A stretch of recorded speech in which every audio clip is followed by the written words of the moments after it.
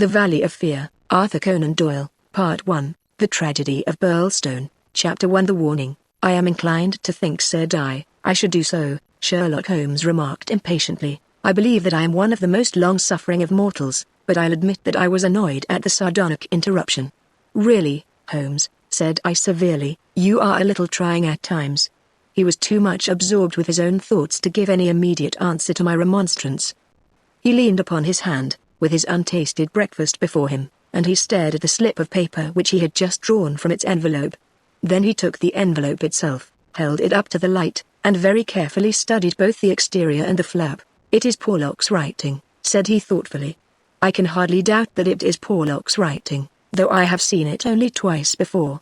The Greek key with the peculiar top flourish is distinctive. But if it is Porlock, then it must be something of the very first importance. He was speaking to himself rather than to me, but my vexation disappeared in the interest which the words awakened. Who then is Porlock? I asked. Porlock, Watson, is a nom de plume, a mere identification mark, but behind it lies a shifty and evasive personality. In a former letter he frankly informed me that the name was not his own, and defied me ever to trace him among the teeming millions of this great city. Porlock is important, not for himself, but for the great man with whom he is in touch. Picture to yourself the pilot fish with the shark, the jackal with the lion, anything that is insignificant in companionship with what is formidable, not only formidable, Watson, but sinister in the highest degree sinister. That is where he comes within my purview. You have heard me speak of Professor Moriarty, the famous scientific criminal, as famous among crooks as, my blushes, Watson. Holmes murmured in a deprecating voice, I was about to say, as he is unknown to the public. A touch. A distinct touch. Cried Holmes. You are developing a certain unexpected vein of porky humor, Watson, against which I must learn to guard myself. But in calling Moriarty a criminal you are uttering libel in the eyes of the law and the lie, the glory and the wonder of it. The greatest schemer of all time, the organizer of every deviltry, the controlling brain of the underworld, a brain which might have made or marred the destiny of nations, that's the man. But so aloof is he from general suspicion, so immune from criticism, so admirable in his management and self-effacement, that for those very words that you have uttered he could hail you to a court and emerge with your year's pension as a solatium for his wounded character. Is he not the celebrated author of The Dynamics of an Asteroid, a book which ascends to such rarefied heights of pure mathematics that it is said that there was no man in the scientific press capable of criticizing it? Is this a man to traduce? Foul-mouthed doctor and slandered professor, such would be your respective roles. That's genius, Watson. But if I am spared by lesser men, our day will surely come. May I be there to see? I exclaimed devoutly. But you were speaking of this man Porlock. Ah, yes, the so-called Porlock is a link in the chain some little way from its great attachment. Porlock is not quite a sound link between ourselves. He is the only flaw in that chain so far as I have been able to test it. But no chain is stronger than its weakest link. Exactly, my dear Watson. Hence the extreme importance of Porlock. Led on by some rudimentary aspirations towards right, and encouraged by the judicious stimulation of an occasional £10 note sent to him by devious methods, he has once or twice given me advance information which has been of value, that highest value which anticipates and prevents rather than avenges crime. I cannot doubt that, if we had the cipher, we should find that this communication is of the nature that I indicate. Again Holmes flattened out the paper upon his unused plate. I rose and, leaning over him, stared down at the curious inscription, which ran as follows. 534 C2 13 127 36 31 4 17 21 41 Douglas 109 293 537 Burlstone 26, Burlstone 947 171. What do you make of it, Holmes? It is obviously an attempt to convey secret information, but what is the use of a cipher message without the cipher? In this instance, none at all. Why do you say in this instance? Because there are many ciphers which I would read as easily as I do the Apocrypha of the Agony column. Such crude devices amuse the intelligence without fatiguing it. But this is different. It is clearly a reference to the words in a page of some book. Until I am told which page and which book I am powerless. But why Douglas and Burlstone? Clearly because those are words which were not contained in the page in question. Then why has he not indicated the book? Your native shrewdness, my dear Watson, that innate cunning which is the delight of your friends, would surely prevent you from enclosing cipher and message in the same envelope. Should it miscarry, you are undone. As it is, both have to go wrong before any harm comes from it. Our second post is now overdue, and I shall be surprised if it does not bring us either a further letter of explanation, or, as is more probable, the very volume to which these figures refer. Holmes's calculation was fulfilled within a very few minutes by the appearance of Billy. "The page, with the very letter which we were expecting, the same writing," remarked Holmes, as he opened the envelope, and actually signed, he added in an exultant voice as he unfolded the epistle. "Come, we are getting on, Watson." His brow clouded, however, as he glanced over the contents. "Dear me, this is very disappointing. I fear, Watson, that all our expectations come to nothing. I trust that the man Porlock will come to no harm. Dear Mr. Holmes," he says, "I will go no further in this matter. It is too dangerous. He suspects me. I can see that he suspects me. He came to me quite unexpectedly after I had actually addressed this envelope with the intention of sending you the key to the cipher. I was able to cover it up. If he had seen it, it would have gone hard with me. But I read suspicion in his eyes. Please burn the cipher message, which can now be of no use to you, Fred Porlock." Holmes sat for some little time twisting this letter between his fingers, and frowning, as he stared into the fire. "After all," he said at last, "there may be nothing in it. It may be only his guilty conscience. Knowing himself to be a traitor, he may have read the accusation in the other's eyes, the other being, I presume, Professor Moriarty, no less. When any of that party talk about he, you know whom they mean. There is one predominant he for all of them. But what can he do?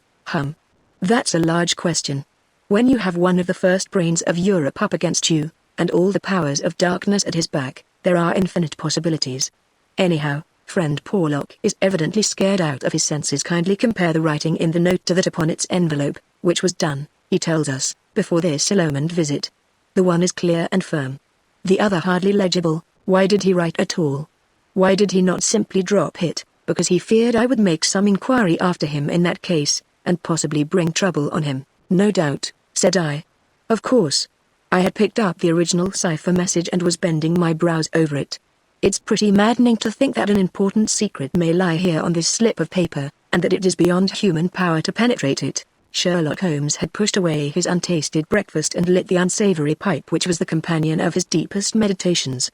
I wonder, said he, leaning back and staring at the ceiling. Perhaps there are points which have escaped your Machiavellian intellect. Let us consider the problem in the light of pure reason. This man's reference is to a book. That is our point of departure, a somewhat vague one. Let us see then if we can narrow it down. As I focus my mind upon it, it seems rather less impenetrable. What indications have we as to this book? None. Well, it is surely not quite so bad as that. The cipher message begins with a large 534, does it not? We may take it as a working hypothesis that 534 is the particular page to which the cipher refers. So a book has already become a large book, which is surely something gained. What other indications have we as to the nature of this large book? The next sign is C2. What do you make of that, Watson? Chapter the second, no doubt, hardly that, Watson. You will, I am sure, agree with me that if the page be given, the number of the chapter is immaterial. Also that if page 534 finds us only in the second chapter, the length of the first one must have been really intolerable. Column. I cried, brilliant, Watson. You are scintillating this morning. If it is not column, then I am very much deceived. So now, you see, we begin to visualize a large book printed in double columns which are each of a considerable length, since one of the words is numbered in the document as the 293rd. Have we reached the limits of what reason can supply? I fear that we have. Surely you do yourself an injustice. One more coruscation, my dear Watson, yet another brainwave. Had the volume been an unusual one, he would have sent it to me. Instead of that, he had intended, before his plans were nipped, to send me the clue in this envelope. He says so in his note. This would seem to indicate that the book is one which he thought I would have no difficulty in finding for myself. He had it and he imagined that I would have it, too. In short, Watson, it is a very common book. What you say certainly sounds plausible, so we have contracted our field of search to a large book, printed in double columns and in common use, the Bible. I cried triumphantly, good, Watson, good. But not, if I may say so, quite good enough. Even if I accepted the compliment for myself, I could hardly name any volume which would be less likely to lie at the elbow of one of Moriarty's associates. Besides, the editions of Holy Writ are so numerous that he could hardly suppose that two copies would have the same pagination. This is clearly a book which is standardized. He knows for certain that his page 534 will exactly agree with my page 534. But very few books would correspond with that, exactly. Therein lies our salvation. Our search is narrowed down to standardized books which anyone may be supposed to possess. Bradshaw, there are difficulties, Watson. The vocabulary of Bradshaw is nervous and terse, but limited. The selection of words would hardly lend itself to the sending of general messages. We will eliminate Bradshaw. The dictionary is, I fear, inadmissible for the same reason. What then is left? An almanac. Excellent, Watson. I am very much mistaken if you have not touched the spot. An almanac. Let us consider the claims of Whitaker's almanac. It is in common use. It has the requisite number of pages. It is in double column. Though reserved in its earlier vocabulary, it becomes, if I remember right, quite garrulous towards the end. He picked the volume from his desk. Here is page 534, column 2, a substantial block of print dealing, I perceive, with the trade and resources of British India. Jot down the words, Watson. Number 13 is Murata. Not, I fear, a very auspicious beginning. Number 127 is Government, which at least makes sense, though somewhat irrelevant to ourselves and Professor Moriarty. Now let us try again. What does the Murata government do? Alas. The next word is pig's bristles. We are undone, my good Watson. It is finished. He had spoken in jesting vein, but the twitching of his bushy eyebrows bespoke his disappointment and irritation. I sat helpless and unhappy, staring into the fire. A long silence was broken by a sudden exclamation from Holmes, who dashed at a cupboard, from which he emerged with a second yellow-covered volume in his hand. We pay the price, Watson, for being too up-to-date, he cried. We are before our time, and suffer the usual penalties. Being the 7th of January, we have very properly laid in the new almanac. It is more than likely that Porlock took his message from the old one. No doubt he would have told us so had his letter of explanation been written. Now let us see what page 534 has in store for us. Number 13 is there, which is much more promising. Number 127 is there as Holmes's eyes were gleaming with excitement, and his thin, nervous fingers twitched as he counted the words danger. Ha. Ha. Capital. Put that down, Watson. There is danger may come very soon one. Then we have the name Douglas Rich Country now at Burlstone House. Burlstone confidence is pressing. There, Watson. What do you think of Pure Reason and its fruit? If the greengrocer had such a thing as a laurel wreath, I should send Billy round for it. I was staring at the strange message which I had scrawled, as he deciphered it, upon a sheet of foolscap on my knee. What a queer, scrambling way of expressing his meaning, said I. On the contrary, he has done quite remarkably well, said Holmes. When you search a single column for words with which to express your meaning, you can hardly expect to get everything you want. You are bound to leave something to the intelligence of your correspondent. The purport is perfectly clear. Some deviltry is intended against one Douglas, whoever he may be, residing as stated, a rich country gentleman.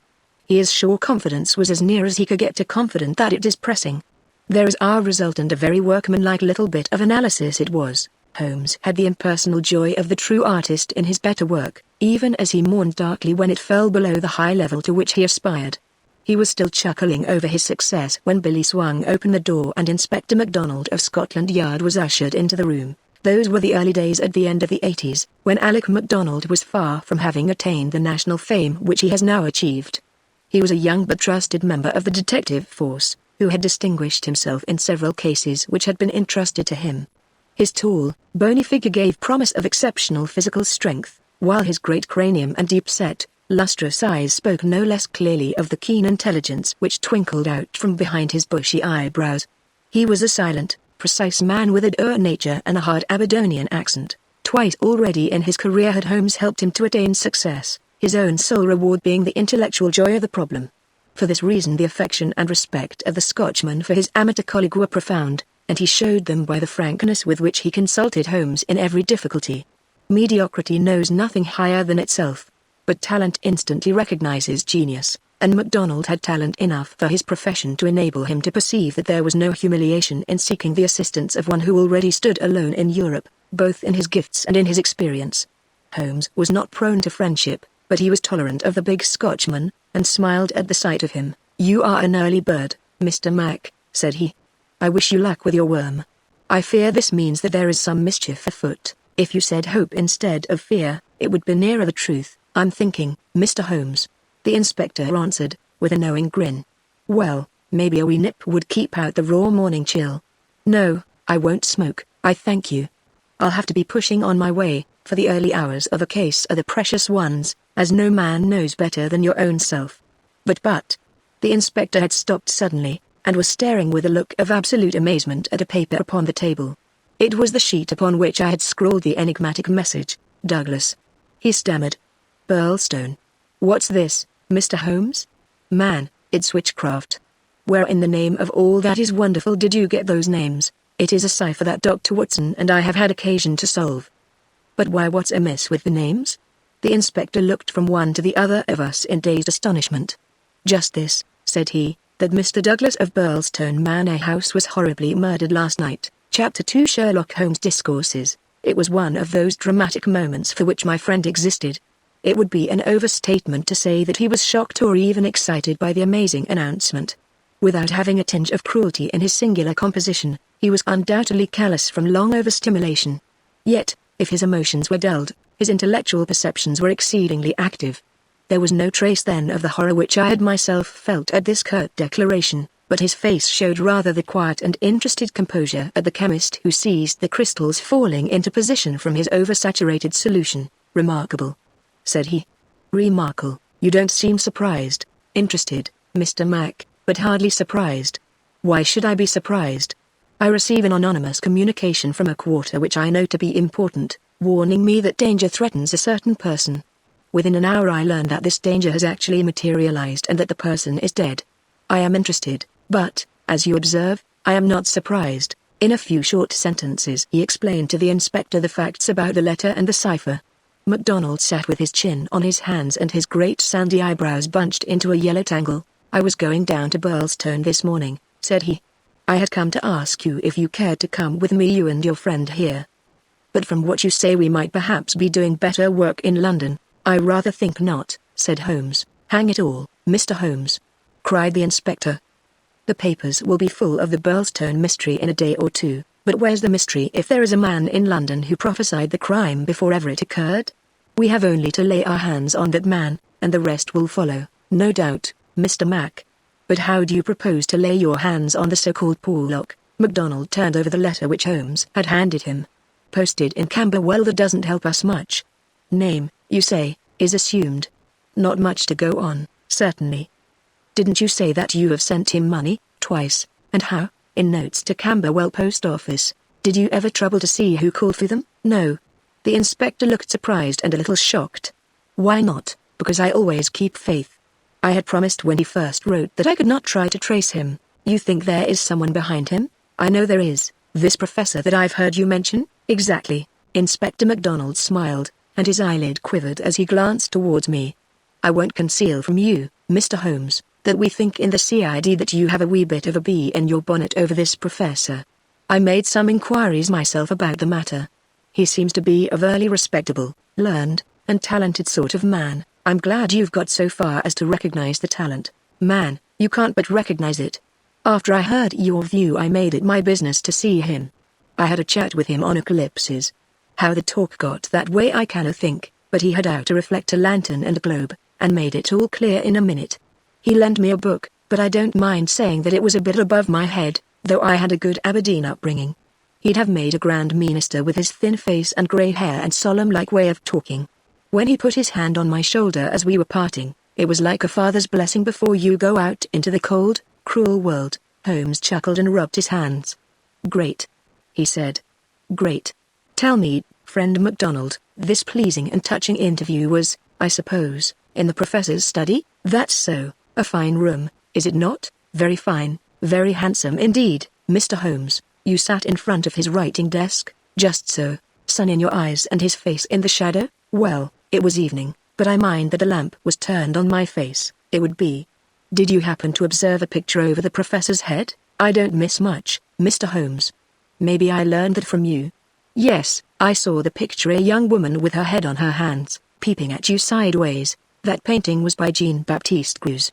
The inspector endeavored to look interested. Jean-Baptiste Greuze, Holmes continued, Joining his fingertips and leaning well back in his chair, was a French artist who flourished between the years 1750 and 1800. I allude, of course, to his working career. Modern criticism has more than endorsed the high opinion formed of him by his contemporaries. The inspector's eyes grew abstracted. "Hadn't we better?" he said. "We are doing so," Holmes interrupted. "All that I am saying has a very direct and vital bearing upon what you have called the Burlstone mystery. In fact, it may, in a sense, be called the very center of it." MacDonald smiled feebly, and looked appealingly to me. "Your thoughts move a bit too quick for me, Mr. Holmes. You leave out a link or two, and I can't get over the gap. What in the whole wide world can be the connection between this dead painting man and the affair at Burlstone?" "All knowledge comes useful to the detective," remarked Holmes. "Even the trivial fact that in the year 1865 a picture by Greuze entitled La Jeune Philolane fetched 1,200,000 francs, more than £40,000 at the portless sale, may start a train of reflection in your mind." It was clear that it did. The inspector looked honestly interested. "I may remind you," Holmes continued, "that the professor's salary can be ascertained in several trustworthy books of reference. It is $700 a year." "Then how could he buy?" "Quite so. How could he?" That's remarkable," said the inspector thoughtfully. "Talk away, Mr. Holmes. I'm just loving it." "It's fine." Holmes smiled. He was always warmed by genuine admiration, the characteristic of the real artist. "What about Burlstone?" he asked. "We've time yet," said the inspector, glancing at his watch. "I've a cab at the door, and it won't take us 20 minutes to Victoria. But about this picture, I thought you told me once, Mr. Holmes, that you had never met Professor Moriarty." "No, I never have." "Then how do you know about his rooms?" "Ah, that's another matter. I have been 3 times in his rooms, twice waiting for him under different pretexts and leaving before he came. Once, well, I can hardly tell about the once to an official detective. It was on the last occasion that I took the liberty of running over his papers with the most unexpected results." "You found something compromising?" "Absolutely nothing. That was what amazed me. However, you have now seen the point of the picture. It shows him to be a very wealthy man." "How did he acquire wealth?" "He is unmarried. His younger brother is a station master in the west of England. His chair is worth $700 a year. And he owns a Greuze." "Well, surely the inference is plain. You mean that he has a great income and that he must earn it in an illegal fashion?" "Exactly. Of course I have other reasons for thinking so, dozens of exiguous threads which lead vaguely up towards the center of the web where the poisonous, motionless creature is lurking. I only mention the Greuze because it brings the matter within the range of your own observation." "Well, Mr. Holmes, I admit that what you say is interesting. It's more than interesting, it's just wonderful. But let us have it a little clearer if you can. Is it forgery, coining, burglary? Where does the money come from?" "Have you ever read of Jonathan Wild?" "Well, the name has a familiar sound. Someone in a novel, was he not?" "I don't take much stock of detectives in novels, chaps that do things and never let you see how they do them. That's just inspiration, not business. Jonathan Wild wasn't a detective, and he wasn't in a novel. He was a master criminal, and he lived last century 1750 or thereabouts. Then he's no use to me. I'm a practical man, Mr. Mac. The most practical thing that you ever did in your life would be to shut yourself up for 3 months and read 12 hours a day at the annals of crime. Everything comes in circles, even Professor Moriarty. Jonathan Wild was the hidden force of the London criminals, to whom he sold his brains and his organization on a 15% commission. The old wheel turns, and the same spoke comes up. It's all been done before, and will be again. I'll tell you 1 or 2 things about Moriarty which may interest you. You'll interest me, right enough. I happen to know who is the first link in his chain, a chain with this Napoleon gone wrong at one end, and 100 broken fighting men, pickpockets, blackmailers, and card sharpers at the other, with every sort of crime in between. His chief of staff is Colonel Sebastian Moran, as aloof and guarded and inaccessible to the law as himself. What do you think he pays him? I'd like to hear. $6,000 a year. That's paying for brains. You see the American business principle. I learned that detail quite by chance. It's more than the Prime Minister gets. That gives you an idea of Moriarty's gains and of the scale on which he works. Another point, I made it my business to hunt down some of Moriarty's checks lately, just common innocent checks that he pays his household bills with. They were drawn on 6 different banks. Does that make any impression on your mind? Queer, certainly. But what do you gather from it? That he wanted no gossip about his wealth. No single man should know what he had. I have no doubt that he has 20 banking accounts, The bulk of his fortune abroad in the Deutsche Bank or the Credit Lyonnais as likely as not. Sometime when you have a year or two to spare, I commend to you the study of Professor Moriarty. Inspector MacDonald had grown steadily more impressed as the conversation proceeded. He had lost himself in his interest. Now his practical Scotch intelligence brought him back with a snap to the matter in hand. "He can keep, anyhow," said he. "You've got us sidetracked with your interesting anecdotes, Mr. Holmes. What really counts is your remark that there is some connection between the professor and the crime. That you get from the warning received through the man Porlock. Can we for our present practical needs get any further than that? We may form some conception as to the motives of the crime. It is, as I gather from your original remarks, an inexplicable, or at least an unexplained, murder. Now, presuming that the source of the crime is as we suspect it to be, there might be two different motives. In the first place, I may tell you that Moriarty rules with a rod of iron over his people. His discipline is tremendous. There is only one punishment in his code. It is death. Now we might suppose that this murdered man, this Douglas, whose approaching fate was known by one of the arch-criminal's subordinates, had in some way betrayed the chief. His punishment followed, and would be known to all if only to put the fear of death into them. Well, that is one suggestion, Mr. Holmes. The other is that it has been engineered by Moriarty in the ordinary course of business. Was there any robbery? I have not heard. If so, it would, of course, be against the first hypothesis and in favor of the second. Moriarty may have been engaged to engineer it on a promise of part spoils, or he may have been paid so much down to manage it. Either is possible. But whichever it may be, or if it is some third combination, it is down at Birlstone that we must seek the solution. I know our man too well to suppose that he has left anything up here which may lead us to him. Then to Birlstone we must go," cried MacDonald, jumping from his chair. "My word. It's later than I thought. I can give you, gentlemen, 5 minutes for preparation, and that is all, and ample for us both," said Holmes, as he sprang up and hastened to change from his dressing gown to his coat. "While we are on our way, Mr. Mac, I will ask you to be good enough to tell me all about it." All about it proved to be disappointingly little, and yet there was enough to assure us that the case before us might well be worthy of the expert's closest attention. He brightened and rubbed his thin hands together as he listened to the meager but remarkable details. A long series of sterile weeks lay behind us, and here at last there was a fitting object for those remarkable powers which, like all special gifts, become irksome to their owner when they are not in use. That razor brain blunted and rusted with inaction. Sherlock Holmes's eyes glistened. His pale cheeks took a warmer hue, and his whole eager face shone with an inward light when the call for work reached him. Leaning forward in the cab, he listened intently to MacDonald's short sketch of the problem which awaited us in Sussex. The inspector was himself dependent, as he explained to us, upon a scribbled account forwarded to him by the milk train in the early hours of the morning. White Mason, the local officer, was a personal friend, and hence MacDonald had been notified much more promptly than is usual at Scotland Yard when provincials need their assistance. It is a very cold scent upon which the metropolitan expert is generally asked to run. "Dear Inspector MacDonald," said the letter which he read to us. "Official requisition for your services is in separate envelope. This is for your private eye. Wire me what train in the morning you can get for Birlstone, and I will meet it or have it met if I am too occupied. This case is a snorter. Don't waste a moment in getting started. If you can bring Mr. Holmes, please do so, for he will find something after his own heart. We would think the whole had been fixed up for theatrical effect if there wasn't a dead man in the middle of it. My word. It is a snorter. Your friend seems to be no fool," remarked Holmes. "No, sir, White Mason is a very live man, if I am any judge." "Well, have you anything more?" "Only that he will give us every detail when we meet." "Then how did you get at Mr. Douglas and the fact that he had been horribly murdered?" "That was in the enclosed official report." "It didn't say horrible. That's not a recognized official term. It gave the name John Douglas. It mentioned that his injuries had been in the head, from the discharge of a shotgun. It also mentioned the hour of the alarm, which was close on to midnight last night. It added that the case was undoubtedly one of murder, but that no arrest had been made, and that the case was one which presented some very perplexing and extraordinary features. That's absolutely all we have at present, Mr. Holmes. Then, with your permission, we will leave it at that, Mr. Mac. The temptation to form premature theories upon insufficient data is the bane of our profession. I can see only two things for certain at present: a great brain in London, and a dead man in Sussex.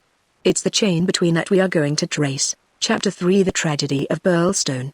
Now for a moment I will ask leave to remove my own insignificant personality and to describe events which occurred before we arrived upon the scene by the light of knowledge which came to us afterwards.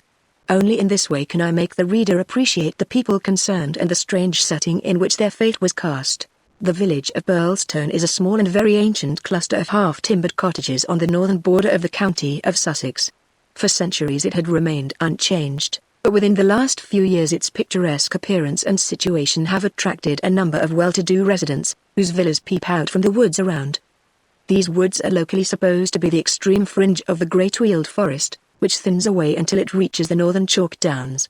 A number of small shops have come into being to meet the wants of the increased population, so there seems some prospect that Birlstone may soon grow from an ancient village into a modern town. It is the centre for a considerable area of country, since Tunbridge Wells, the nearest place of importance, is 10 or 12 miles to the eastward, over the borders of Kent, about half a mile from the town. Standing in an old park famous for its huge beech trees, is the ancient manor house of Birlstone. Part of this venerable building dates back to the time of the First Crusade, when Hugo de Capus built a fortalice in the centre of the estate, which had been granted to him by the Red King. This was destroyed by fire in 1543, and some of its smoke-blackened cornerstones were used when, in Jacobean times, a brick country house rose upon the ruins of the feudal castle. The manor house, with its many gables and its small diamond-paned windows, was still much as the builder had left it in the early 17th century. Of the double moats which have guarded its more warlike predecessor, the outer had been allowed to dry up, and served the humble function of a kitchen garden. The inner one was still there, and lay 40 feet in breadth, though now only a few feet in depth, round the whole house. A small stream fed it and continued beyond it, so that the sheet of water, though turbid, was never ditch-like or unhealthy. The ground floor windows were within a foot of the surface of the water. The only approach to the house was over a drawbridge, the chains and windlass of which had long been rusted and broken. The latest tenants of the manor house had, however, with characteristic energy, set this right, and the drawbridge was not only capable of being raised, but actually was raised every evening and lowered every morning. By thus renewing the custom of the old feudal days, the manor house was converted into an island during the night, a fact which had a very direct bearing upon the mystery which was soon to engage the attention of all England. The house had been untenanted for some years and was threatening to moulder into a picturesque decay when the Douglases took possession of it. This family consisted of only two individuals, John Douglas and his wife. Douglas was a remarkable man, both in character and in person. In age he may have been about 50, with a strong-jawed, rugged face, a grizzling moustache, peculiarly keen grey eyes, and a wiry, vigorous figure which had lost nothing of the strength and activity of youth. He was cheery and genial to all, but somewhat offhand in his manners, giving the impression that he had seen life in social strata on some far lower horizon than the county society of Sussex. Yet, though looked at with some curiosity and reserve by his more cultivated neighbours, he soon acquired a great popularity among the villagers, subscribing handsomely to all local objects, and attending their smoking concerts and other functions, where, having a remarkably rich tenor voice, he was always ready to oblige with an excellent song. He appeared to have plenty of money, which was said to have been gained in the California gold fields, and it was clear from his own talk and that of his wife that he had spent a part of his life in America. The good impression which had been produced by his generosity and by his democratic manners was increased by a reputation gained for utter indifference to danger. Though a wretched rider, he turned out at every meet, and took the most amazing falls in his determination to hold his own with the best. When the vicarage caught fire, he distinguished himself also by the fearlessness with which he re-entered the building to save property, after the local fire brigade had given it up as impossible. Thus it came about that John Douglas of the manor house had within 5 years won himself quite a reputation in Birlstone. His wife, too, was popular with those who had made her acquaintance, though, after the English fashion, the callers upon a stranger who settled in the county without introductions were few and far between. This mattered the less to her, as she was retiring by disposition, and very much absorbed, to all appearance, in her husband and her domestic duties. It was known that she was an English lady who had met Mr. Douglas in London, he being at that time a widower. She was a beautiful woman, tall, dark, and slender, some 20 years younger than her husband, a disparity which seemed in no wise to mar the contentment of their family life. It was remarked sometimes, however, by those who knew them best, that the confidence between the two did not appear to be complete, since the wife was either very reticent about her husband's past life, or else, as seemed more likely, was imperfectly informed about it. It had also been noted and commented upon by a few observant people that there were signs sometimes of some nerve strain upon the part of Mrs. Douglas, and that she would display acute uneasiness if her absent husband should ever be particularly late in his return. On a quiet countryside, where all gossip is welcome, this weakness of the lady of the manor house did not pass without remark, and it bulked larger upon people's memory when the events arose which gave it a very special significance. There was yet another individual whose residence under that roof was, it is true, only an intermittent one, but whose presence at the time of the strange happenings which will now be narrated brought his name prominently before the public. This was Cecil James Barker, of Hales Lodge, Hampstead. Cecil Barker's tall, loose-jointed figure was a familiar one in the main street of Birlstone village, for he was a frequent and welcome visitor at the manor house. He was the more noticed as being the only friend of the past unknown life of Mr. Douglas who was ever seen in his new English surroundings.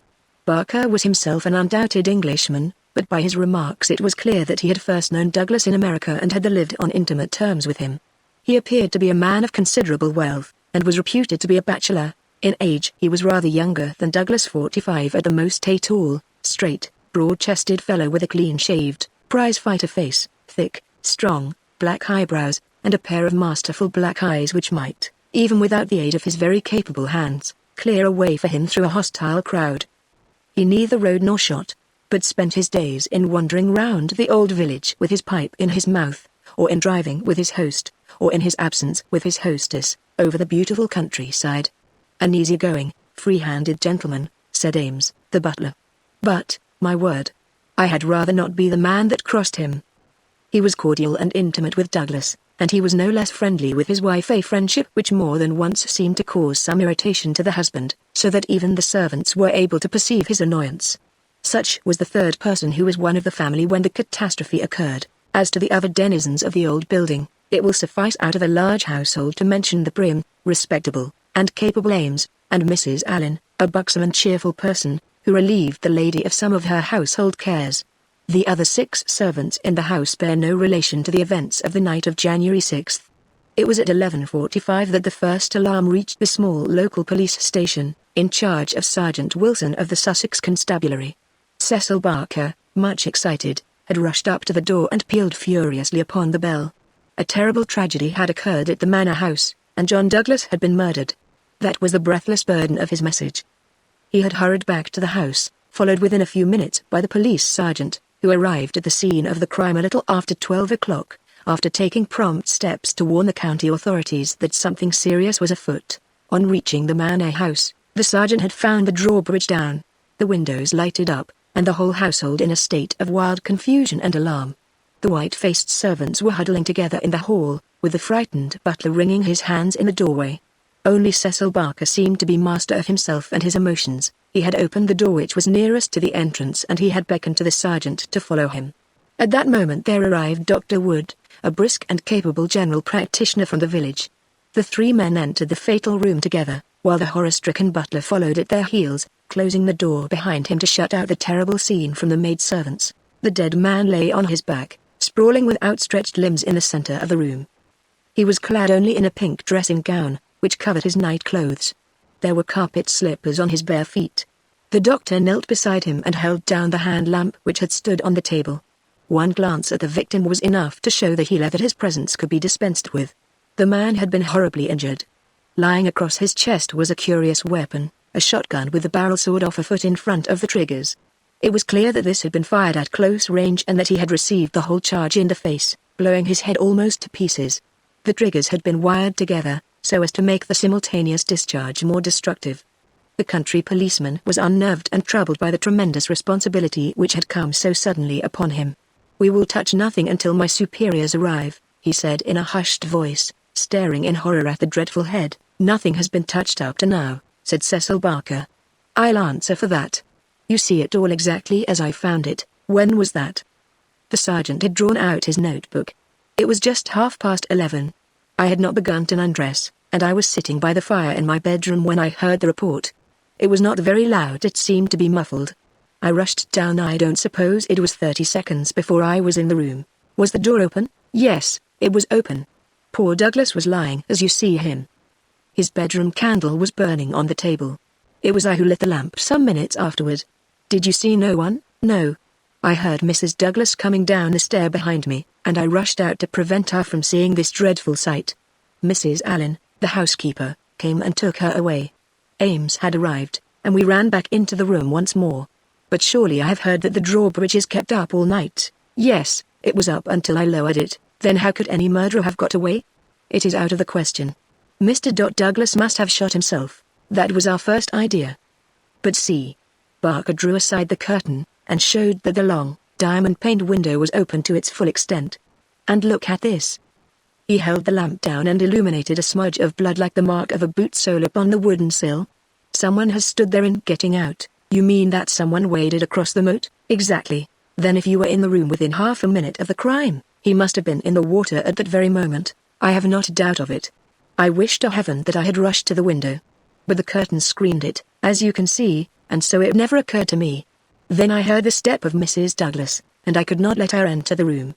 It would have been too horrible, horrible enough, said the doctor, looking at the shattered head and the terrible marks which surrounded it. I've never seen such injuries since the Burlstone railway smash. But, I say, remarked the police sergeant, whose slow, bucolic common sense was still pondering the open window. It's all very well you're saying that a man escaped by wading this moat. But what I ask you is, how did he ever get into the house at all if the bridge was up? Ah, that's the question, said Barker. At what o'clock was it raised? It was nearly 6 o'clock, said Ames, the butler. I've heard, said the sergeant, that it was usually raised at sunset. That would be nearer 4:30 than 6 at this time of year. Mrs. Douglas had visitors to tea, said Ames. I couldn't raise it until they went. Then I wound it up myself. Then it comes to this, said the sergeant. If anyone came from outside, if they did, they must have got in across the bridge before 6 and been in hiding ever since, until Mr. Douglas came into the room after 11. That is so. Mr. Douglas went round the house every night the last thing before he turned in to see that the lights were right. That brought him in here. The man was waiting and shot him. Then he got away through the window and left his gun behind him. That's how I read it, for nothing else will fit the facts. The sergeant picked up a card which lay beside the dead man on the floor. The initials VV and under them the number 341 were rudely scrawled in ink upon it. What's this? He asked, holding it up. Barker looked at it with curiosity. I never noticed it before, he said. The murderer must have left it behind him. V.V.341. I can make no sense of that. The sergeant kept turning it over in his big fingers. What's VV? Somebody's initials, maybe. What have you got there, Dr. Wood? It was a good-sized hammer which had been lying on the rug in front of the fireplace, a substantial, workmanlike hammer. Cecil Barker pointed to a box of brass-headed nails upon the mantelpiece. Mr. Douglas was altering the pictures yesterday, he said. I saw him myself, standing upon that chair and fixing the big picture above it. That accounts for the hammer. We'd best put it back on the rug where we found it, said the sergeant, scratching his puzzled head in his perplexity. It will want the best brains in the force to get to the bottom of this thing. It will be a London job before it is finished. He raised the hand lamp and walked slowly round the room. Hello, he cried, excitedly, drawing the window curtain to one side. What o'clock were those curtains drawn? When the lamps were lit, said the butler. It would be shortly after 4. Someone had been hiding here, sure enough. He held down the light, and the marks of muddy boots were very visible in the corner. I'm bound to say this bears out your theory, Mr. Barker. It looks as if the man got into the house after 4 when the curtains were drawn, and before 6 when the bridge was raised. He slipped into this room, because it was the first that he saw. There was no other place where he could hide, so he popped in behind this curtain. That all seems clear enough. It is likely that his main idea was to burgle the house, but Mr. Douglas chanced to come upon him, so he murdered him and escaped. That's how I read it, said Barker. But, I say, aren't we wasting precious time? Couldn't we start out and scout the country before the fellow gets away? The sergeant considered for a moment. There are no trains before 6 in the morning, so he can't get away by rail. If he goes by road with his legs all dripping, it's odds that someone will notice him. Anyhow, I can't leave here myself until I am relieved. But I think none of you should go until we see more clearly how we all stand. The doctor had taken the lamp and was narrowly scrutinizing the body. What's this mark? He asked. Could this have any connection with the crime? The dead man's right arm was thrust out from his dressing gown, and exposed as high as the elbow. About halfway up the forearm was a curious brown design, a triangle inside a circle, standing out in vivid relief upon the lard-colored skin. It's not tattooed, said the doctor, peering through his glasses. "I never saw anything like it. The man has been branded at some time as they brand cattle." "What is the meaning of this?" "I don't profess to know the meaning of it," said Cecil Barker, "but I have seen the mark on Douglas many times this last 10 years, and so have I," said the butler. "Many a time when the master has rolled up his sleeves I have noticed that very mark. I've often wondered what it could be." "Then it has nothing to do with the crime, anyhow," said the sergeant. "But it's a rum thing all the same. Everything about this case is rum." "Well, what is it now?" The butler had given an exclamation of astonishment and was pointing at the dead man's outstretched hand. "They've taken his wedding ring," he gasped. "What?" "Yes, indeed. Master always wore his plain gold wedding ring on the little finger of his left hand. That ring with the rough nugget on it was above it, and the twisted snake ring on the third finger. There's the nugget and there's the snake, but the wedding ring is gone." "He's right," said Barker. "Do you tell me," said the sergeant, "that the wedding ring was below the other, always? Then the murderer, or whoever it was, first took her off this ring you call the nugget ring, then the wedding ring, and afterwards put the nugget ring back again." "That is so." The worthy country policeman shook his head. "Seems to me the sooner we get London onto this case the better," said he. "White Mason is a smart man. No local job has ever been too much for White Mason. It won't be long now before he is here to help us. But I expect we'll have to look to London before we are through. Anyhow, I'm not ashamed to say that it is a deal too thick for the likes of me." Chapter 4 Darkness. At 3 in the morning the chief Sussex detective, obeying the urgent call from Sergeant Wilson of Burlstone, arrived from headquarters in a light dog cart behind a breathless trotter. By the 5:40 train in the morning he had sent his message to Scotland Yard, and he was at the Burlstone station at 12 o'clock to welcome us. White Mason was a quiet, comfortable-looking person in a loose tweed suit, with a clean-shaved, ruddy face, a stoutish body, and powerful bandy legs adorned with gaiters, looking like a small farmer, a retired gamekeeper, or anything upon earth except a very favorable specimen of the provincial criminal officer, a real downright snorter, Mr. MacDonald. He kept repeating, "We'll have the pressmen down like flies when they understand it. I'm hoping we will get our work done before they get poking their noses into it and messing up all the trails. There has been nothing like this that I can remember. There are some bits that will come home to you, Mr. Holmes, or I am mistaken. And you also, Dr. Watson, for the medicos will have a word to say before we finish. Your room is at the Westville Arms. There's no other place, but I hear that it is clean and good. The man will carry your bags. This way, gentlemen, if you please." He was a very bustling and genial person, this Sussex detective. In 10 minutes we had all found our quarters. In 10 more we were seated in the parlor of the inn and being treated to a rapid sketch of those events which have been outlined in the previous chapter. MacDonald made an occasional note, while Holmes sat absorbed, with the expression of surprised and reverent admiration with which the botanist surveys the rare and precious bloom. "Remarkable," he said, when the story was unfolded, "most remarkable. I can hardly recall any case where the features have been more peculiar." "I thought you would say so, Mr. Holmes," said White Mason in great delight. "We're well up with the times in Sussex. I've told you now how matters were, up to the time when I took over from Sergeant Wilson between 3 and 4 this morning. My word, I made the old mare go. But I need not have been in such a hurry, as it turned out, for there was nothing immediate that I could do. Sergeant Wilson had all the facts. I checked them and considered them and maybe added a few of my own." "What were they?" asked Holmes eagerly. "Well, I first had the hammer examined. There was Dr. Wood there to help me. We found no signs of violence upon it. I was hoping that if Mr. Douglas defended himself with the hammer, he might have left his mark upon the murderer before he dropped it on the mat.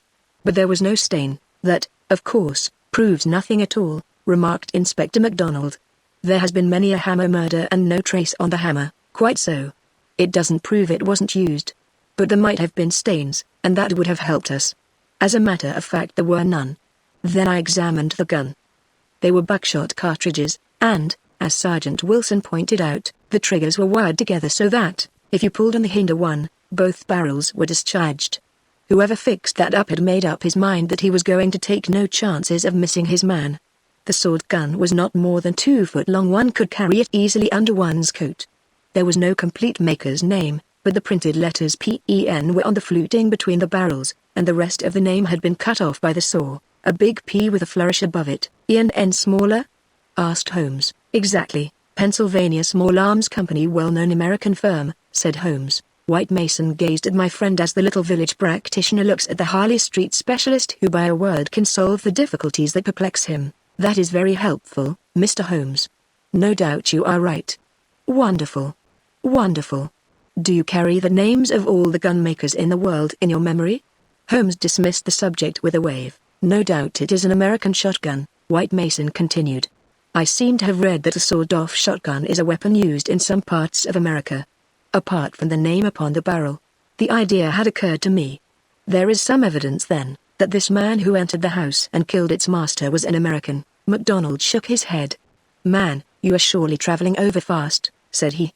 I have heard no evidence yet that any stranger was ever in the house at all. The open window, the blood on the sill, the queer card, the marks of boots in the corner, the gun, nothing but that could not have been arranged. Mr. Douglas was an American, or had lived long in America. So had Mr. Barker. You don't need to import an American from outside in order to account for American doings. Ames, the butler, what about him? Is he reliable? 10 years with Sir Charles Chandos as solid as a rock. He has been with Douglas ever since he took the Manor House 5 years ago. He has never seen a gun of this sort in the house. The gun was made to conceal. That's why the barrels were sawed. It would fit into any box. How could he swear there was no such gun in the house? Well, anyhow, he had never seen one. MacDonald shook his obstinate Scotch head. I'm not convinced yet that there was ever anyone in the house, said he. I'm asking you to consider. His accent became more Aberdonian as he lost himself in his argument. I'm asking you to consider what it involves if you suppose that this gun was ever brought into the house, and that all these strange things were done by a person from outside. Oh, man, it's just inconceivable. It's clean against common sense. I put it to you, Mr. Holmes, judging it by what we have heard. Well, state your case, Mr. Mac, said Holmes in his most judicial style. The man is not a burglar, supposing that he ever existed.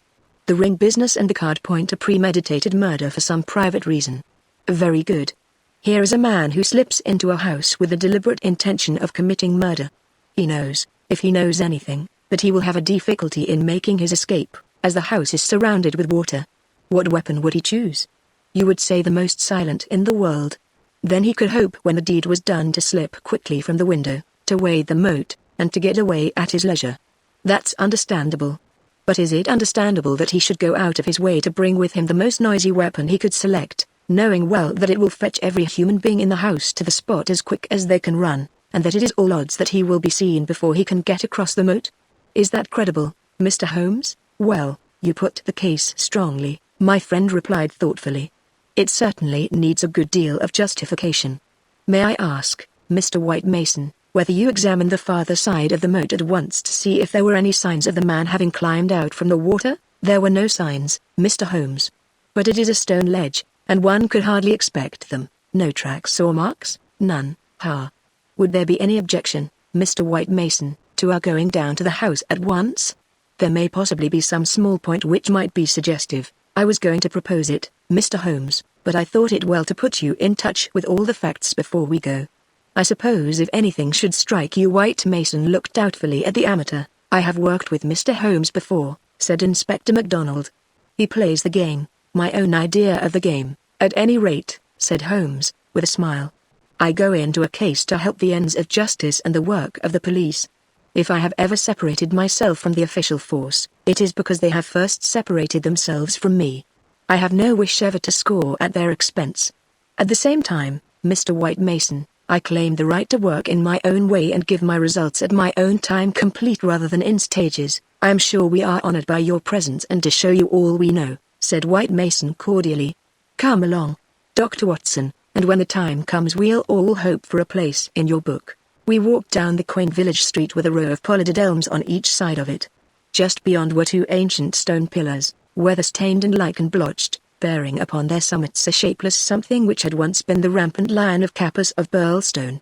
A short walk along the winding drive with such sward and oaks around it as one only sees in rural England, then a sudden turn, and the long, low Jacobean house of dingy, liver-coloured brick lay before us, with an old-fashioned garden of cut yews on each side of it.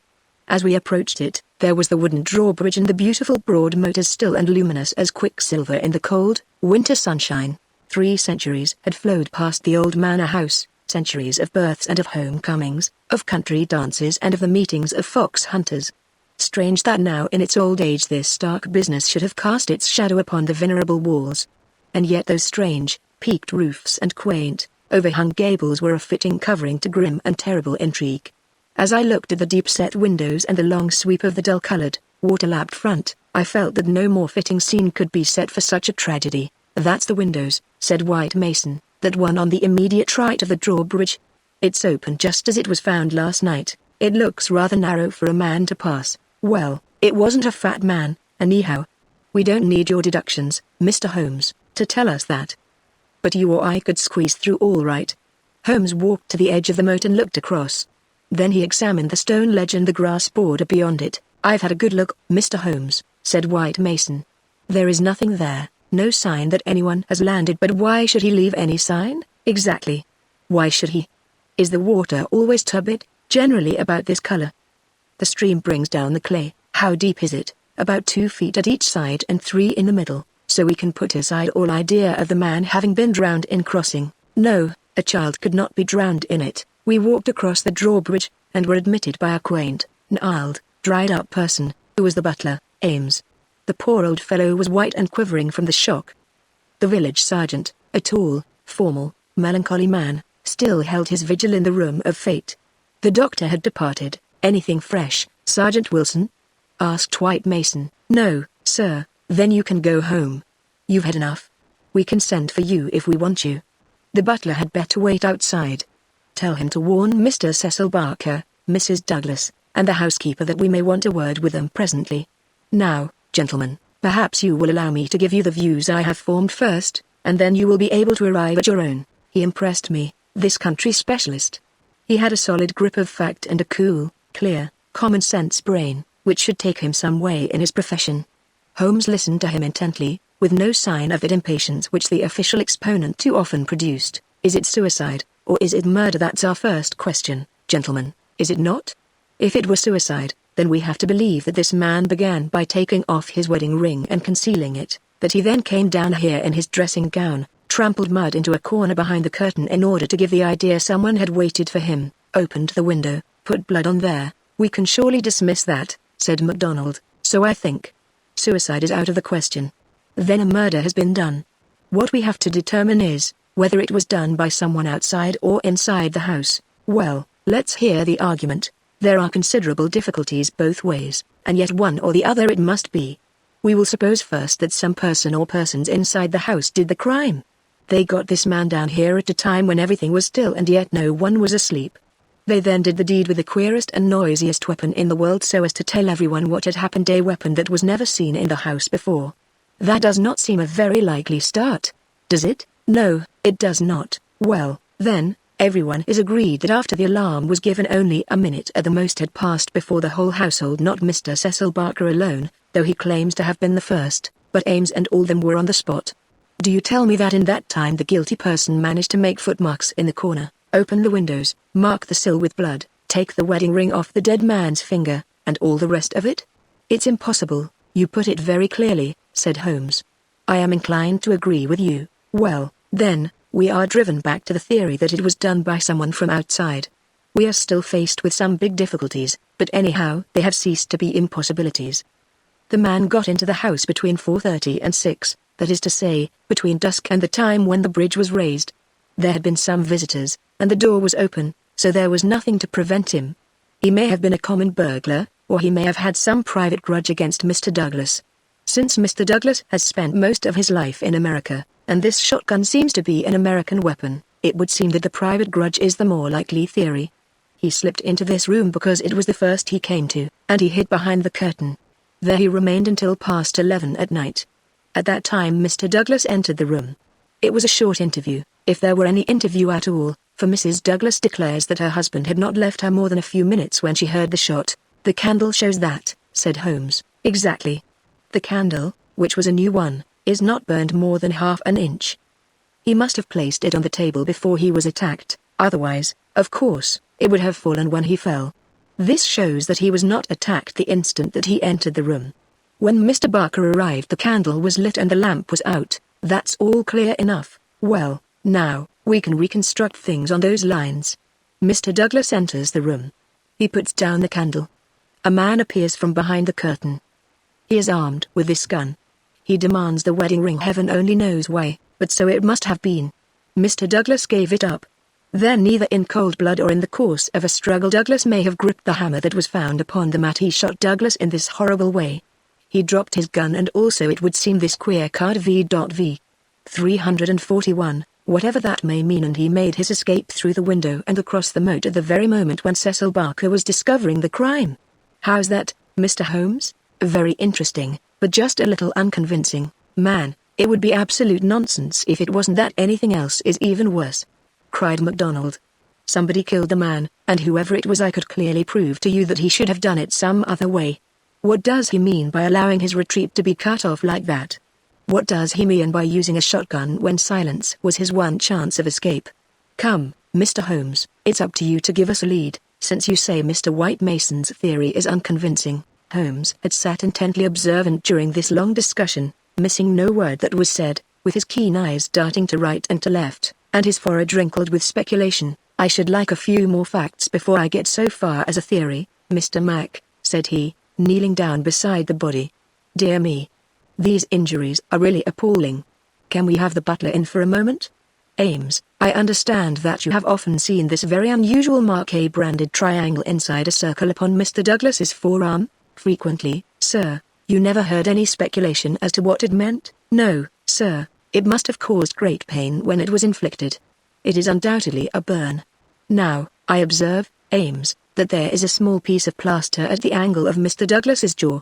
Did you observe that in life?" "Yes, sir. He cut himself in shaving yesterday morning." "Did you ever know him to cut himself in shaving before?" "Not for a very long time, sir." "Suggestive," said Holmes. "It may, of course, be a mere coincidence, or it may point to some nervousness which would indicate that he had reason to apprehend danger.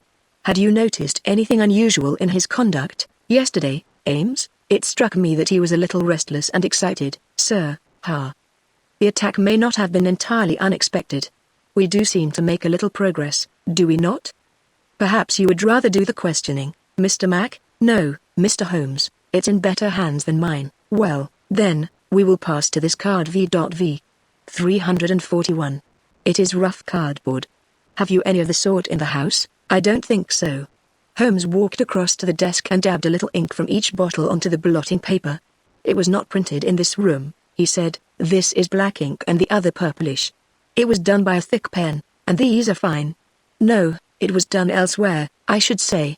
Can you make anything of the inscription, Ames?" "No, sir, nothing." "What do you think, Mr. Mac?" "It gives me the impression of a secret society of some sort, the same with his badge upon the forearm." "That's my idea, too," said White Mason. "Well, we can adopt it as a working hypothesis and then see how far our difficulties disappear. An agent from such a society makes his way into the house, waits for Mr. Douglas, blows his head nearly off with this weapon, and escapes by wading the moat, after leaving a card beside the dead man, which will, when mentioned in the papers, tell other members of the society that vengeance has been done. That all hangs together. But why this gun, of all weapons, exactly? And why the missing ring?" "Quite so. And why no arrest?" "It's past 2 now. I take it for granted that since dawn every constable within 40 miles has been looking out for a wet stranger." "That is so, Mr. Holmes." "Well, unless he has a burrow close by or a change of clothes ready, they can hardly miss him. And yet they have missed him up to now." Holmes had gone to the window and was examining with his lens the blood mark on the sill. "It is clearly the tread of a shoe. It is remarkably broad, a splay foot, one would say. Curious, because, so far as one can trace any footmark in this mud-stained corner, one would say it was a more shapely sole. However, they are certainly very indistinct. What's this under the side table?" "Mr. Douglas's dumbbells," said Ames. "Dumbbell, there's only one." "Where's the other?" "I don't know, Mr. Holmes. There may have been only one.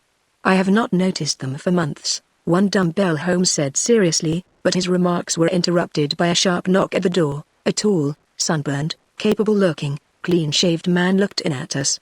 I had no difficulty in guessing that it was the Cecil Barker of whom I had heard. His masterful eyes traveled quickly with a questioning glance from face to face. "Sorry to interrupt your consultation," said he, "but you should hear the latest news. An arrest? No such luck. But they've found his bicycle. The fellow left his bicycle behind him. Come and have a look." It is within 100 yards of the hall door. We found 3 or 4 grooms and idlers standing in the drive inspecting a bicycle which had been drawn out from a clump of evergreens in which it had been concealed. It was a well-used drudge Whitworth, splashed as from a considerable journey.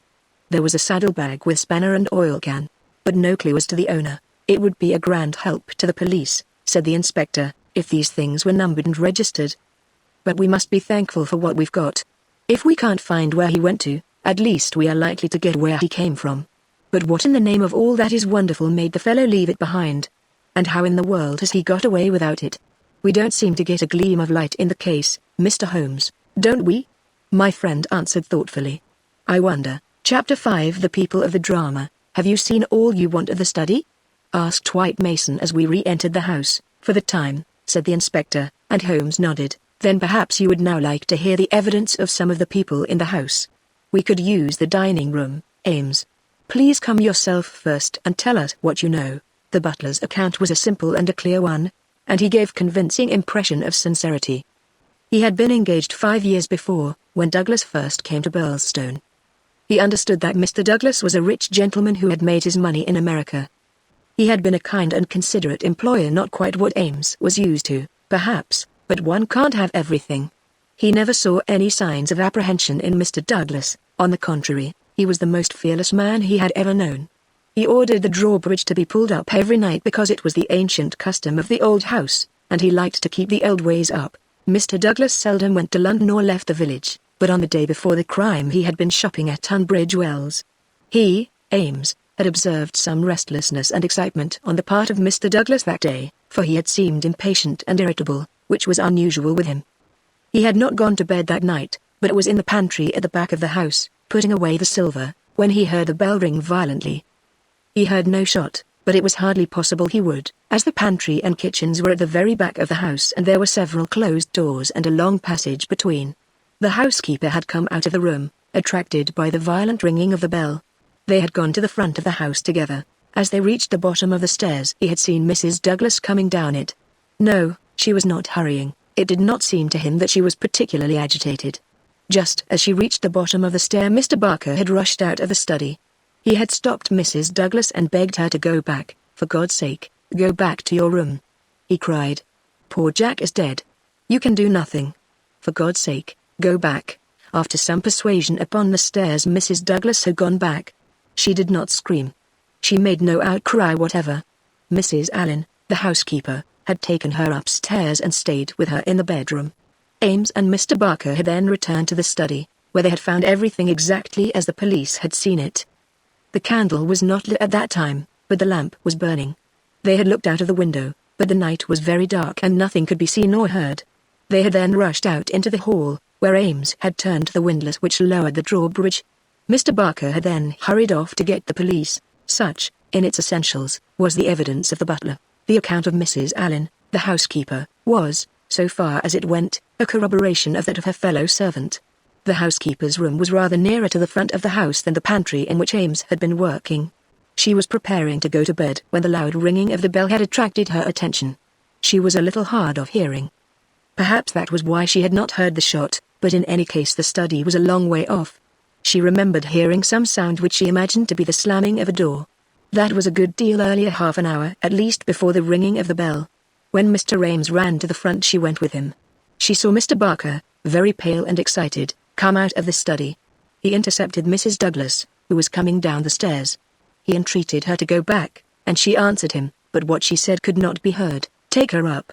Stay with her, he had said to Mrs. Allen. She had therefore taken her to the bedroom, and endeavored to soothe her. She was greatly excited, trembling all over, but made no other attempt to go downstairs. She just sat in her dressing gown by her bedroom fire, with her head sunk in her hands. Mrs. Allen stayed with her most of the night. As to the other servants, they had all gone to bed, and the alarm did not reach them until just before the police arrived. They slept at the extreme back of the house, and could not possibly have heard anything. So far the housekeeper could add nothing on cross-examination save lamentations and expressions of amazement. Cecil Barker succeeded Mrs. Allen as a witness. As to the occurrences of the night before, he had very little to add to what he had already told the police.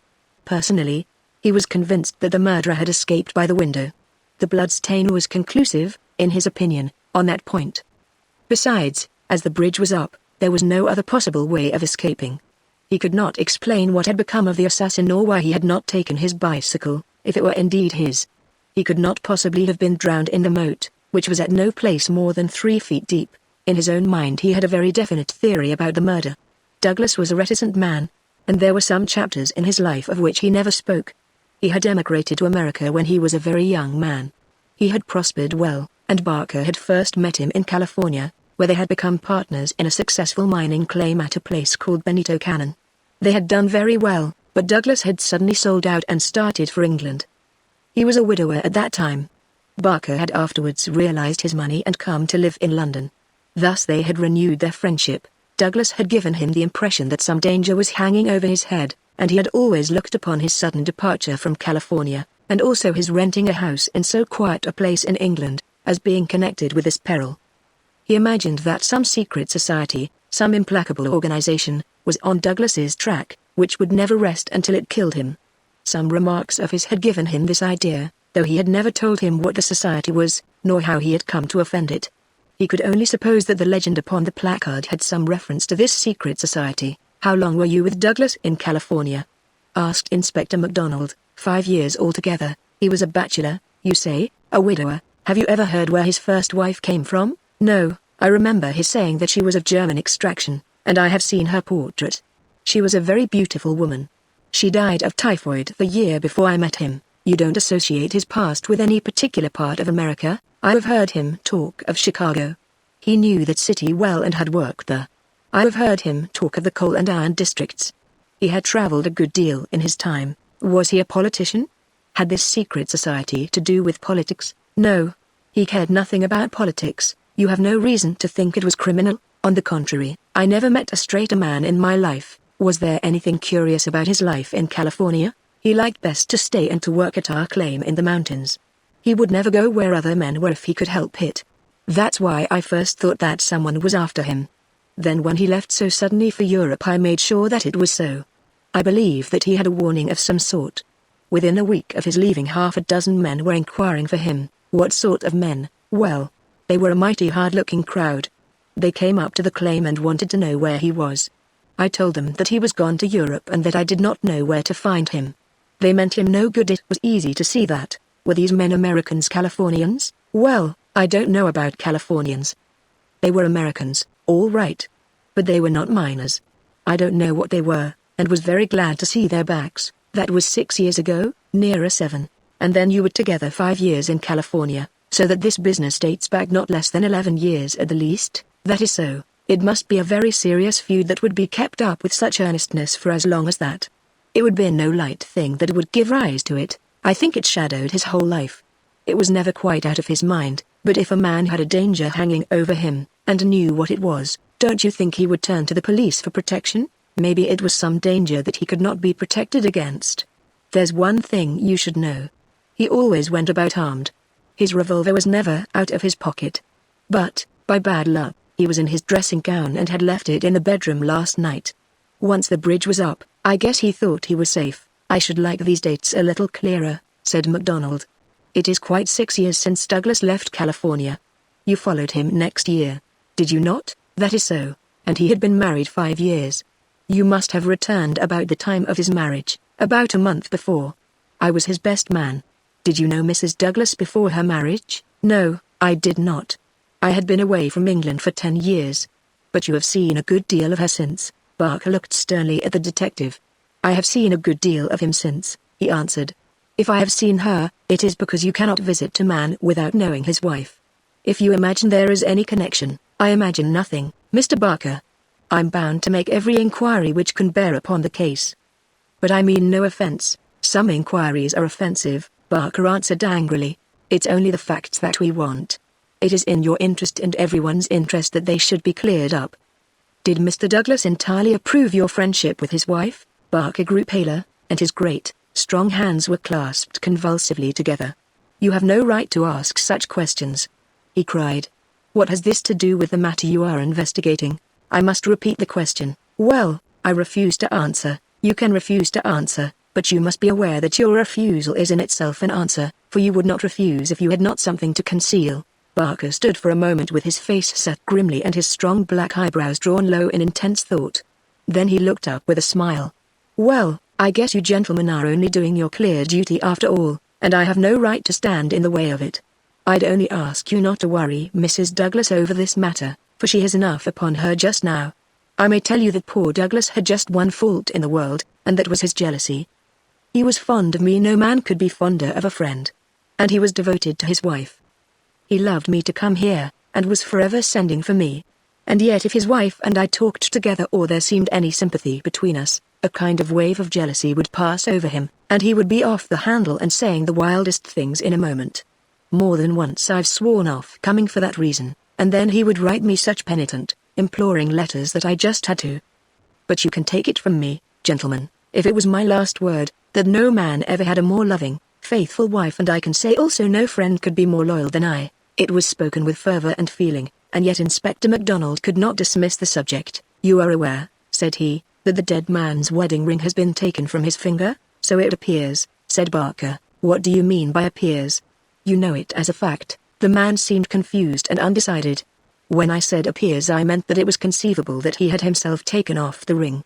The mere fact that the ring should be absent, whoever may have removed it, would suggest to anyone's mind, would it not, that the marriage and the tragedy were connected?" Barker shrugged his broad shoulders. "I can't profess to say what it means," he answered.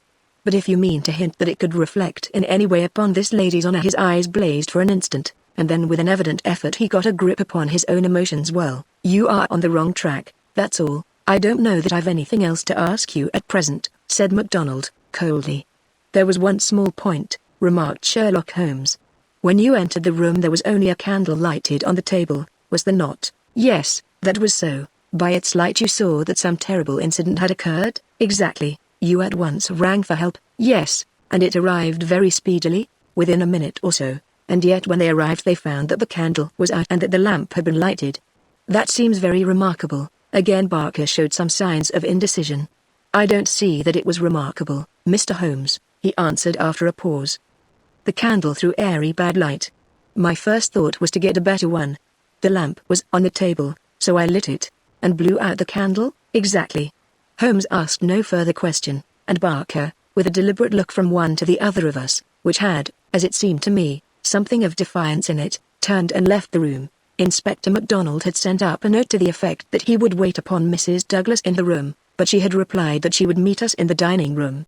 She entered now, a tall and beautiful woman of 30, reserved and self-possessed to a remarkable degree, very different from the tragic and distracted figure I had pictured. It is true that her face was pale and drawn, like that of one who has endured a great shock, but her manner was composed, and the finely molded hand which she rested upon the edge of the table was as steady as my own. Her sad, appealing eyes traveled from one to the other of us with a curiously inquisitive expression. That questioning gaze transformed itself suddenly into abrupt speech. "Have you found anything out yet?"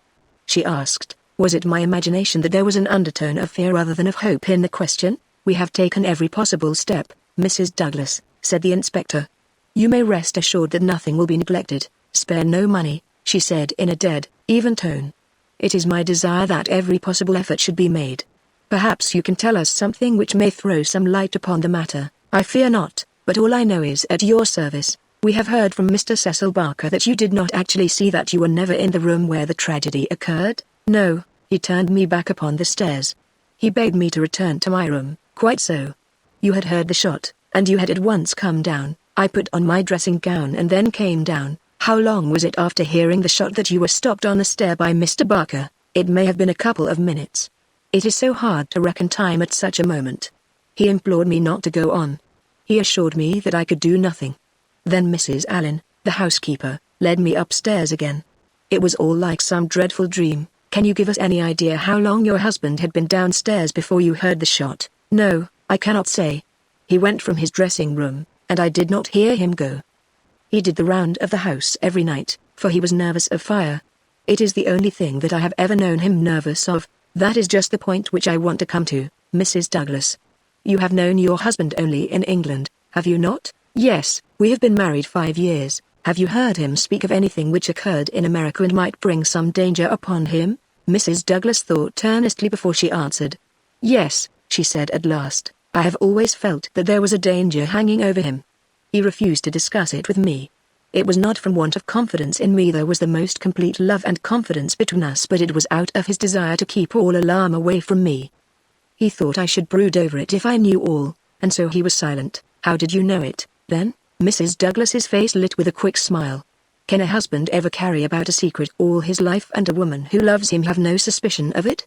I knew it by his refusal to talk about some episodes in his American life. I knew it by certain precautions he took. I knew it by certain words he let fall. I knew it by the way he looked at unexpected strangers. I was perfectly certain that he had some powerful enemies, that he believed they were on his track, and that he was always on his guard against them. I was so sure of it that for years I have been terrified if ever he came home later than was expected. Might I ask, asked Holmes, what the words were which attracted your attention? The Valley of Fear, the lady answered. That was an expression he has used when I questioned him. I have been in the Valley of Fear. I am not out of it yet. Are we never to get out of the Valley of Fear? I have asked him when I have seen him more serious than usual. Sometimes I think that we never shall, he has answered. Surely you asked him what he meant by the Valley of Fear? I did, but his face would become very grave and he would shake his head. It is bad enough that one of us should have been in its shadow, he said. Please God, it shall never fall upon you. It was some real valley in which he had lived and in which something terrible had occurred to him, of that I am certain, but I can tell you no more. And he never mentioned any names? Yes, he was delirious with fever once when he had his hunting accident 3 years ago. Then I remember that there was a name that came continually to his lips. He spoke it with anger and sort of horror. McGinty was the name. Bodymaster McGinty. I asked him when he recovered who Bodymaster McGinty was, and whose body he was master of. Never of mine, thank God. He answered with a laugh, and that was all I could get from him. But there is a connection between Bodymaster McGinty and the Valley of Fear. There is one other point, said Inspector MacDonald. You met Mr. Douglas in a boarding house in London, did you not, and became engaged to him there? Was there any romance, anything secret or mysterious, about the wedding? There was romance. There is always romance. There was nothing mysterious. He had no rival. No, I was quite free. You have heard, no doubt, that his wedding ring has been taken. Does that suggest anything to you? Suppose that some enemy of his old life had tracked him down and committed this crime. What possible reason could he have for taking his wedding ring? For an instant I could have sworn that the faintest shadow of a smile flickered over the woman's lips. I really cannot tell, she answered. It is certainly a most extraordinary thing. Well, we will not detain you any longer, and we are sorry to have put you to this trouble at such a time, said the inspector.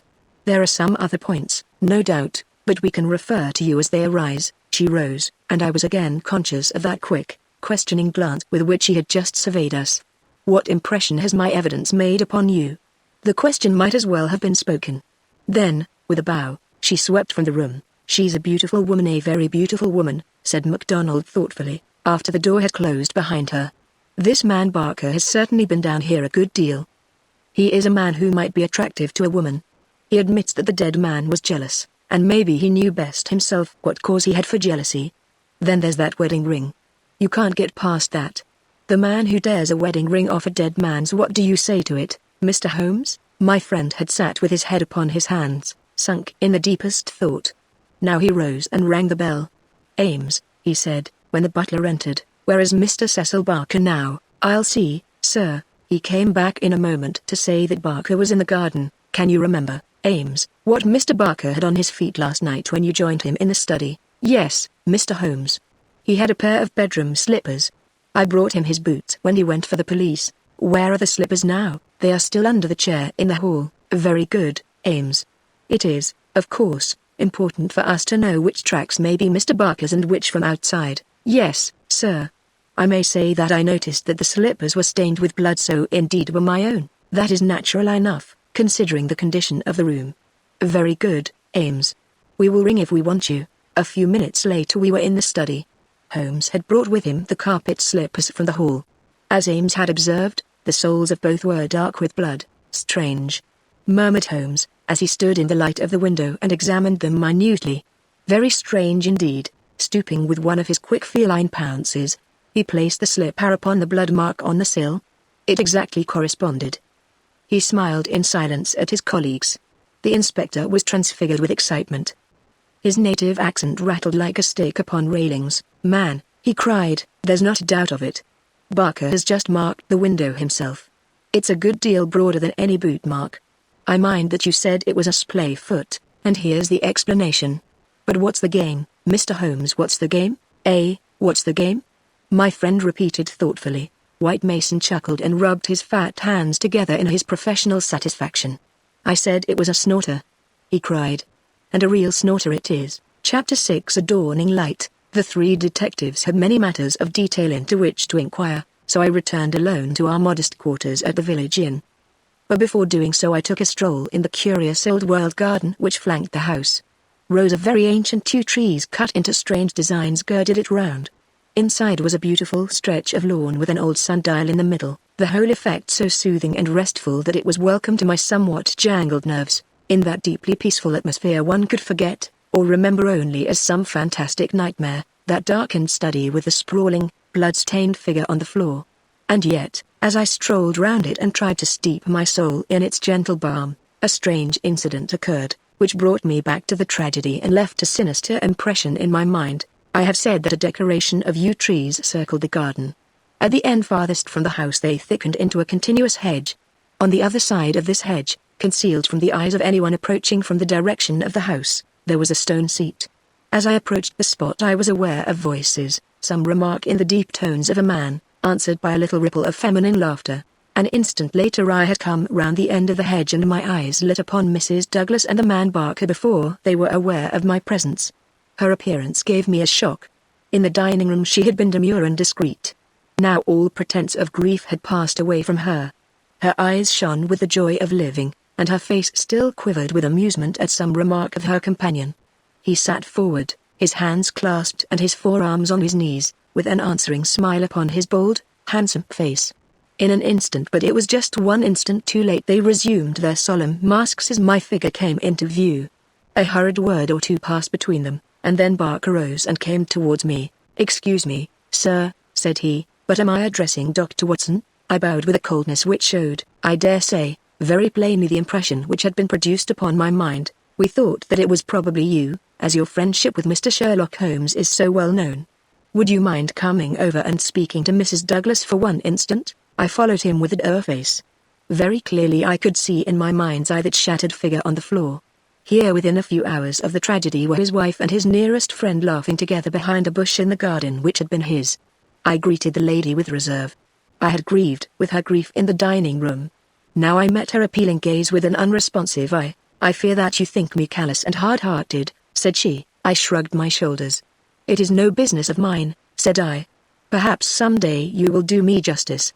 If you only realized." "There is no need why Dr. Watson should realize," said Barker quickly. "As he has himself said, it is no possible business of his." "Exactly," said I, "and so I will beg leave to resume my walk." "One moment, Dr. Watson," cried the woman in a pleading voice. "There is one question which you can answer with more authority than anyone else in the world, and it may make a very great difference to me. You know Mr. Holmes and his relations with the police better than anyone else can. Supposing that a matter were brought confidentially to his knowledge, is it absolutely necessary that he should pass it on to the detectives?" "Yes, that's it," said Barker eagerly. "Is he on his own or is he entirely in with them? I really don't know that I should be justified in discussing such a point. I beg, I implore that you will, Dr. Watson. I assure you that you will be helping me greatly if you will guide us on that point." There was such a ring of sincerity in the woman's voice that for the instant I forgot all about her levity and was moved only to do her will. "Mr. Holmes is an independent investigator," I said. "He is his own master, and would act as his own judgment directed. At the same time, he would naturally feel loyalty towards the officials who were working on the same case, and he would not conceal from them anything which would help them in bringing a criminal to justice. Beyond this I can say nothing, and I would refer you to Mr. Holmes himself if you wanted fuller information." So saying I raised my hat and went upon my way, leaving them still seated behind that concealing hedge. I looked back as I rounded the far end of it, and saw that they were still talking very earnestly together, and, as they were gazing after me, it was clear that it was our interview that was the subject of their debate. "I wish none of their confidences," said Holmes, when I reported to him what had occurred. He had spent the whole afternoon at the manor house in consultation with his two colleagues, and returned about 5 with a ravenous appetite for a high tea which I had ordered for him. "No confidences, Watson," for they are mighty awkward if it comes to an arrest for conspiracy and murder. You think it will come to that? He was in his most cheerful and debonair humor. My dear Watson, when I have exterminated that fourth egg I shall be ready to put you in touch with the whole situation. I don't say that we have fathomed it, far from it, but when we have traced the missing dumbbell. The dumbbell, dear me, Watson, is it possible that you have not penetrated the fact that the case hangs upon the missing dumbbell? Well, you need not be downcast, for between ourselves I don't think that either Inspector Mac or the excellent local practitioner has grasped the overwhelming importance of this incident. One dumbbell, Watson. Consider an athlete with one dumbbell. Picture to yourself the unilateral development, the imminent danger of a spinal curvature. Shocking, Watson, shocking. He sat with his mouth full of toast and his eyes sparkling with mischief, watching my intellectual entanglement. The mere sight of his excellent appetite was an assurance of success, for I had very clear recollections of days and nights without a thought of food, when his baffled mind had chafed before some problem while his thin, eager features became more attenuated with the asceticism of complete mental concentration.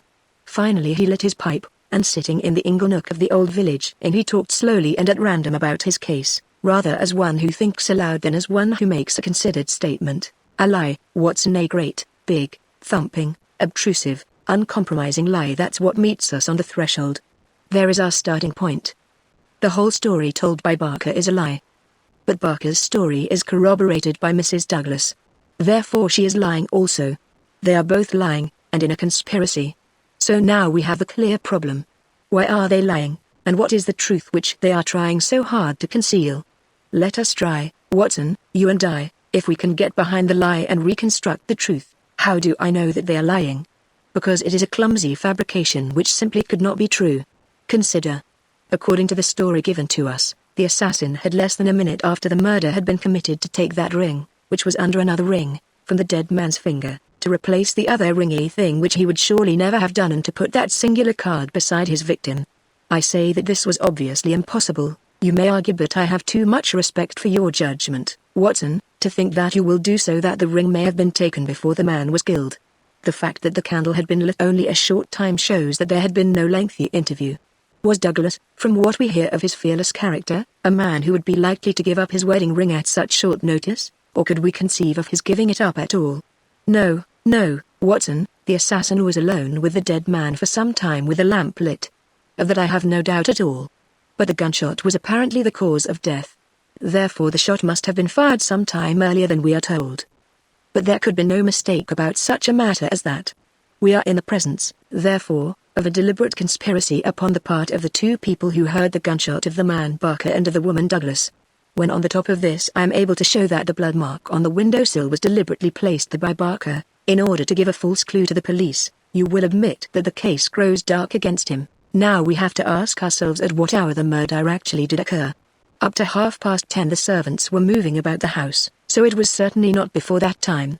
At 11:15 they had all gone to their rooms with the exception of Ames, who was in the pantry.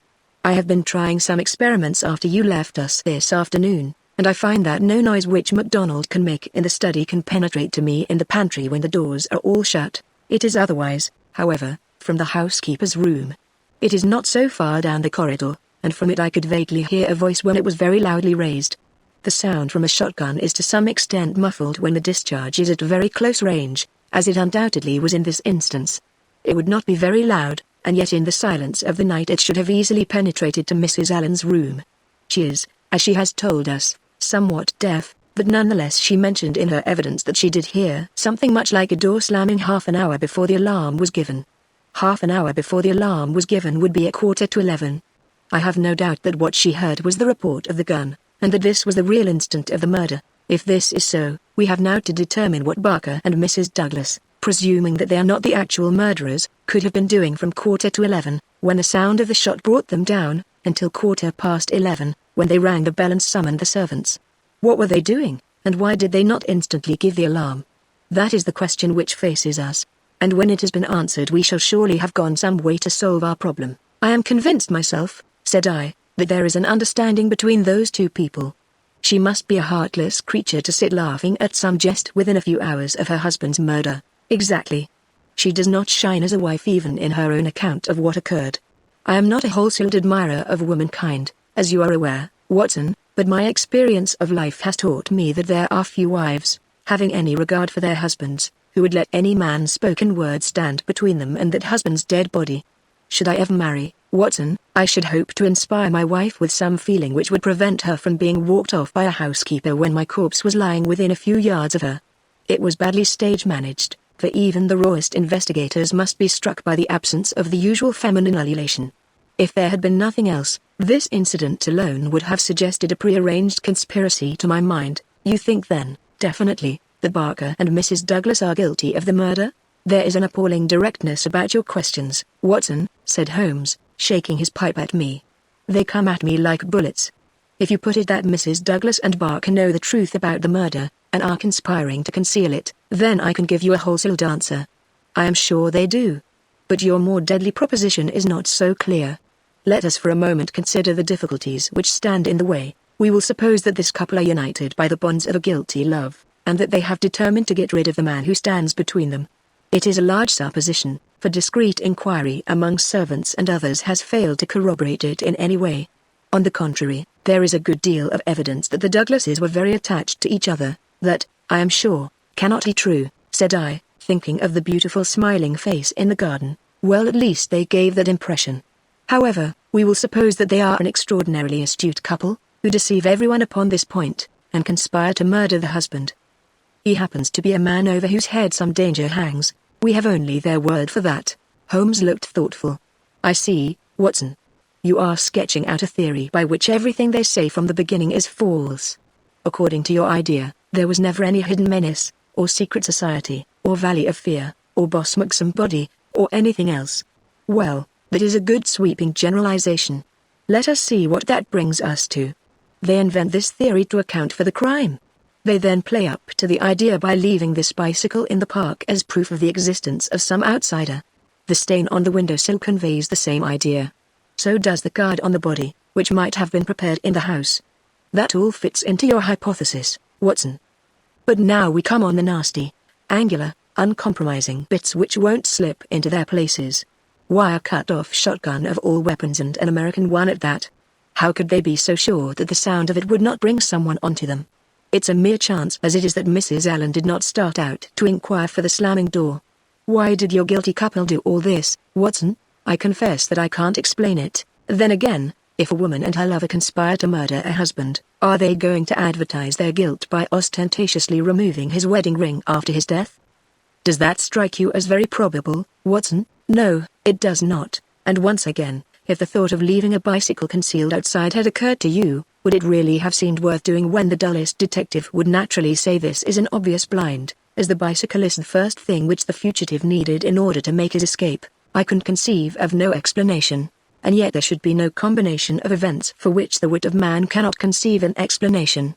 Simply as a mental exercise, without any assertion that it is true, let me indicate a possible line of thought. It is, I admit, mere imagination, but how often is imagination the mother of truth? We will suppose that there was a guilty secret, a really shameful secret in the life of this man Douglas. This leads to his murder by someone who is, we will suppose, an avenger, someone from outside. This avenger, for some reason which I confess I am still at a loss to explain, took the dead man's wedding ring. The vendetta might conceivably date back to the man's first marriage, and the ring be taken for some such reason. Before this avenger got away, Barker and the wife had reached the room. The assassin convinced them that any attempt to arrest him would lead to the publication of some hideous scandal. They were converted to this idea, and preferred to let him go. For this purpose they probably lowered the bridge, which can be done quite noiselessly, and then raised it again. He made his escape, and for some reason thought that he could do so more safely on foot than on the bicycle. He therefore left his machine where it would not be discovered until he had got safely away. So far we are within the bounds of possibility, are we not? Well, it is possible, no doubt, said I, with some reserve. We have to remember, Watson, that whatever occurred is certainly something very extraordinary. Well, now, to continue our supposititious case, the couple, not necessarily a guilty couple, realize after the murderer is gone that they have placed themselves in a position in which it may be difficult for them to prove that they did not themselves either do the deed or connive at it. They rapidly and rather clumsily met the situation. The mark was put by Barker's blood-stained slipper upon the windowsill to suggest how the fugitive got away. They obviously were the two who must have heard the sound of the gun, So they gave the alarm exactly as they would have done, but a good half hour after the event. And how do you propose to prove all this? Well, if there were an outsider, he may be traced and taken. That would be the most effective of all proofs. But if not, well, the resources of science are far from being exhausted. I think that an evening alone in that study would help me much. An evening alone. I propose to go up there presently. I have arranged it with the estimable Ames, who is by no means wholehearted about Barker. I shall sit in that room and see if its atmosphere brings me inspiration. I'm a believer in the genius loci. You smile, friend Watson. Well, we shall see. By the way, you have that big umbrella of yours, have you not? It is here. Well, I'll borrow that if I may. Certainly, but what a wretched weapon. If there is danger, nothing serious, my dear Watson, or I should certainly ask for your assistance. But I'll take the umbrella. At present I am only awaiting the return of our colleagues from Tunbridge Wells, where they are at present engaged in trying for a likely owner to the bicycle. It was nightfall before Inspector MacDonald and White Mason came back from their expedition, and they arrived exultant, reporting a great advance in our investigation. Man, I'll admit that I had my doubts if there was ever an outsider, said MacDonald, but that's all past now. We've had the bicycle identified, and we have a description of our man, so that's a long step on our journey. It sounds to me like the beginning of the end, said Holmes. I'm sure I congratulate you both with all my heart. Well, I started from the fact that Mr. Douglas had seemed disturbed since the day before, when he had been at Tunbridge Wells. It was at Tunbridge Wells then that he had become conscious of some danger. It was clear, therefore, that if a man had come over with a bicycle it was from Tunbridge Wells that he might be expected to have come. We took the bicycle over with us and showed it at the hotels. It was identified at once by the manager of the Eagle Commercial as belonging to a man named Hargrave, who had taken a room the 2 days before. This bicycle and a small valise were his whole belongings. He had registered his name as coming from London, but had given no address. The valise was London-made, and the contents were British, but the man himself was undoubtedly an American. Well, well, said Holmes gleefully, you have indeed done some solid work while I have been sitting spinning theories with my friend. It's a lesson in being practical, Mr. Mac. It's just that, Mr. Holmes, said the inspector with satisfaction. But this may all fit in with your theories, I remarked. That may or may not be. But let us hear the end, Mr. Mac. Was there nothing to identify this man? So little that it was evident that he had carefully guarded himself against identification. There were no papers or letters, and no marking upon the clothes. A cycle map of the county lay on his bedroom table. He had left the hotel after breakfast yesterday morning on his bicycle, and no more was heard of him until our inquiries. That's what puzzles me, Mr. Holmes, said White Mason. If the fellow did not want the hue and cry raised over him, one would imagine that he would have returned and remained at the hotel as an inoffensive tourist. As it is, he must know that he will be reported to the police by the hotel manager and that his disappearance will be connected with the murder, so one would imagine. Still, he has been justified of his wisdom up to date, at any rate, since he has not been taken. But his description, what of that? MacDonald referred to his notebook. Here we have it so far as they could give it. They don't seem to have taken any very particular stock of him. But still the porter, the clerk, and the chambermaid are all agreed that this about covers the points. He was a man about 5'9" in height, 50 or so years of age, his hair slightly grizzled, a greyish moustache, a curved nose, and a face which all of them described as fierce and forbidding. Well, bar the expression, that might almost be a description of Douglas himself, said Holmes. He is just over 50, with grizzled hair and moustache, and about the same height. Did you get anything else? He was dressed in a heavy grey suit with a reefer jacket, and he wore a short yellow overcoat and a soft cap. What about the shotgun? It is less than 2 feet long. It could very well have fitted into his valise.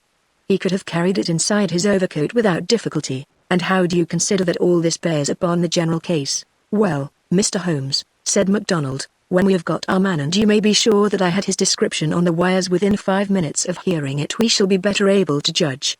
But, even as it stands, we have surely gone a long way. We know that an American calling himself Hargrave came to Tunbridge Wells 2 days ago with bicycle and valise. In the latter was a sawed-off shotgun, so he came with a deliberate purpose of crime. Yesterday morning he set off for this place on his bicycle, with his gun concealed in his overcoat. No one saw him arrive, so far as we can learn, but he need not pass through the village to reach the park gates, and there are many cyclists upon the road. Presumably he at once concealed his cycle among the laurels where it was found. and possibly lurked there himself, with his eye on the house, waiting for Mr. Douglas to come out. The shotgun is a strange weapon to use inside a house, but he had intended to use it outside, and there it has very obvious advantages, as it would be impossible to miss with it, and the sound of shots is so common in an English sporting neighborhood that no particular notice would be taken. That is all very clear, said Holmes. Well, Mr. Douglas did not appear. What was he to do next? He left his bicycle and approached the house in the twilight. He found the bridge down and no one about. He took his chance, intending, no doubt, to make some excuse if he met anyone. He met no one. He slipped into the first room that he saw, and concealed himself behind the curtain. Thence he could see the drawbridge go up, and he knew that his only escape was through the moat. He waited until 11:15, when Mr. Douglas upon his usual nightly round came into the room. He shot him and escaped, as arranged. He was aware that the bicycle would be described by the hotel people and be a clue against him, so he left it there and made his way by some other means to London or to some safe hiding place which he had already arranged. How is that, Mr. Holmes? Well, Mr. Mac, it is very good and very clear so far as it goes. That is your end of the story. My end is that the crime was committed half an hour earlier than reported, that Mrs. Douglas and Barker are both in a conspiracy to conceal something, that they aided the murderer's escape or at least that they reached the room before he escaped and that they fabricated evidence of his escape through the window, whereas in all probability they had themselves let him go by lowering the bridge. That's my reading of the first half. The two detectives shook their heads. Well, Mr. Holmes, if this is true, we only tumble out of one mystery into another, said the London inspector, and in some ways a worse one, added White Mason. The lady has never been in America in all her life. What possible connection could she have with an American assassin which would cause her to shelter him? I freely admit the difficulties, said Holmes. I propose to make a little investigation of my own tonight, and it is just possible that it may contribute something to the common cause. Can we help you, Mr. Holmes? No, no. Darkness and Dr. Watson's umbrella. My wants are simple. And Ames, the faithful Ames, no doubt he will stretch a point for me. All my lines of thought lead me back invariably to the one basic question: why should an athletic man develop his frame upon so unnatural an instrument as a single dumbbell? It was late that night when Holmes returned from his solitary excursion. We slept in a double-bedded room, which was the best that the little country inn could do for us. I was already asleep when I was partly awakened by his entrance. Well, Holmes, I murmured, have you found anything out? He stood beside me in silence, his candle in his hand. Then the tall, lean figure inclined towards me. I say, Watson, he whispered, would you be afraid to sleep in the same room with a lunatic, a man with softening of the brain, an idiot whose mind has lost its grip? Not in the least, I answered in astonishment. Ah, that's lucky, he said, and not another word would he utter that night. Chapter 7. The Solution. Next morning, after breakfast, we found Inspector MacDonald and White Mason seated in close consultation in the small parlor of the local police sergeant. On the table in front of them were piled a number of letters and telegrams, which they were carefully sorting and docketing. 3 had been placed on one side, still on the track of the elusive bicyclist. Holmes asked cheerfully, "What is the latest news of the ruffian?" MacDonald pointed ruefully to his heap of correspondence. "He is at present reported from Leicester, Nottingham, Southampton, Derby, East Ham, Richmond, and 14 other places. In 3 of them, East Ham, Leicester, and Liverpool, there is a clear case against him, and he has actually been arrested. The country seems to be full of the fugitives with yellow coats, dear me," said Holmes sympathetically. "Now, Mr. Mac and you, Mr. White Mason, I wish to give you a very earnest piece of advice. When I went into this case with you, I bargained, as you will no doubt remember, that I should not present you with half-proved theories, but that I should retain and work out my own ideas until I had satisfied myself that they were correct. For this reason I am not at the present moment telling you all that is in my mind. On the other hand, I said that I would play the game fairly by you, and I do not think it is a fair game to allow you for one unnecessary moment to waste your energies upon a profitless task. Therefore I am here to advise you this morning, and my advice to you is summed up in 3 words: abandon the case." MacDonald and White Mason stared in amazement at their celebrated colleague. "You consider it hopeless?" cried the inspector. "I consider your case to be hopeless. I do not consider that it is hopeless to arrive at the truth, but this cyclist.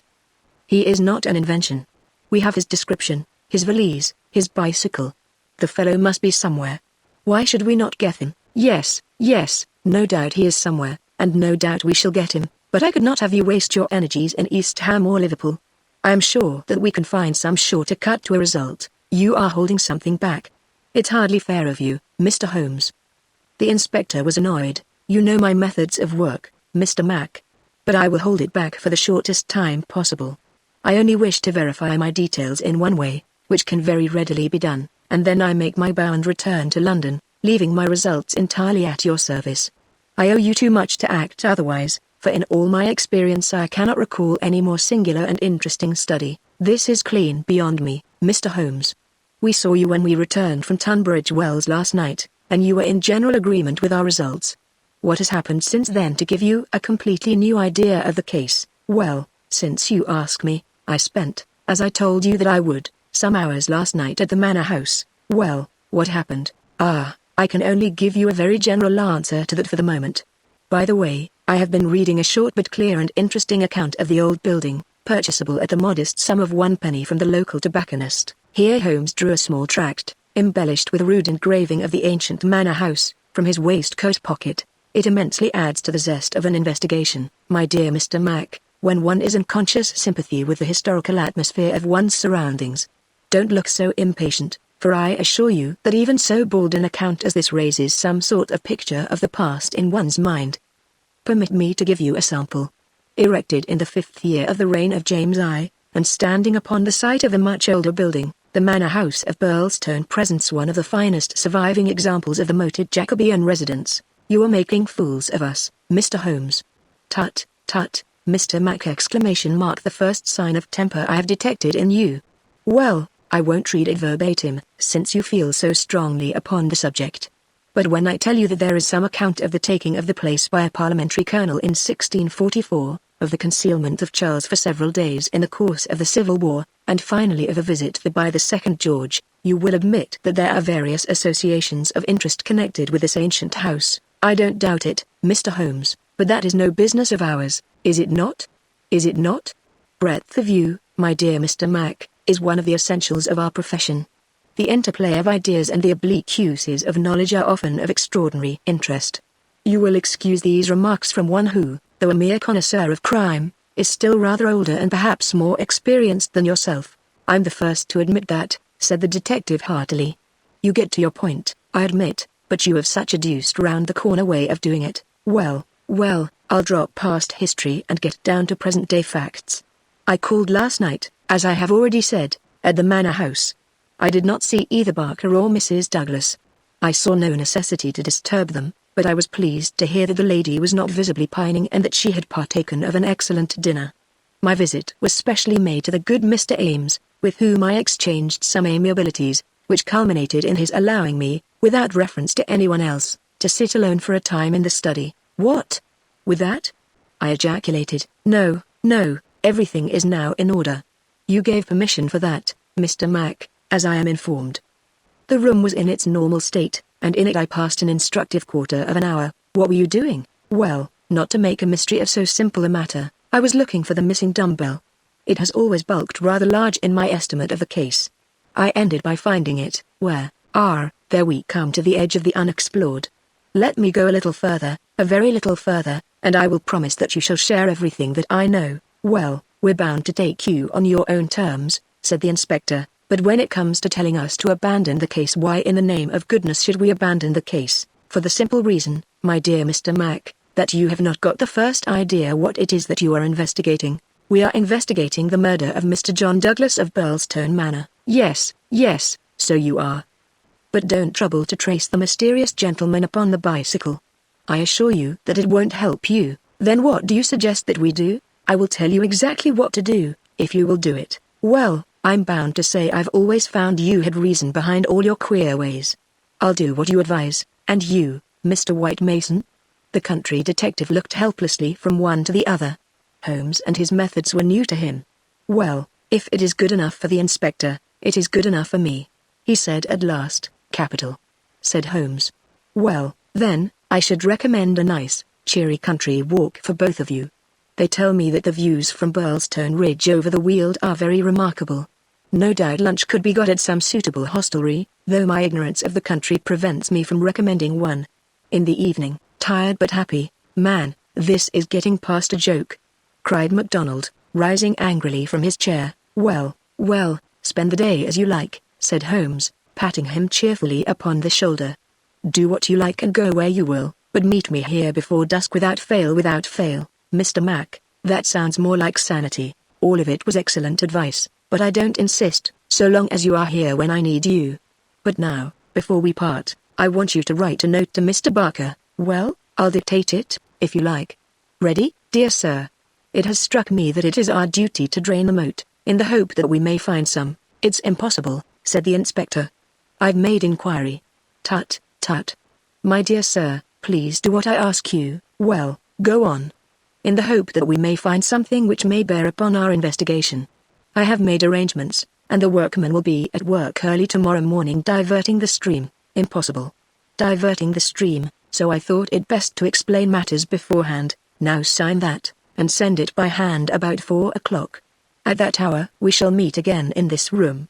Until then we may each do what we like, for I can assure you that this inquiry has come to a definite pause. Evening was drawing in when we reassembled.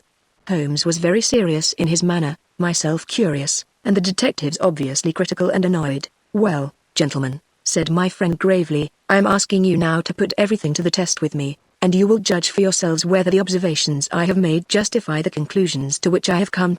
It is a chill evening, and I do not know how long our expedition may last, so I beg that you will wear your warmest coats.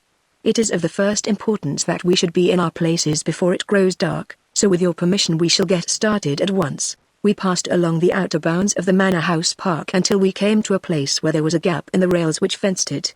Through this we slipped, and then in the gathering gloom we followed Holmes until we had reached a shrubbery which lies nearly opposite to the main door and the drawbridge. The latter had not been raised. Holmes crouched down behind the screen of laurels, and we all three followed his example. Well, what are we to do now?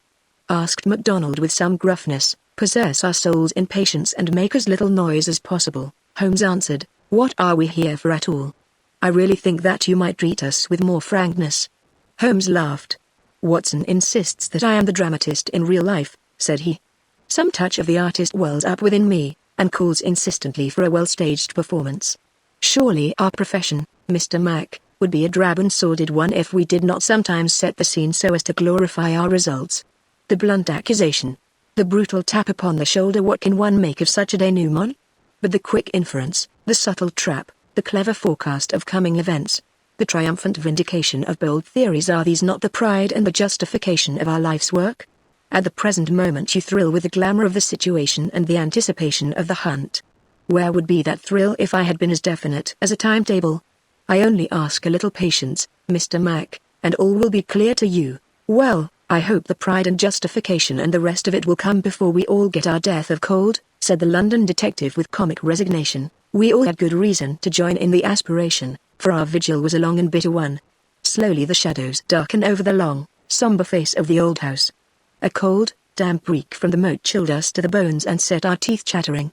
There was a single lamp over the gateway and steady globe of light in the fatal study. Everything else was dark and still. How long is this to last? Asked the inspector finally. And what is it we are watching for? I have no more notion than you how long it is to last, Holmes answered with some asperity. If criminals would always schedule their movements like railway trains, it would certainly be more convenient for all of us. As to what it is that's what we are watching for. As he spoke the bright, yellow light in the study was obscured by somebody passing to and fro before it. The laurels among which we lay were immediately opposite the window and not more than 100 feet from it.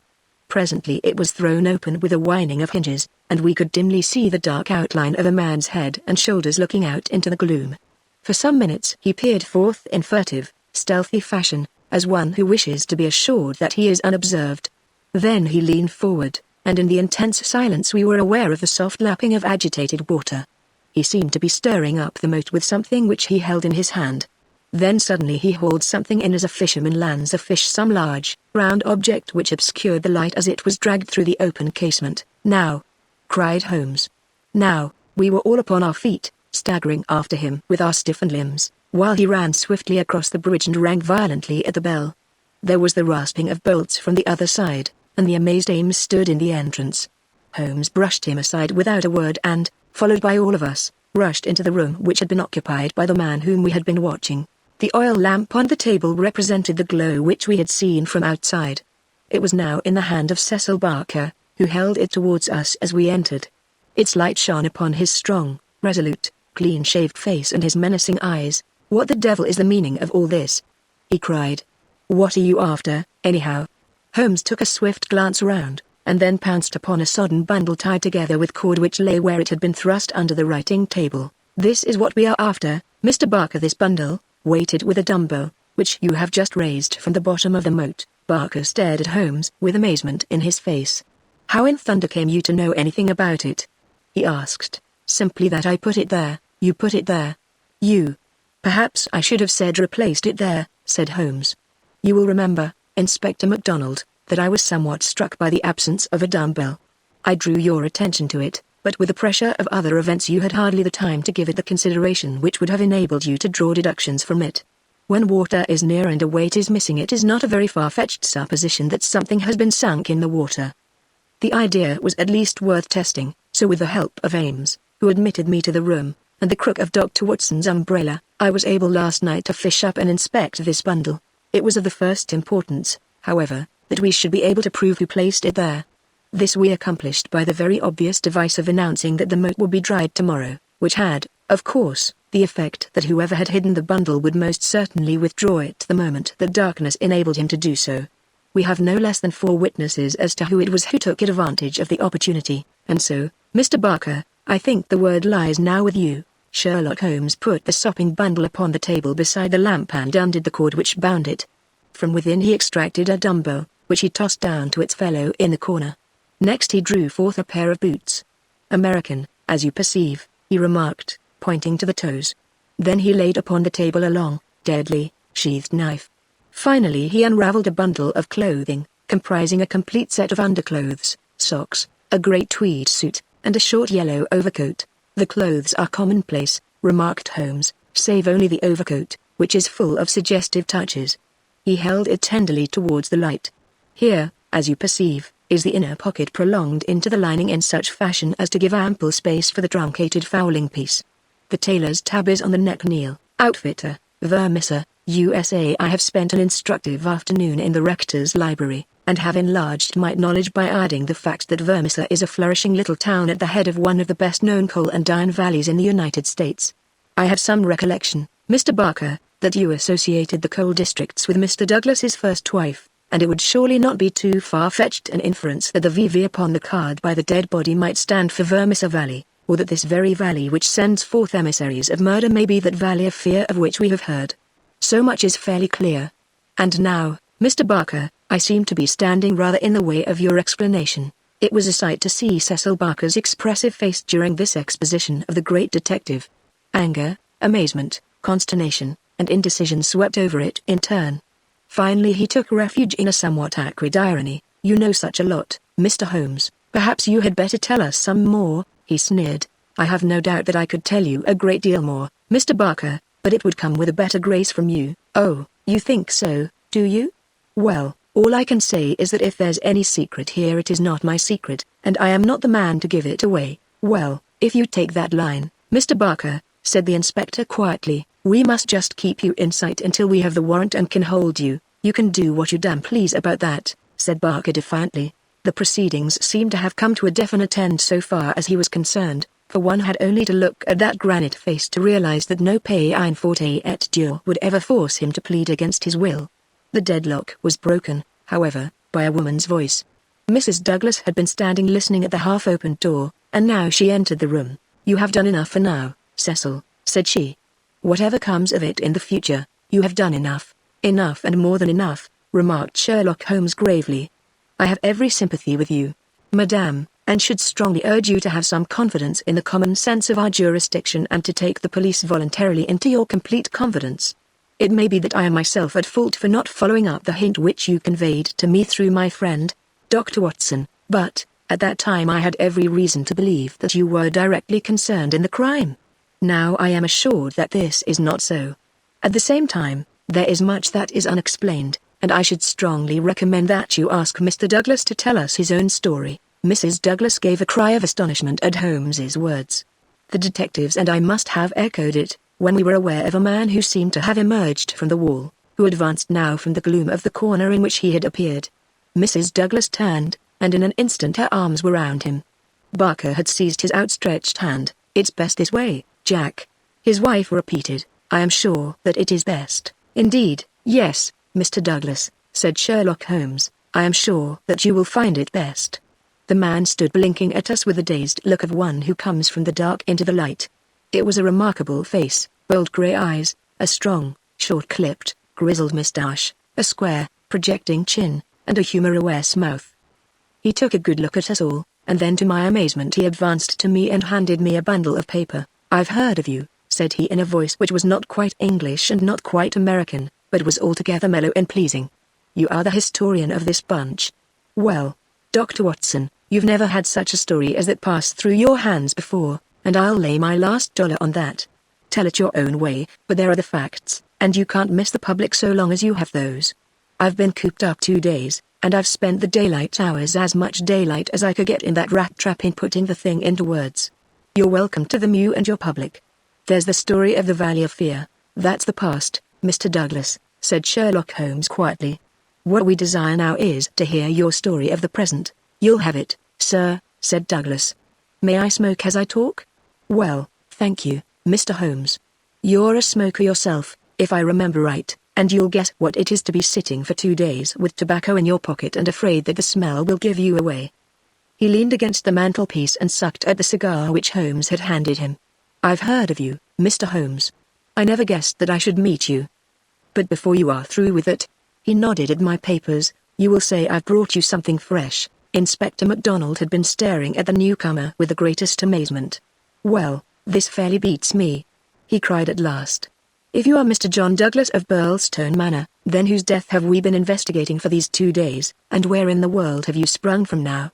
You seem to me to come out of the floor like a jack-in-a-box." "Ah, Mr. Mac," said Holmes, shaking a reproving forefinger, "you would not read that excellent local compilation which described the concealment of King Charles.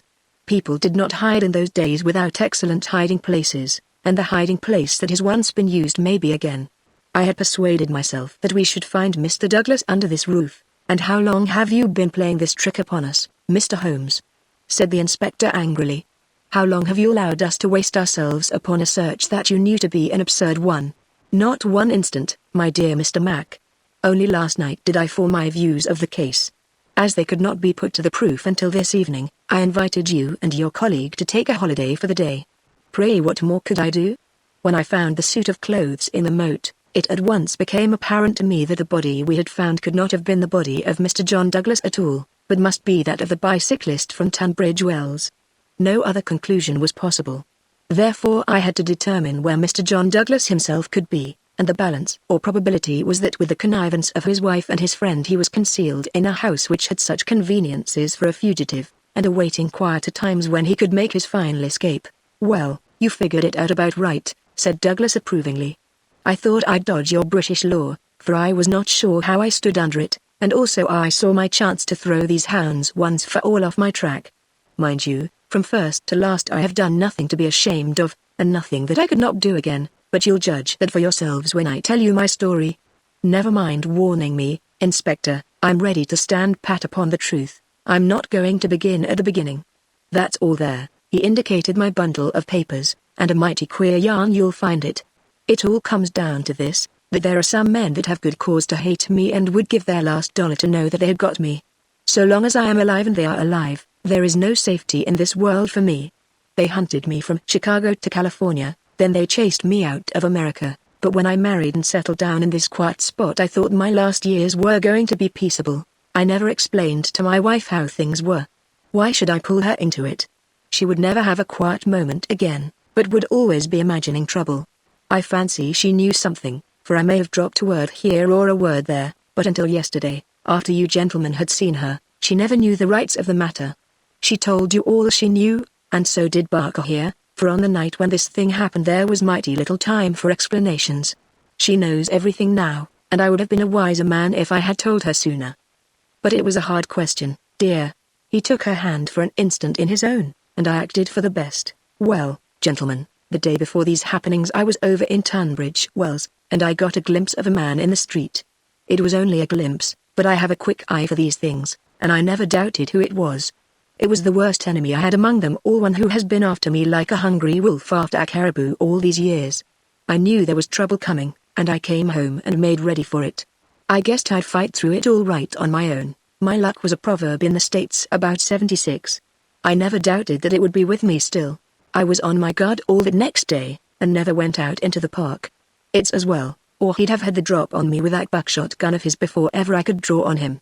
After the bridge was up, my mind was always more restful. When that bridge was up in the evenings, I put the thing clear out of my head. I never dreamed of his getting into the house and waiting for me. But when I made my round in my dressing gown, as was my habit, I had no sooner entered the study than I scented danger. I guess when a man has had dangers in his life, and I've had more than most in my time, there is a kind of sixth sense that waves the red flag. I saw the signal clear enough, and yet I couldn't tell you why. Next instant I spotted a boot under the window curtain, and then I saw why plain enough. I'd just a one candle that was in my hand, but there was a good light from the hall lamp through the open door. I put down the candle and jumped for a hammer that I'd left on the mantel. At the same moment he sprang at me. I saw the glint of a knife, and I lashed at him with the hammer. I got him somewhere, for the knife tinkled down on the floor. He dodged round the table as quick as an eel, and a moment later he'd got his gun from under his coat. I heard him cock it, but I had got hold of it before he could fire. I had it by the barrel, and we wrestled for it all ends up for a minute or more. It was death to the man that lost his grip. He never lost his grip, but he got it butt downward for a moment too long. Maybe it was I that pulled the trigger. Maybe we just jolted it off between us. Anyhow, he got both barrels in the face, and there I was, staring down at all that was left of Ted Baldwin. I'd recognized him in the township, and again when he sprang for me, but his own mother wouldn't recognize him as I saw him then. I'm used to rough work, but I fairly turned sick at the sight of him. I was hanging on the side of the table when Barker came hurrying down. I heard my wife coming, and I ran to the door and stopped her. It was no sight for a woman. I promised I'd come to her soon. I said a word or two to Barker. He took it all in at a glance, and we waited for the rest to come along. But there was no sign of them.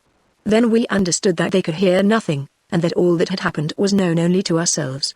It was at that instant that the idea came to me. I was fairly dazzled by the brilliance of it. The man's sleeve had slipped up, and there was the branded mark of the lodge upon his forearm. See here, the man whom we had known as Douglas turned up his own coat and cuff to show a brown triangle within a circle exactly like that which we had seen upon the dead man. It was the sight of that which started me on it. I seemed to see it all clear at a glance. There were his height and hair and figure, about the same as my own. No one could swear to his face, poor devil. I brought down this suit of clothes, and in a quarter of an hour Barker and I had put my dressing gown on him, and he lay as you found him. We tied all his things into a bundle, and I weighted them with the only weight I could find and put them through the window. The card he had meant to lay upon my body was lying beside his own. My rings were put on his finger. But when it came to the wedding ring, he held out his muscular hand. You can see for yourselves that I had struck the limit. I have not moved it since the day I was married, and it would have taken a file to get it off. I don't know, anyhow, that I should have cared to part with it, but if I had wanted to I couldn't. So we just had to leave that detail to take care of itself. On the other hand, I brought a bit of plaster down and put it where I am wearing one myself at this instant. You slipped up there, Mr. Holmes, clever as you are, for if you had chanced to take off that plaster you would have found no cut underneath it. Well, that was the situation. If I could lie low for a while and then get away where I could be joined by my widow, we should have a chance at last of living in peace for the rest of our lives. These devils would give me no rest so long as I was above ground, but if they saw in the papers that Baldwin had got his man, there would be an end of all my troubles. I hadn't much time to make it all clear to Barker and to my wife, but they understood enough to be able to help me. I knew all about this hiding place, so did Ames, but it never entered his head to connect it with the matter. I retired into it, and it was up to Barker to do the rest. I guess you can fill in for yourselves what he did. He opened the window and made the mark on the sill to give an idea of how the murderer escaped. It was a tall order, that, but as the bridge was up there was no other way. Then, when everything was fixed, he rang the bell for all he was worth. What happened afterward you know. And so, gentlemen, you can do what you please, but I've told you the truth and the whole truth, so help me God. What I ask you now is, how do I stand by the English law? There was a silence which was broken by Sherlock Holmes. The English law is in the main a just law. You will get no worse than your deserts from that, Mr. Douglas. But I would ask you, how did this man know that you lived here, or how to get into your house, or where to hide to get to? I know nothing of this. Holmes's face was very white and grave. The story is not over yet, I fear, said he. You may find worse dangers than the English law, or even than your enemies from America. I see trouble before you, Mr. Douglas. You'll take my advice and still be on your guard. And now, my long-suffering readers, I will ask you to come away with me for a time, far from the Sussex manor house of Burlstone, and far also from the year of grace in which we made our eventful journey, which ended with the strange story of the man who had been known as John Douglas. I wish you to journey back some 20 years in time, and westward some thousands of miles in space, that I may lay before you a singular and terrible narrative, so singular and so terrible that you may find it hard to believe that even as I tell it, even so did it occur. Do not think that I intrude one story before another is finished. As you read on, you will find that this is not so. And when I have detailed those distant events and you have solved this mystery of the past, we shall meet once more in those rooms on Baker Street, where this, like so many other wonderful happenings, will find its end. Part 2, The Scourers, Chapter 1. The Man. It was the 4th of February in the year 1875. It had been a severe winter, and the snow lay deep in the gorges of the Gilmerton Mountains. The steam plows had, however, kept the railroad open, and the evening train which connects the long line of coal mining and iron-working settlements was slowly groaning its way up the steep gradients which lead from Stagville on the plain to Vermissa, the central township which lies at the head of Vermissa Valley. From this point the track sweeps downward to Barton's Crossing, Helmdale, and the purely agricultural county of Merton. It was a single-track railroad, but at every siding and there were numerous long lines of trucks piled with coal and iron, or told of the hidden wealth which had brought a rude population and a bustling life to this most desolate corner of the United States of America. For desolate it was. Little could the first pioneer who had traversed it have ever imagined that the fairest prairies and the most lush water pastures were valueless compared to this gloomy land of black crag and tangled forest. Above the dark and often scarcely penetrable woods upon their flanks, the high, bare crowns of the mountains, white snow, and jagged rock towered upon each flank, leaving a long, winding, tortuous valley in the center. Up this the little train was slowly crawling. The oil lamps had just been lit in the leading passenger car, a long, bare carriage in which some 20 or 30 people were seated. The great number of these were workmen returning from their day's toil in the lower part of the valley. At least a dozen, by their grimed faces and the safety lanterns which they carried, proclaimed themselves miners. These sat smoking in a group and conversed in low voices, glancing occasionally at two men on the opposite side of the car, whose uniforms and badges showed them to be policemen, several women of the laboring class and one or two travelers who might have been small local storekeepers made up the rest of the company, with the exception of one young man in a corner by himself. It is with this man that we are concerned. Take a good look at him, for he is worth it. He is a fresh-complexioned, middle-sized young man, not far, one would guess, from his 30th year. He has large, shrewd, humorous grey eyes which twinkle inquiringly from time to time as he looks round through his spectacles at the people about him. It is easy to see that he is of a sociable and possibly simple disposition, anxious to be friendly to all men. Anyone could pick him at once as gregarious in his habits and communicative in his nature, with a quick wit and a ready smile. And yet the man who studied him more closely might discern a certain firmness of jaw and grim tightness about the lips which would warn him that there were depths beyond, and that this pleasant, brown-haired young Irishman might conceivably leave his mark for good or evil upon any society to which he was introduced. Having made one or two tentative remarks to the nearest miner, and receiving only short, gruff replies, the traveller resigned himself to uncongenial silence, staring moodily out of the window at the fading landscape. It was not a cheering prospect. Through the growing gloom pulsed the red glow of the furnaces on the sides of the hills. Great heaps of slag and dumps of cinders loomed up on each side, with the high shafts of the collieries towering above them. Huddled groups of mean, wooden houses, the windows of which were beginning to outline themselves in light, were scattered here and there along the line, and the frequent halting places were crowded with their swarthy inhabitants. The iron and coal valleys of the Vermissa district were no resorts for the leisured or the cultured. Everywhere there were stern signs of the crudest battle of life, the rude work to be done, and the rude, strong workers who did it. The young traveller gazed out into this dismal country with a face of mingled repulsion and interest, which showed that the scene was new to him. At intervals he drew from his pocket a bulky letter to which he referred, and on the margins of which he scribbled some notes. Once from the back of his waist he produced something which one would hardly have expected to find in the possession of so mild-mannered a man. It was a navy revolver of the largest size. As he turned it slantwise to the light, the glint upon the rims of the copper shells within the drum showed that it was fully loaded. He quickly restored it to his secret pocket, but not before it had been observed by a working man who had seated himself upon the adjoining bench. "Hello, mate," said he. "You seem healed and ready." The young man smiled with an air of embarrassment. "Yes," said he, "we need them sometimes in the place I come from." "And where may that be?" "I'm last from Chicago. A stranger in these parts?" "Yes, you may find you need it here," said the workman. "Ah, is that so?" The young man seemed interested. "Have you heard nothing of doings hereabouts? Nothing out of the way?" "Why, I thought the country was full of it." "You'll hear quick enough.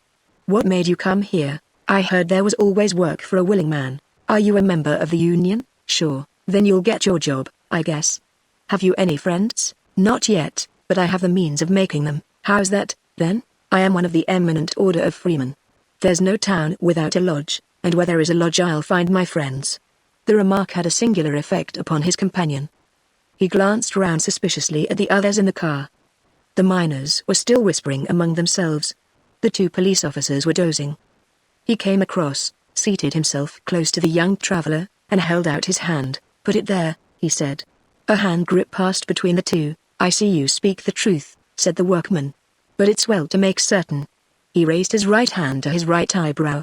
The traveler at once raised his left hand to his left eyebrow. "Dark nights are unpleasant," said the workman. "Yes, for strangers to travel," the other answered. "That's good enough.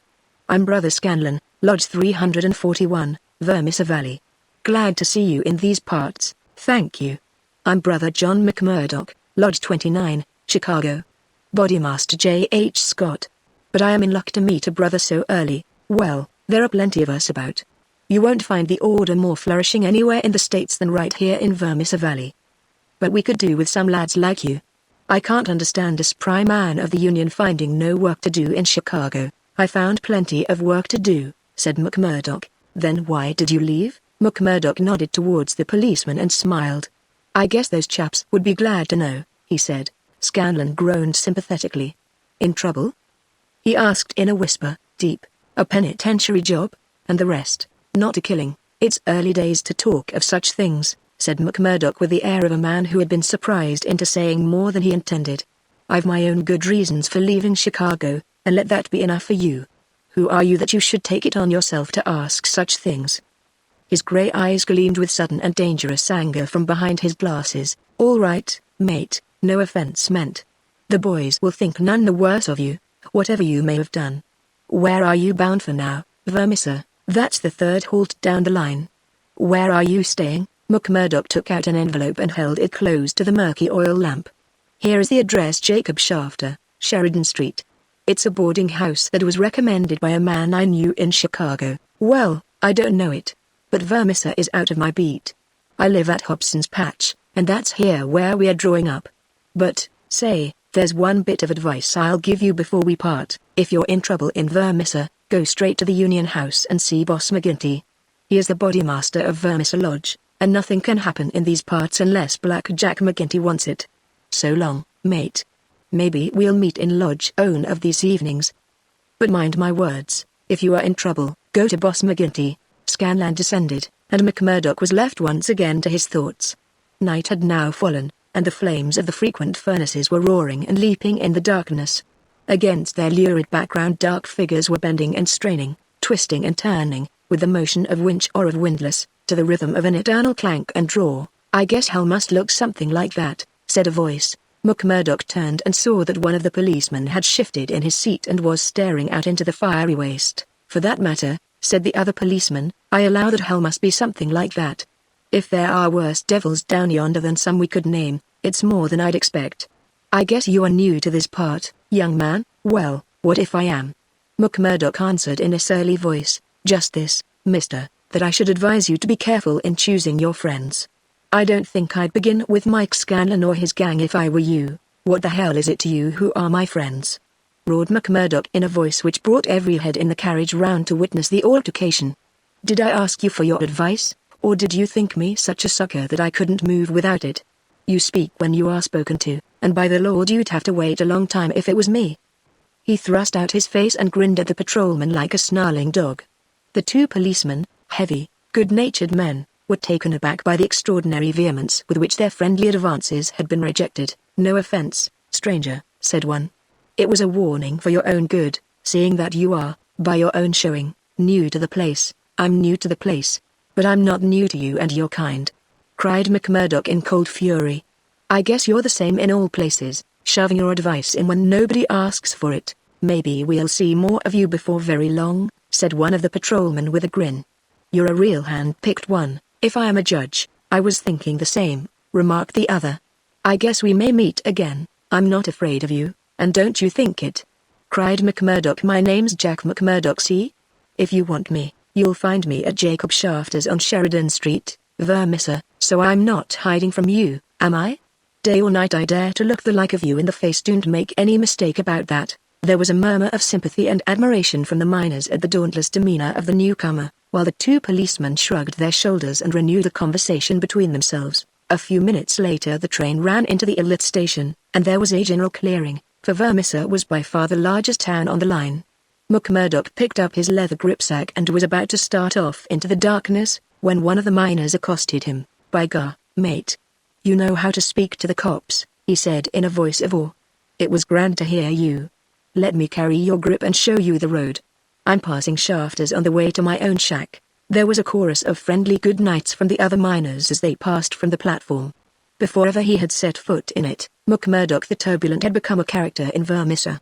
The country had been a place of terror, but the town was in its way even more depressing. Down that long valley there was at least a certain gloomy grandeur in the huge fires and big clouds of drifting smoke, while the strength and industry of man found fitting monuments in the hills which he had spilled by the side of his monstrous excavations. But the town showed a dead level of mean ugliness and squalor. The broad street was churned up by the traffic into a horrible rutted paste of muddy snow. The sidewalks were narrow and uneven. The numerous gas lamps served only to show more clearly a long line of wooden houses, each with its veranda facing the street, unkempt and dirty.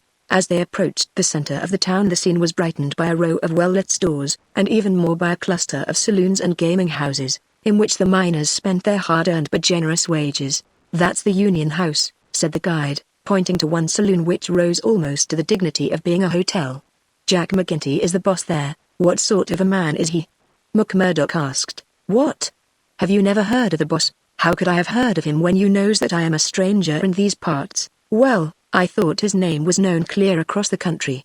It's been in the papers often enough." "What for?" "Well," the miner lowered his voice over the affairs. "What affairs, good Lord, mister? You are queer, if I must say it without offense. There's only one set of affairs that you'll hear of in these parts, and that's the affairs of the Scourers." "Why, I seem to have read of the Scourers in Chicago. A gang of murderers, are they not?" "Hush, on your life!" cried the miner, standing still in alarm, and gazing in amazement at his companion. "Man, you won't live long in these parts if you speak in the open street like that. Many a man has had the life beaten out of him for less." "Well, I know nothing about them. It's only what I have read, and I'm not saying that you have not read the truth." The man looked nervously round him as he spoke, peering into the shadows as if he feared to see some lurking danger. "If killing is murder, then God knows there is murder and to spare. But don't you dare to breathe the name of Jack McGinty in connection with it, stranger, for every whisper goes back to him, and he is not one that is likely to let it pass. Now, that's the house you're after, that one standing back from the street. You'll find old Jacob Shafter that runs it, as honest a man as lives in this township." "I thank you," said McMurdoch, and shaking hands with his new acquaintance he plodded, gripsack in hand, up the path which led to the dwelling house, at the door of which he gave a resounding knock. It was opened at once by someone very different from what he had expected. It was a woman, young and singularly beautiful. She was of the German type, blonde and fair-haired, with the piquant contrast of a pair of beautiful dark eyes with which she surveyed the stranger with surprise and a pleasing embarrassment which brought a wave of color over her pale face. Framed in the bright light of the open doorway, it seemed to McMurdoch that he had never seen a more beautiful picture, the more attractive for its contrast with the sordid and gloomy surroundings.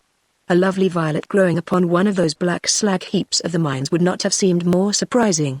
So entranced was he that he stood staring without a word, and it was she who broke the silence. "I thought it was father," said she with a pleasing little touch of a German accent. "Did you come to see him? He is downtown. I expect him back every minute." McMurdoch continued to gaze at her in open admiration until her eyes dropped in confusion before this masterful visitor. "No, miss," he said at last, "I'm in no hurry to see him. But your house was recommended to me for board. I thought it might suit me and now I know it will." "You are quick to make up your mind," said she with a smile. "Anyone but a blind man could do as much," the other answered. She laughed at the compliment. "Come right in, sir," she said. "I'm Miss Etty Shafter, Mr. Shafter's daughter. My mother's dead, and I run the house. You can sit down by the stove in the front room until father comes along. Here he is. So you can fix things with him right away." A heavy, elderly man came plodding up the path. In a few words McMurdoch explained his business. A man of the name of Murphy had given him the address in Chicago.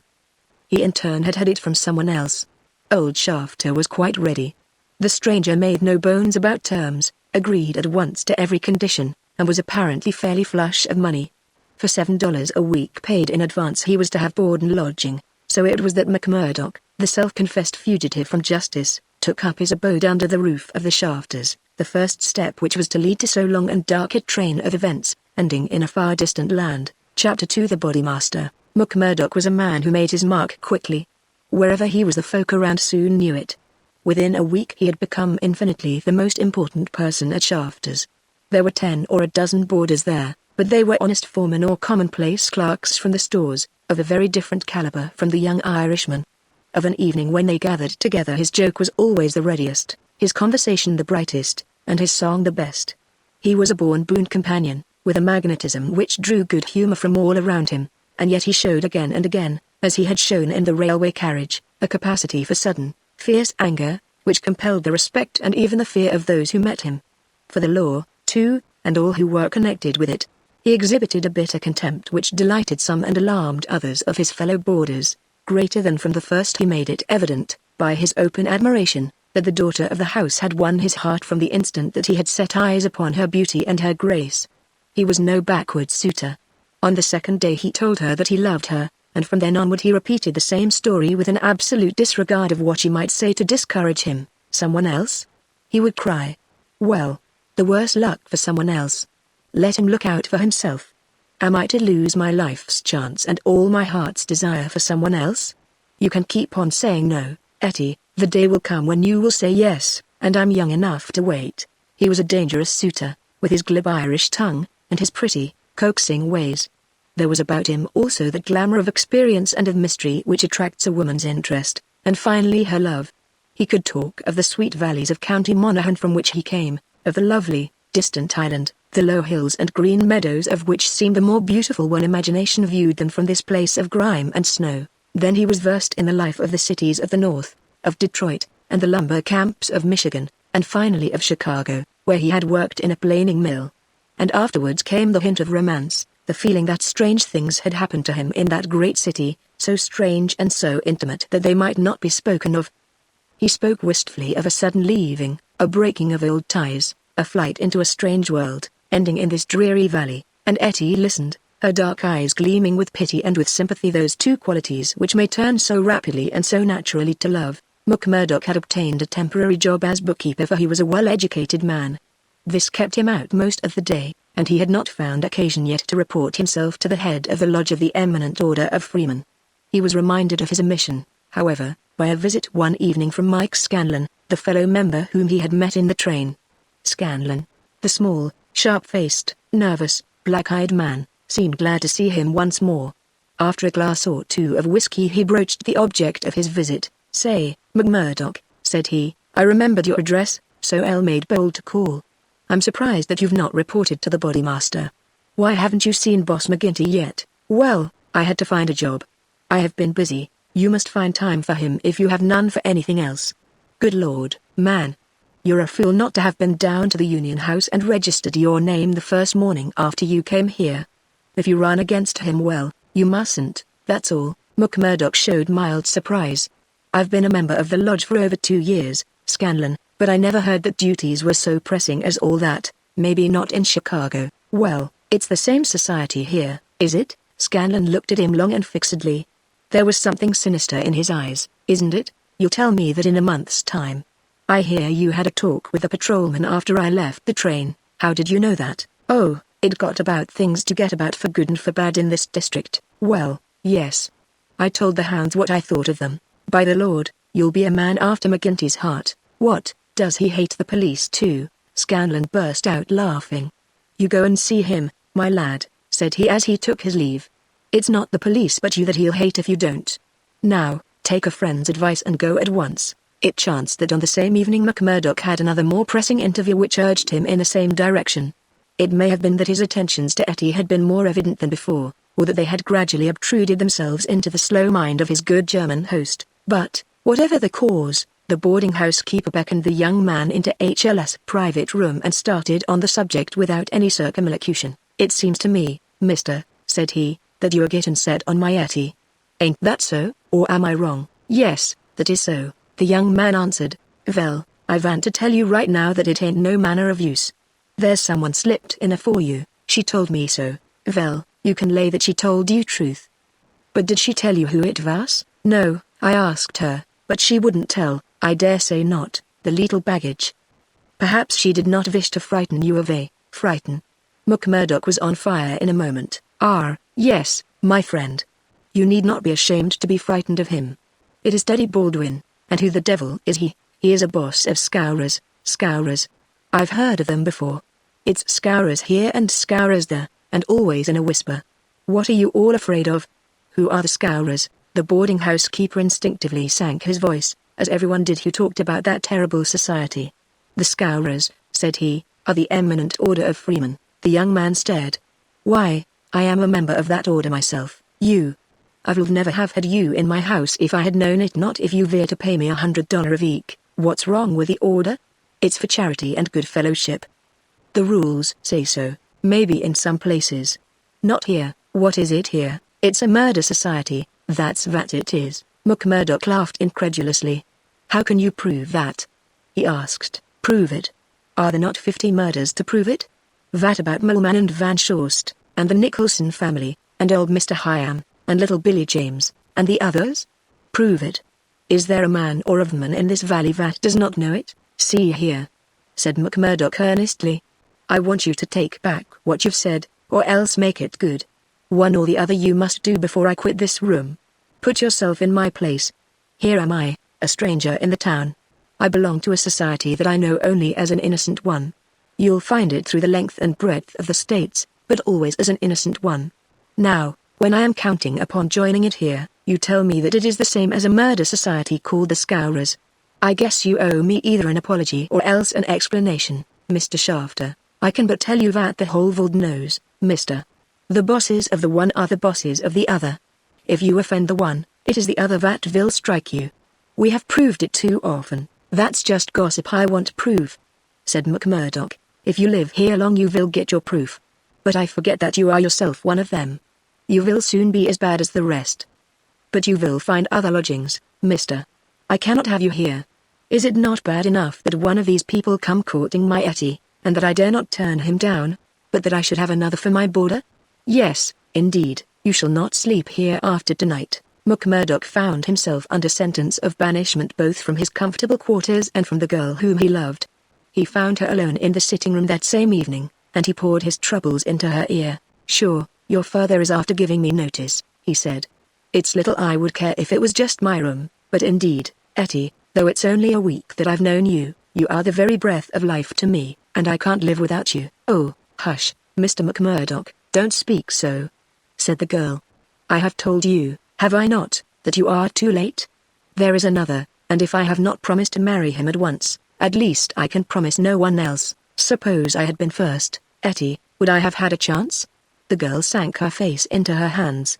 I wish to heaven that you had been first, she sobbed. McMurdoch was down on his knees before her in an instant. For God's sake, Etty, let it stand at that, he cried.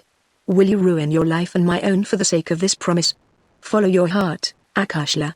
'Tis a safer guide than any promise. Before you knew what it was that you were saying, he had seized Etty's white hand between his own strong brown ones. Say that you will be mine, and we will face it out together. Not here? Yes, here. No, no, Jack. His arms were round her now. It could not be here. Could you take me away? A struggle passed for a moment over McMurdoch's face, but it ended by setting like granite. No, here, he said. I'll hold you against the world, Etty, right here where we are. Why should we not leave together? No, Etty, I can't leave here. But why? I'd never hold my head up again if I felt that I had been driven out. Besides, what is there to be afraid of? Are we not free folks in a free country? If you love me, and are you, who will dare to come between? You don't know, Jack. You've been here too short a time. You don't know this Baldwin. You don't know McGinty and his scourers. No, I don't know them, and I don't fear them, and I don't believe in them. Said McMurdoch. I've lived among rough men, my darling, and instead of fearing them it has always ended that they have feared me always, Etty. It's mad on the face of it. If these men, as your father says, have done crime after crime in the valley, and if everyone knows them by name, how comes it that none are brought to justice? You answer me that, Etty, because no witness dares to appear against them. He would not live a month if he did. Also because they have always their own men to swear that the accused one was far from the scene of the crime. But surely, Jack, you must have read all this. I had understood that every paper in the United States was writing about it. Well, I have read something, it is true, but I had thought it was a story. Maybe these men have some reason in what they do. Maybe they are wronged and have no other way to help themselves. Oh, Jack, don't let me hear you speak so. That is how he speaks, the other one, Baldwin. He speaks like that. Does he? And that is why I loathe him so. Oh, Jack, now I can tell you the truth. I loathe him with all my heart, but I fear him also. I fear him for myself, but above all I fear him for father. I know that some great sorrow would come upon us if I dared to say what I really felt. That is why I have put him off with half promises. It was in real truth our only hope. But if you would fly with me, Jack, we could take father with us and live forever far from the power of these wicked men. Again there was the struggle upon McMurdoch's face, and again it set like granite. No harm shall come to you, Etty, nor to your father either. As to wicked men, I expect you may find that I am as bad as the worst of them before we're through. No, no, Jack. I would trust you anywhere. McMurdoch laughed bitterly. Good Lord. How little you know of me. Your innocent soul, my darling, could not even guess what is passing in mine. But, hello, who's the visitor? The door had opened suddenly, and a young fellow came swaggering in with the air of one who is the master. He was a handsome, dashing young man of about the same age and build as McMurdoch himself. Under his broad-brimmed black felt hat, which he had not troubled to remove, a handsome face with fierce, domineering eyes and a curved hawkbill of a nose looked savagely at the pair who sat by the stove. Etty had jumped to her feet full of confusion and alarm. I'm glad to see you, Mr. Baldwin, said she. You're earlier than I had thought. Come and sit down. Baldwin stood with his hands on his hips looking at McMurdoch. Who is this? He asked curtly. It's a friend of mine, Mr. Baldwin, a new boarder here. Mr. McMurdoch, may I introduce you to Mr. Baldwin? The young men nodded in surly fashion to each other. Maybe Miss Etty has told you how it is with us? Said Baldwin. I didn't understand that there was any relation between you, didn't you? Well, you can understand it now. You can take it from me that this young lady is mine, and you'll find it a very fine evening for a walk. Thank you, I am in no humor for a walk, aren't you? The man's savage eyes were blazing with anger. Maybe you are in a humor for a fight, Mr. Boarder. That I am, cried McMurdoch, springing to his feet. You never said a more welcome word, for God's sake, Jack. Oh, for God's sake, cried poor, distracted Etty. Oh, Jack, he will hurt you. Oh, it's Jack, is it? Said Baldwin with an oath. You've come to that already, have you? Oh, Ted, be reasonable, be kind. For my sake, Ted, if ever you loved me, be big-hearted and forgiving. I think, Etty, that if you were to leave us alone we could get this thing settled, said McMurdoch quietly. Or maybe, Mr. Baldwin, you will take a turn down the street with me. It's a fine evening, and there's some open ground beyond the next block. I'll get even with you without needing to dirty my hands, said his enemy. You'll wish you had never set foot in this house before I am through with you. No time like the present, cried McMurdoch. I'll choose my own time, mister. You can leave the time to me. See here. He suddenly rolled up his sleeve and showed upon his forearm a peculiar sign which appeared to have been branded there. It was a circle with a triangle within it. Do you know what that means? I neither know nor care. Well, you will know, I'll promise you that. You won't be much older, either. Perhaps Miss Etty can tell you something about it. As to you, Etty, you'll come back to me on your knees, do you hear, girl? On your knees, and then I'll tell you what your punishment may be. You've sowed, and by the Lord, I'll see that you reap." He glanced at them both in fury. Then he turned upon his heel, and an instant later the outer door had banged behind him. For a few moments McMurdoch and the girl stood in silence. Then she threw her arms around him. "Oh, Jack, how brave you were. But it is no use, you must fly. Tonight, Jack, tonight. It's your only hope. He will have your life. I read it in his horrible eyes. What chance have you against a dozen of them, with Boss McGinty and all the power of the lodge behind them?" McMurdoch disengaged her hands, kissed her, and gently pushed her back into a chair. "There, Akushla, there. Don't be disturbed or fear for me. I'm a freeman myself. I'm after telling your father about it. Maybe I am no better than the others, so don't make a saint of me. Perhaps you hate me too, now that I've told you as much." "Hate you, Jack? While life lasts I could never do that. I've heard that there is no harm in being a freeman anywhere but here, so why should I think the worse of you for that? But if you are a freeman, Jack, why should you not go down and make a friend of Boss McGinty? Oh, hurry, Jack, hurry.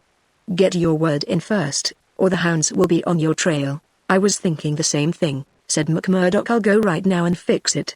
You can tell your father that I'll sleep here tonight and find some other quarters in the morning." The bar of McGinty's saloon was crowded as usual, for it was the favorite loafing place of all the rougher elements of the town. The man was popular, for he had a rough, jovial disposition which formed a mask, covering a great deal which lay behind it. But apart from this popularity, the fear in which he was held throughout the township, and indeed down the whole 30 miles of the valley and past the mountains on each side of it, was enough in itself to fill his bar, for none could afford to neglect his goodwill. Besides those secret powers which it was universally believed that he exercised in so pitiless a fashion, he was a high public official, a municipal councillor, and a commissioner of roads, elected to the office through the votes of the ruffians who in turn expected to receive favours at his hands. Assessments and taxes were enormous, the public works were notoriously neglected, the accounts were slurred over by bribed auditors, and the decent citizen was terrorized into paying public blackmail, and holding his tongue lest some worse thing befall him. Thus it was that, year by year, Boss McGinty's diamond pins became more obtrusive, his gold chains more weighty across a more gorgeous vest, and his saloon stretched farther and farther, until it threatened to absorb one whole side of the market square. McMurdoch pushed open the swinging door of the saloon and made his way amid the crowd of men within, through an atmosphere blurred with tobacco smoke and heavy with the smell of spirits. The place was brilliantly lighted, and the huge, heavily gilt mirrors upon every wall reflected and multiplied the garish illumination. There were several bartenders in their shirt sleeves, hard at work mixing drinks for the loungers who fringed the broad, brass-trimmed counter. At the far end, with his body resting upon the bar and cigar stuck at an acute angle from the corner of his mouth, stood a tall, strong, heavily built man who could be none other than the famous McGinty himself. He was a black-maned giant, bearded to the cheekbones, and with a shock of raven hair which fell to his collar. His complexion was as swarthy as that of an Italian, and his eyes were of a strange dead black, which, combined with a slight squint, gave them a particularly sinister appearance. All else in the man, his noble proportions, his fine features, and his frank bearing fitted in with that jovial, man-to-man manner which he affected. Here, one would say, is a bluff, honest fellow, whose heart would be sound however rude his outspoken words might seem. It was only when those dead, dark eyes, deep and remorseless, were turned upon a man that he shrank within himself, feeling that he was face to face with an infinite possibility of latent evil, with a strength and courage and cunning behind it which made it 1,000 times more deadly. Having had a good look at his man, McMurdoch elbowed his way forward with his usual careless audacity, and pushed himself through the little group of courtiers who were fawning upon the powerful boss, laughing uproariously at the smallest of his jokes. The young stranger's bold grey eyes looked back fearlessly through their glasses at the deadly black ones which turned sharply upon him. "Well, young man, I can't call your face to mind. I'm new here, Mr. McGinty." "You are not so new that you can't give a gentleman his proper title. He's Councillor McGinty, young man," said a voice from the group. "I'm sorry, Councillor. I'm strange to the ways of the place. But I was advised to see you." "Well, you see me. This is all there is. What do you think of me?" "Well, it's early days. If your heart is as big as your body, and your soul as fine as your face, then I'd ask for nothing better," said McMurdoch. "By gar, you've got an Irish tongue in your head anyhow," cried the saloon keeper. not quite certain whether to humor this audacious visitor or to stand upon his dignity. "So you are good enough to pass my appearance?" "Sure," said McMurdoch. "And you were told to see me?" "I was." "And who told you?" "Brother Scanlon of Lodge 341, Vermissa." "I drink your health, counselor, and to our better acquaintance."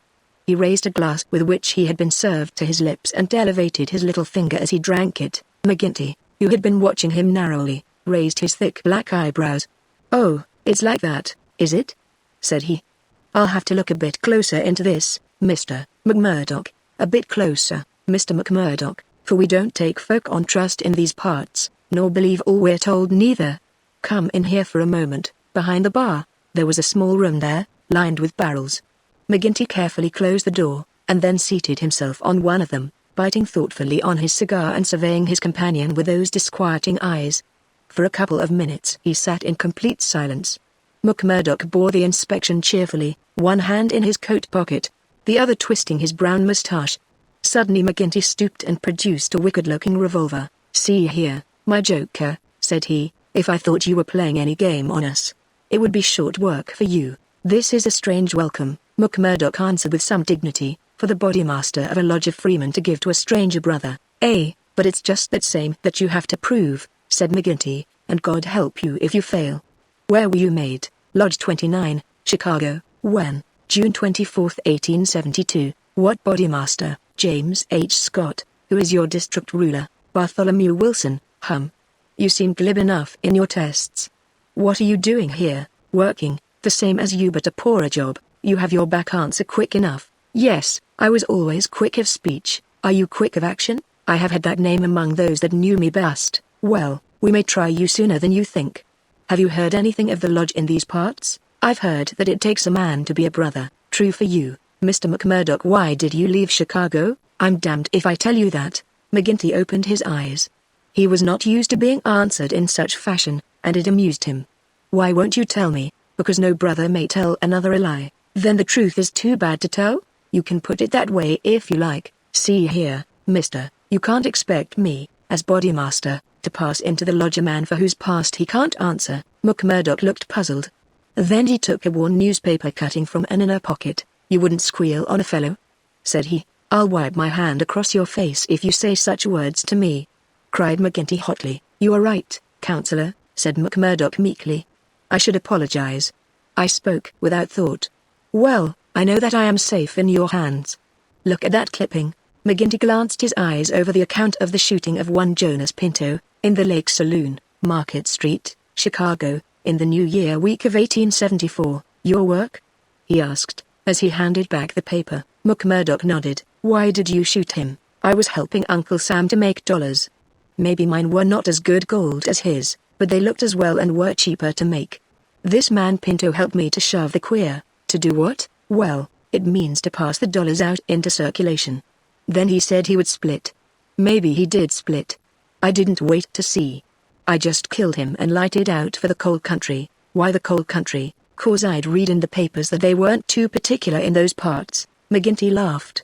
"You were first a coiner and then a murderer, and you came to these parts because you thought you'd be welcome." "That's about the size of it," McMurdoch answered. "Well, I guess you'll go far.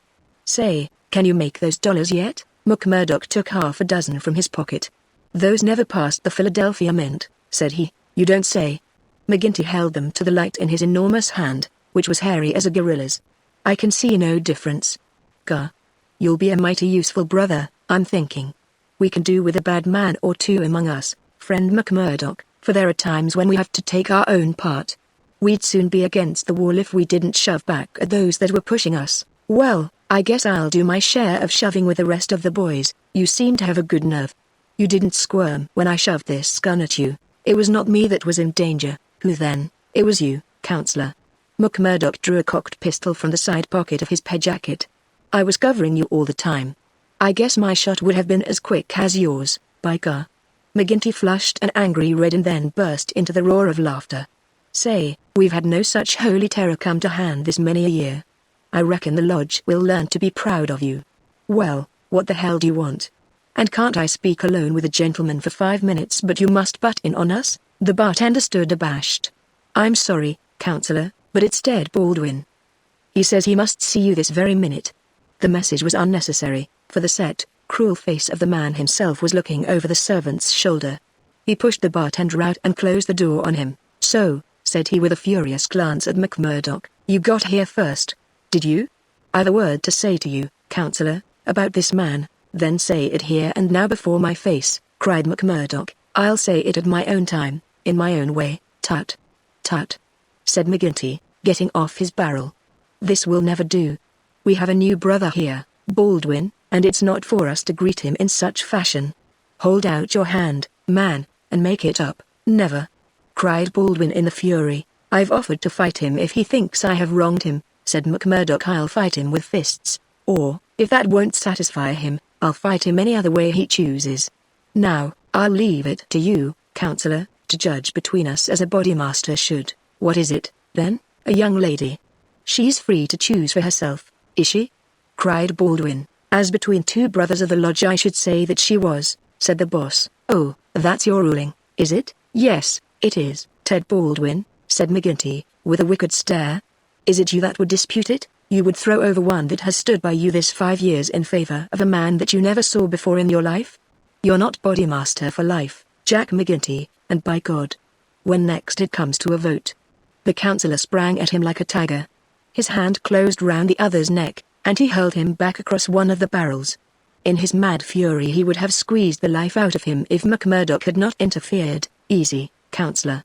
For heaven's sake, go easy," he cried, as he dragged him back. McGinty released his hold, and Baldwin, cowed and shaken, gasping for breath, and shivering in every limb, as one who has looked over the very edge of death, sat up on the barrel over which he had been hurled. "You've been asking for it this many a day, Ted Baldwin, now you've got it," cried McGinty, his huge chest rising and falling. "Maybe you think if I was voted down from bodymaster you would find yourself in my shoes. It's for the lodge to say that. But so long as I am the chief I'll have no man lift his voice against me or my rulings." "I have nothing against you," mumbled Baldwin, feeling his throat. "Well, then," cried the other, relapsing in a moment into a bluff joviality, "we are all good friends again and there's an end of the matter." He took a bottle of champagne down from the shelf and twisted out the cork. "See now," he continued, as he filled 3 high glasses. "Let us drink the quarreling toast of the lodge. After that, as you know, there can be no bad blood between us. Now, then, the left hand on the apple of my throat. I say to you, Ted Baldwin, what is the offense, sir?" "The clouds are heavy," answered Baldwin. "But they will forever brighten, and this I swear." The men drank their glasses, and the same ceremony was performed between Baldwin and McMurdoch. "There," cried McGinty, rubbing his hands. "That's the end of the black blood. You come under lodge discipline if it goes further, and that's a heavy hand in these parts, as Brother Baldwin knows and as you will damn soon find out, Brother McMurdoch, if you ask for trouble." "Faith, I'd be slow to do that," said McMurdoch. He held out his hand to Baldwin. "I'm quick to quarrel and quick to forgive. It's my hot Irish blood, they tell me. But it's over for me, and I bear no grudge." Baldwin had to take the proffered hand, for the baleful eye of the terrible boss was upon him. But his sullen face showed how little the words of the other had moved him. McGinty clapped them both on the shoulders. "Tut! These girls! These girls!" he cried. "To think that the same petticoats should come between 2 of my boys. It's the devil's own luck. Well, it's the Colleen inside of them that must settle the question, for it's outside the jurisdiction of a bodymaster, and the Lord be praised for that. We have enough on us, without the women as well. You'll have to be affiliated to Lodge 341, Brother McMurdoch. We have our own ways and methods, different from Chicago. Saturday night is our meeting, and if you come then, we'll make you free forever of the Vermissa Valley." Chapter 3 Lodge 341, Vermissa. On the day following the evening which had contained so many exciting events, McMurdoch moved his lodgings from old Jacob Shafter's and took up his quarters at the widow McNamara's on the extreme outskirts of the town. Scanlon, his original acquaintance aboard the train, had occasion shortly afterwards to move into Vermissa, and the two lodged together. There was no other boarder, and the hostess was an easygoing old Irish woman who left them to themselves, so that they had a freedom for speech and action welcome to men who had secrets in common. Shafter had relented to the extent of letting McMurdoch come to his meals there when he liked, so that his intercourse with Etty was by no means broken. On the contrary, it drew closer and more intimate as the weeks went by. In his bedroom at his new abode McMurdoch felt it safe to take out the coining molds, and under many a pledge of secrecy a number of brothers from the lodge were allowed to come in and see them. each carrying away in his pocket some examples of the false money, so cunningly struck that there was never the slightest difficulty or danger in passing it. Why, with such a wonderful art at his command, McMurdoch should condescend to work at all was a perpetual mystery to his companions, though he made it clear to anyone who asked him that if he lived without any visible means it would very quickly bring the police upon his track. One policeman was indeed after him already, but the incident, as luck would have it, did the adventurer a great deal more good than harm. After the first introduction there were few evenings when he did not find his way to McGinty's saloon, that to make closer acquaintance with the boys, which was the jovial title by which the dangerous gang who infested the place were known to one another. His dashing manner and fearlessness of speech made him a favorite with them all, while the rapid and scientific way in which he polished off his antagonist in an all-in barroom scrap earned the respect of that rough community. Another incident, however, raised him even higher in their estimation. Just at the crowded hour one night, the door opened and a man entered with the quiet blue uniform and peaked cap of the mine police. This was a special body raised by the railways and colliery owners to supplement the efforts of the ordinary civil police, who were perfectly helpless in the face of the organized ruffianism which terrorized the district.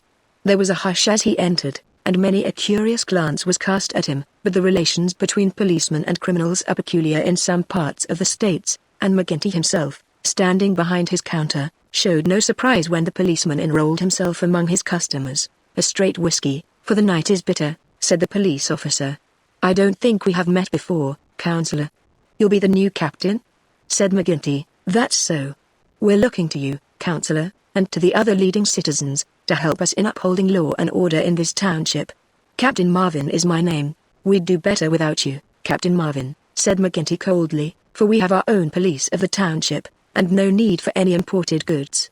What are you but the paid tool of the capitalists, hired by them to club or shoot your poorer fellow citizen?" Well, we won't argue about that," said the police officer good-humoredly. "I expect we all do our duty same as we see it, but we can't all see it the same." He had drunk off his glass and had turned to go, when his eyes fell upon the face of Jack McMurdoch, who was scowling at his elbow. "Hello. Hello," he cried, looking him up and down. "Here's an old acquaintance." McMurdoch shrank away from him. "I was never a friend to you nor any other cursed copper in my life," said he. "An acquaintance isn't always a friend," said the police captain, grinning. "You're Jack McMurdoch of Chicago, right enough, and don't you deny it." McMurdoch shrugged his shoulders. "I'm not denying it," said he. "Do ye think I'm ashamed of my own name? You've got good cause to be, anyhow. What the devil do you mean by that?" He roared with his fists clenched. No, Jack, bluster won't do with me.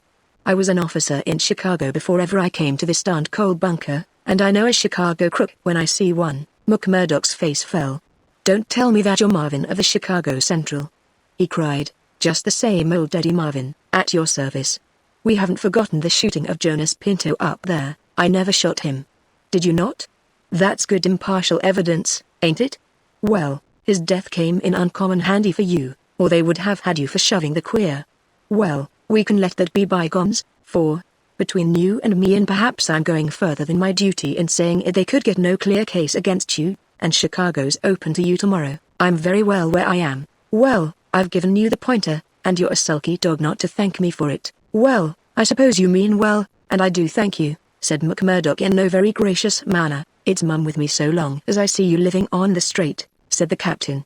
"But, by the Lord, if you get off after this, it's another story. So good night to you and good night, Counselor." He left the barroom, but not before he had created a local hero. McMurdoch's deeds in far Chicago had been whispered before. He had put off all questions with a smile, as one who did not wish to have greatness thrust upon him. But now the thing was officially confirmed. The bar loafers crowded round him and shook him heartily by the hand. He was free of the community from that time on. He could drink hard and show little trace of it, but that evening, had his mate Scanlan not been at hand to lead him home, the fated hero would surely have spent his night under the bar. On a Saturday night McMurdoch was introduced to the lodge. He had thought to pass in without ceremony as being an initiate of Chicago, but there were particular rites in Vermissa of which they were proud, and these had to be undergone by every postulant. The assembly met in a large room reserved for such purposes at the Union House. Some 60 members assembled at Vermissa, but that by no means represented the full strength of the organization, for there were several other lodges in the valley, and others across the mountains on each side, who exchanged members when any serious business was afoot, so that a crime might be done by men who were strangers to the locality. Altogether there were not less than 500 scattered over the coal district. In the bare assembly room the men were gathered round a long table. At the side was a second one laden with bottles and glasses, on which some members of the company were already turning their eyes. McGinty sat at the head with a flat black velvet cap upon his shock of tangled black hair, and a coloured purple stole round his neck, so that he seemed to be a priest presiding over some diabolical ritual. To right and left of him were the higher lodge officials, the cruel, handsome face of dead Baldwin among them. Each of these wore some scarf or medallion as emblem of his office. They were, for the most part, men of mature age, but the rest of the company consisted of young fellows from 18 to 25, the ready and capable agents who carried out the commands of their seniors. Among the older men were many whose features showed the tigerish, lawless souls within, but looking at the rank and file it was difficult to believe that these eager and open-faced young fellows were in very truth a dangerous gang of murderers, whose minds had suffered such complete moral perversion that they took a horrible pride in their proficiency at the business, and looked with deepest respect at the man who had the reputation of making what they called a clean job. To their contorted natures it had become a spirited and chivalrous thing to volunteer for service against some man who had never injured them, and whom in many cases they had never seen in their lives. The crime committed, they quarrelled as to who had actually struck the fatal blow, and amused one another and the company by describing the cries and contortions of the murdered man. At first they had shown some secrecy in their arrangements, but at the time which this narrative describes their proceedings were extraordinarily open, for the repeated failure of the law had proved to them that, on the one hand, no one would dare to witness against them, and on the other they had an unlimited number of staunch witnesses upon whom they could call, and a well-filled treasure chest from which they could draw the funds to engage the best legal talent in the state. In 10 long years of outrage there had been no single conviction, and the only danger that ever threatened the Scourers lay in the victim himself who, however outnumbered and taken by surprise, might and occasionally did leave his mark upon his assailants. McMurdoch had been warned that some ordeal lay before him, but no one would tell him in what it consisted. He was led now into an outer room by 2 solemn brothers. Through the plank partition he could hear the murmur of many voices from the assembly within. Once or twice he caught the sound of his own name, and he knew that they were discussing his candidacy. Then there entered an inner guard with a green and gold sash across his chest. "The bodymaster orders that he shall be trussed, blinded, and entered," said he. The 3 of them removed his coat, turned up the sleeve of his right arm, and finally passed a rope round above the elbows and made it fast. They next placed a thick black cap right over his head and the upper part of his face, so that he could see nothing. He was then led into the assembly hall. It was pitch dark and very oppressive under his hood. He heard the rustle and murmur of the people round him, and then the voice of McGinty sounded dull and distant through the covering of his ears. "John McMurdoch," said the voice, "are you already a member of the ancient order of freemen?" He bowed in assent. "Is your lodge number 29, Chicago?" He bowed again. "Dark nights are unpleasant," said the voice. "Yes, for strangers to travel," he answered. "The clouds are heavy." "Yes, a storm is approaching." "Are the brethren satisfied?" asked the bodymaster. There was a general murmur of assent. "We know, brother, by your sign and by your countersign that you are indeed one of us," said McGinty. "We would have you know, however, that in this county and in other counties of these parts we have certain rights, and also certain duties of our own which call for good men. Are you ready to be tested?" "I am." "Are you of stout heart?" "I am." "Take a stride forward to prove it." As the words were said he felt 2 hard points in front of his eyes, pressing upon them so that it appeared as if he could not move forward without a danger of losing them. Nonetheless, he nerved himself to step resolutely out, and as he did so the pressure melted away. There was a low murmur of applause. "He is of stout heart," said the voice. "Can you bear pain?" "As well as another," he answered. "Test him." It was all he could do to keep himself from screaming out, for an agonizing pain shot through his forearm. He nearly fainted at the sudden shock of it, but he bit his lip and clenched his hands to hide his agony. "I can take more than that," said he. This time there was loud applause. A finer first appearance had never been made in the lodge. Hands clapped him on the back, and the hood was plucked from his head. He stood blinking and smiling amid the congratulations of the brothers. "One last word, Brother McMurdoch," said McGinty. "You have already sworn the oath of secrecy and fidelity, and you are aware that the punishment for any breach of it is instant and inevitable death?" "I am," said McMurdoch. "And you accept the rule of the bodymaster for the time being under all circumstances?" "I do." "Then in the name of Lodge 341, Vemissa, I welcome you to its privileges and debates. You will put the liquor on the table, Brother Scanlan, and we will drink to our worthy brother." McMurdoch's coat had been brought to him, but before putting it on he examined his right arm, which still smarted heavily. There on the flesh of the forearm was a circle with a triangle within it, deep and red, as the branding iron had left it. One or two of his neighbors pulled up their sleeves and showed their own lodge marks. "We've all had it," said one, "but not all as brave as you over it, Tut." "It was nothing," said he, "but it burned and ached all the same." When the drinks which followed the ceremony of initiation had all been disposed of, the business of the lodge proceeded. McMurdoch, accustomed only to the prosaic performances of Chicago, listened with open ears and more surprise than he ventured to show to what followed. "The first business on the agenda paper," said McGinty, "is to read the following letter from Division Master Windle of Merton County Lodge 249. Hessays. Dear Sir, there is a job to be done on Andrew Ray of Ray and Sturmash, co-owners near this place. You will remember that your lodge owes us a return, having had the service of 2 brethren in the matter of the patrolman last fall. You will send 2 good men. They will be taken charge of by Treasurer Higgins of this lodge, whose address you know. He will show them when to act and where. Yours in freedom, J.W. Windle D.M.A.0.F. Windle has never refused us when we have had occasion to ask for the loan of a man or 2, and it is not for us to refuse him." McGinty paused and looked round the room with his dull, malevolent gaze. "Who'll volunteer for the job?" Several young fellows held up their hands. The bodymaster looked at them with an approving smile. "You'll do, Tiger Cormac. If you handle it as well as you did the last, you won't be wrong." "And you, Wilson?" "I've no pistol," said the volunteer, a mere boy in his teens. "It's your first, is it not? Well, you have to be blooded sometime. It will be a great start for you. As to the pistol, you'll find it waiting for you, or I'm mistaken. If you report yourselves on Monday, it will be time enough. You'll get a great welcome when you return." "Any reward this time?" asked Cormac, a thick-set, dark-faced, brutal-looking young man, whose ferocity had earned him the nickname of Tiger. "Never mind the reward. You just do it for the honor of the thing. Maybe when it is done there will be a few odd dollars at the bottom of the box." "What has the man done?" asked young Wilson. "Sure, it's not for the likes of you to ask what the man has done.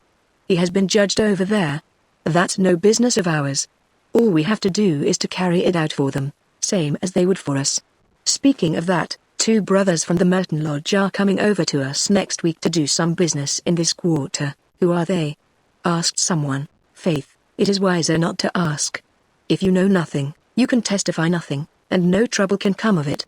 But they are men who will make a clean job when they are about it, and time, too," cried Ted Baldwin. "Folk are getting out of hand in these parts. It was only last week that 3 of our men were turned off by Foreman Blaker. It's been knowing him a long time, and he'll get it full and proper." "Get what?" McMurdoch whispered to his neighbor. "The business end of a buckshot cartridge," cried the man with a loud laugh. "What think you of our ways, brother?" McMurdoch's criminal soul seemed to have already absorbed the spirit of the vile association of which he was now a member. "I like it well," said he. "'Tis a proper place for a lad of metal." Several of those who sat around heard his words and applauded them. "What's that?" cried the black-maned bodymaster from the end of the table. "'Tis our new brother, sir, who finds our ways to his taste." McMurdoch rose to his feet for an instant. "I would say, eminent bodymaster, that if a man should be wanted I should take it as an honor to be chosen to help the lodge." There was great applause at this. It was felt that a new sun was pushing its rim above the horizon. To some of the elders it seemed that the progress was a little too rapid. "I would move," said the secretary, Haraway, a vulture-faced old grey-beard who sat near the chairman, "that Brother McMurdoch should wait until it is the good pleasure of the lodge to employ him." "Sure, that was what I meant. I'm in your hands," said McMurdoch. "Your time will come, brother," said the chairman. "We have marked you down as a willing man, and we believe that you will do good work in these parts.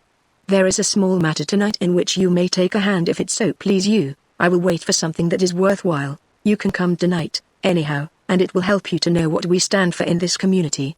I will make the announcement later. Meanwhile," he glanced at his agenda paper, "I have 1 or 2 more points to bring before the meeting. First of all, I will ask the treasurer as to our bank balance. There is the pension to Jim Carnaway's widow. He was struck down doing the work of the lodge, and it is for us to see that she is not the loser. Jim was shot last month when they tried to kill Chester Wilcox of Marley Creek," McMurdoch's neighbor informed him. "The funds are good at the moment," said the treasurer, with the bank book in front of him. "The firms have been generous of late. Max Linder and company paid $500 to be left alone. Walker Brothers sent in $100, but I took it on myself to return it and ask for $5. If I do not hear by Wednesday, their winding gear may get out of order. We had to burn their breaker last year before they became reasonable. Then the West Section Coaling Company has paid its annual contribution. We have enough on hand to meet any obligations. What about Archie Swindon? Asked a brother. He has sold out and left the district. The old devil left a note for us to say that he had rather be a free crossing sweeper in New York than a large mine owner under the power of a ring of blackmailers. By gar. It was as well that he made a break for it before the note reached us. I guess he won't show his face in this valley again. An elderly, clean-shaved man with a kindly face and a good brow rose from the end of the table which faced the chairman. Mr. Treasurer, he asked, may I ask who has bought the property of this man that we have driven out of the district? Yes, Brother Morris. It has been bought by the State and Merton County Railroad Company. And who bought the mines of Todman and of Lee that came into the market in the same way last year? The same company, Brother Morris. And who bought the ironworks of Manson and of Schumann and of Van Deher and of Atwood, which have all been given up of late? They were all bought by the West Gilmert and General Mining Company. I don't see, Brother Morris, said the chairman, that it matters to us who buys them, since they can't carry them out of the district. With all respect to you, eminent bodymaster, I think it may matter very much to us. This process has been going on now for 10 long years. We are gradually driving all the small men out of trade. What is the result? We find in their places great companies like the railroad or the General Iron, who have their directors in New York or Philadelphia, and care nothing for our threats. We can take it out of their local bosses, but it only means that others will be sent in their stead. And we are making it dangerous for ourselves. The small men could not harm us. They had not the money nor the power. So long as we did not squeeze them too dry, they would stay on under our power. But if these big companies find that we stand between them and their profits, they will spare no pains and no expense to hunt us down and bring us to court. There was a hush at these ominous words, and every face darkened as gloomy looks were exchanged. So omnipotent and unchallenged had they been that the very thought that there was possible retribution in the background had been banished from their minds. And yet the idea struck a chill to the most reckless of them. It is my advice, the speaker continued, that we go easier upon the small men. On the day that they have all been driven out, the power of this society will have been broken. Unwelcome truths are not popular. There were angry cries as the speaker resumed his seat. McGinty rose with gloom upon his brow. Brother Morris, said he, you were always a croaker. So long as the members of this lodge stand together, there is no power in the United States that can touch them. Sure, have we not tried it often enough in the law courts? I expect the big companies will find it easier to pay than to fight, same as the little companies do. And now, brethren, McGinty took off his black velvet cap and his stole as he spoke, this lodge has finished its business for the evening, save for one small matter which may be mentioned when we are parting. The time has now come for fraternal refreshment and for harmony. Strange indeed is human nature. Here were these men, to whom murder was familiar, who again and again had struck down the father of the family, some man against whom they had no personal feeling, without one thought of compunction or of compassion for his weeping wife or helpless children, and yet the tender or pathetic in music could move them to tears. McMurdoch had a fine tenor voice, and if he had failed to gain the goodwill of the lodge before, it could no longer have been withheld after he had thrilled them with I'm Sitting on a Stile, Mary, and On the Banks of Allan Water. In his very first night the new recruit had made himself one of the most popular of the brethren, marked already for advancement and high office. There were other qualities needed, however, besides those of good fellowship, to make a worthy freeman, and of these he was given an example before the evening was over. The whiskey bottle had passed round many times, and the men were flushed and ripe for mischief when their bodymaster rose once more to address them. Boys, said he, there's one man in this town that wants trimming up, and it's for you to see that he gets it. I'm speaking of James Stanger of the Herald. You've seen how he's been opening his mouth against us again? There was a murmur of assent, with many a muttered oath. McGinty took a slip of paper from his waistcoat pocket. Law and order, that's how he heads it. Reign of terror in the coal and iron district. 12 years have now elapsed since the first assassinations which proved the existence of a criminal organization in our midst. From that day these outrages have never ceased, until now they have reached a pitch which makes us the opprobrium of the civilized world. Is it for such results as this that our great country welcomes to its bosom the alien who flies from the despotisms of Europe? Is it that they shall themselves become tyrants over the very men who have given them shelter, and that a state of terrorism and lawlessness should be established under the very shadow of the sacred folds of the starry flag of freedom, which would raise horror in our minds if we read of it as existing under the most effete monarchy of the East? The men are known. The organization is patent and public. How long are we to endure it? Can we forever live? Sure, I've read enough of the slush, cried the chairman, tossing the paper down upon the table. That's what he says of us. The question I'm asking you is, what shall we say to him? Kill him, cried a dozen fierce voices. I protest against that, said Brother Morris, the man of the good brow and shaved face. I tell you, brethren, that our hand is too heavy in this valley, and that there will come a point where in self-defense every man will unite to crush us out. James Stanger is an old man. He is respected in the township and the district. His paper stands for all that is solid in the valley. If that man is struck down, there will be a stir through this state that will only end with our destruction. And how would they bring about our destruction, Mr. Standback? Cried McGinty. Is it by the police? Sure, half of them are in our pay and half of them afraid of us. Or is it by the law courts and the judge? Haven't we tried that before now, and whatever came of it? There is a Judge Lynch that might try the case, said Brother Morris. A general shout of anger greeted the suggestion. I have but to raise my finger, cried McGinty, and I could put 200 men into this town that would clear it out from end to end. Then suddenly raising his voice and bending his huge black brows into a terrible frown, see here, Brother Morris, I have my eye on you, and have had for some time. You've no heart yourself, and you try to take the heart out of others. It will be an ill day for you, Brother Morris, when your own name comes on our agenda paper, and I'm thinking that it's just there that I ought to place it. Morris had turned deadly pale, and his knees seemed to give way under him as he fell back into his chair. He raised his glass in his trembling hand and drank before he could answer. I apologize, eminent bodymaster, to you and to every brother in this lodge if I have said more than I should. I am a faithful member, you all know that, and it is my fear lest evil come to the lodge which makes me speak in anxious words. But I have greater trust in your judgment than in my own, eminent bodymaster, and I promise you that I will not offend again. The bodymaster's scowl relaxed as he listened to the humble words. Very good, Brother Morris. It's myself that would be sorry if it were needful to give you a lesson. But so long as I am in this chair we shall be a united lodge in word and in deed. And now, boys, he continued, looking round at the company, I'll say this much, that if Stanger got his full deserts there would be more trouble than we need ask for. These editors hang together, and every journal in the state would be crying out for police and troops. But I guess you can give him a pretty severe warning. Will you fix it, Brother Baldwin? Sure, said the young man eagerly. How many will you take? Half a dozen, and 2 to guard the door. You'll come, Gower, and you, Mansell, and you, Scanlon, and the 2 Willoughbys. I promised the new brother he should go, said the chairman. Ted Baldwin looked at McMurdoch with eyes which showed that he had not forgotten nor forgiven. Well, he can come if he wants, he said in a surly voice. That's enough. The sooner we get to work the better. The company broke up with shouts and yells and snatches of drunken song. The bar was still crowded with revelers, and many of the brethren remained there. The little band who had been told off for duty passed out into the street, proceeding in 2s and 3s along the sidewalk so as not to provoke attention. It was a bitterly cold night, with a half-moon shining brilliantly in a frosty, star-spangled sky. The men stopped and gathered in a yard which faced a high building. The words, Vemissa Herald, were printed in gold lettering between the brightly lit windows. Greater than from within came the clanking of the printing press. Here, you, said Baldwin to McMurdoch, you can stand below at the door and see that the road is kept open for us. Arthur Willoughby can stay with you. You others come with me.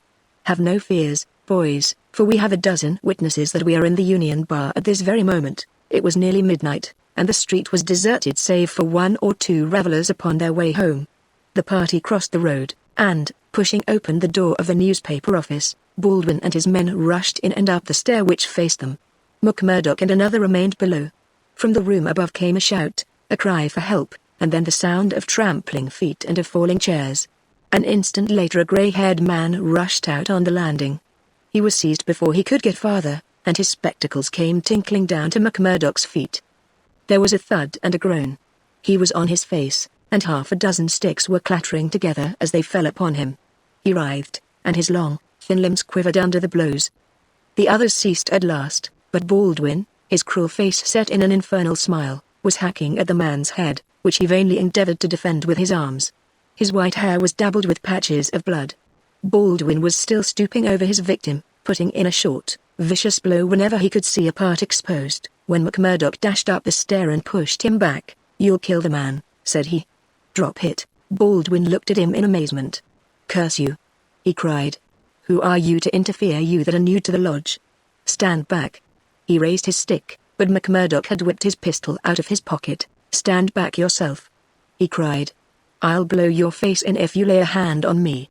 As to the lodge, wasn't it the order of the bodymaster that the man was not to be killed, and what are you doing but killing him?" "It's truth he says," remarked one of the men. "By gar!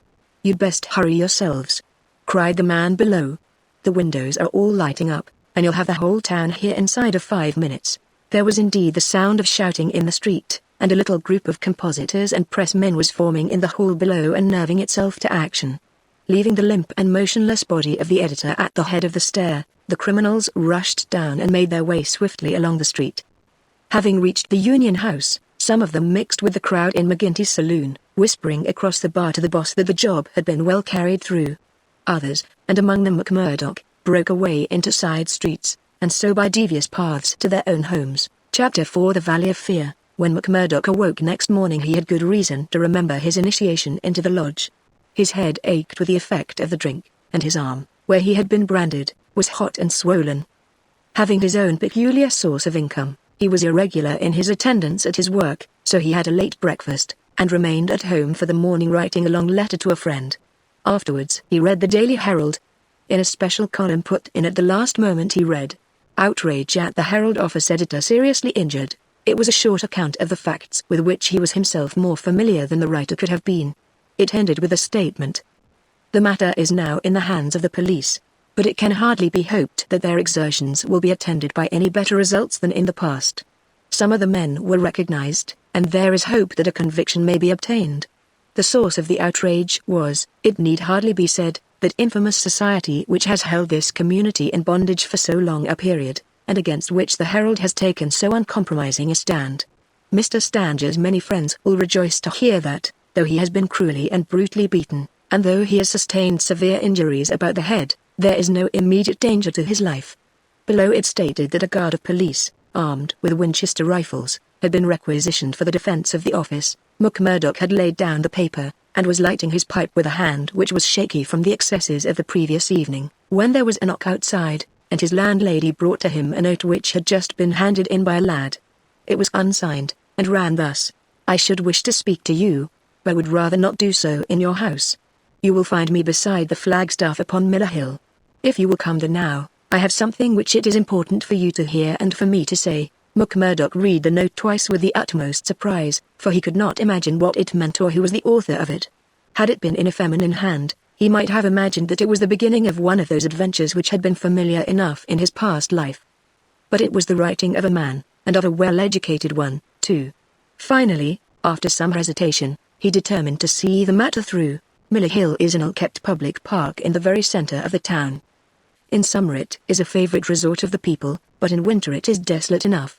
From the top of it one has a view not only of the whole straggling, grimy town, but of the winding valley beneath, with its scattered mines and factories blackening the snow on each side of it, and of the wooded and white-capped ranges flanking it. McMurdoch strolled up the winding path hedged in with evergreens until he reached the deserted restaurant which forms the center of summer gaiety.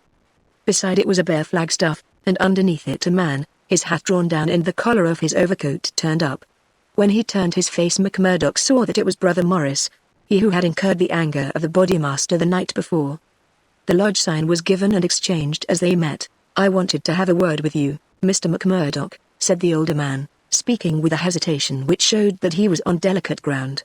"It was kind of you to come. Why did you not put your name to the note? One has to be cautious, mister. One never knows in times like these how a thing may come back to one. One never knows either who to trust or who not to trust. Surely one may trust brothers of the lodge." "No, no, not always," cried Morris with vehemence. "Whatever we say, even what we think, seems to go back to that man McGinty." "Look here," said McMurdoch sternly. "It was only last night, as you know well, that I swore good faith to our bodymaster. Would you be asking me to break my oath? If that is the view you take," said Morris sadly, "I can only say that I am sorry I gave you the trouble to come and meet me. Things have come to a bad pass when two free citizens cannot speak their thoughts to each other. McMurdoch, who had been watching his companion very narrowly, relaxed somewhat in his bearing. "Sure, I spoke for myself only," said he. "I am a newcomer, as you know, and I am strange to it all. It is not for me to open my mouth, Mr. Morris, and if you think well to say anything to me I am here to hear it, and to take it back to Boss McGinty," said Morris bitterly. "Indeed, then, you do me injustice there," cried McMurdoch. "For myself I am loyal to the lodge, and so I tell you straight, but I would be a poor creature if I were to repeat to any other what you might say to me in confidence. It will go no further than me, though I warn you that you may get neither help nor sympathy. I have given up looking for either the one or the other," said Morris. "I may be putting my very life in your hands by what I say, but, bad as you are, and it seemed to me last night that you were shaping to be as bad as the worst, still you are new to it, and your conscience cannot yet be as hardened as theirs. That was why I thought to speak with you." "Well, what have you to say? If you give me away, may a curse be on you." "Sure, I said I would not. I would ask you, then, when you joined the Freemen's Society in Chicago and swore vows of charity and fidelity, did ever it cross your mind that you might find it would lead you to crime? If you call it crime," McMurdoch answered. "Call it crime," cried Morris, his voice vibrating with passion. "You have seen little of it if you can call it anything else. Was it crime last night when a man old enough to be your father was beaten till the blood dripped from his white hairs? Was that crime, or what else would you call it?" "There are some would say it was war," said McMurdoch. "A war of two classes with all in, so that each struck as best it could." "Well, did you think of such a thing when you joined the Freemen's Society at Chicago?" "No, I'm bound to say I did not, nor did I when I joined it at Philadelphia. It was just a benefit club and a meeting place for one's fellows. Then I heard of this place curse the hour that the name first fell upon my ears! And I came to better myself. My God! To better myself. My wife and 3 children came with me. I started a dry goods store on Market Square, and I prospered well. The word had gone round that I was a freeman, and I was forced to join the local lodge, same as you did last night. I've the badge of shame on my forearm and something worse branded on my heart. I found that I was under the orders of a black villain and caught in a meshwork of crime. What could I do? Every word I said to make things better was taken as treason, same as it was last night. I can't get away, for all I have in the world is in my store. If I leave the society, I know well that it means murder to me, and God knows what to my wife and children. Oh, man, it is awful, awful." He put his hands to his face, and his body shook with convulsive sobs. McMurdoch shrugged his shoulders. "You were too soft for the job," said he. "You are the wrong sort for such work. I had a conscience and a religion, but they made me a criminal among them. I was chosen for a job. If I backed down I knew well what would come to me. Maybe I'm a coward. Maybe it's the thought of my poor little woman and the children that makes me one. Anyhow, I went. I guess it will haunt me forever. It was a lonely house, 20 miles from here, over the range yonder. I was told off for the door, same as you were last night. They could not trust me with the job. The others went in. When they came out their hands were crimson to the wrists.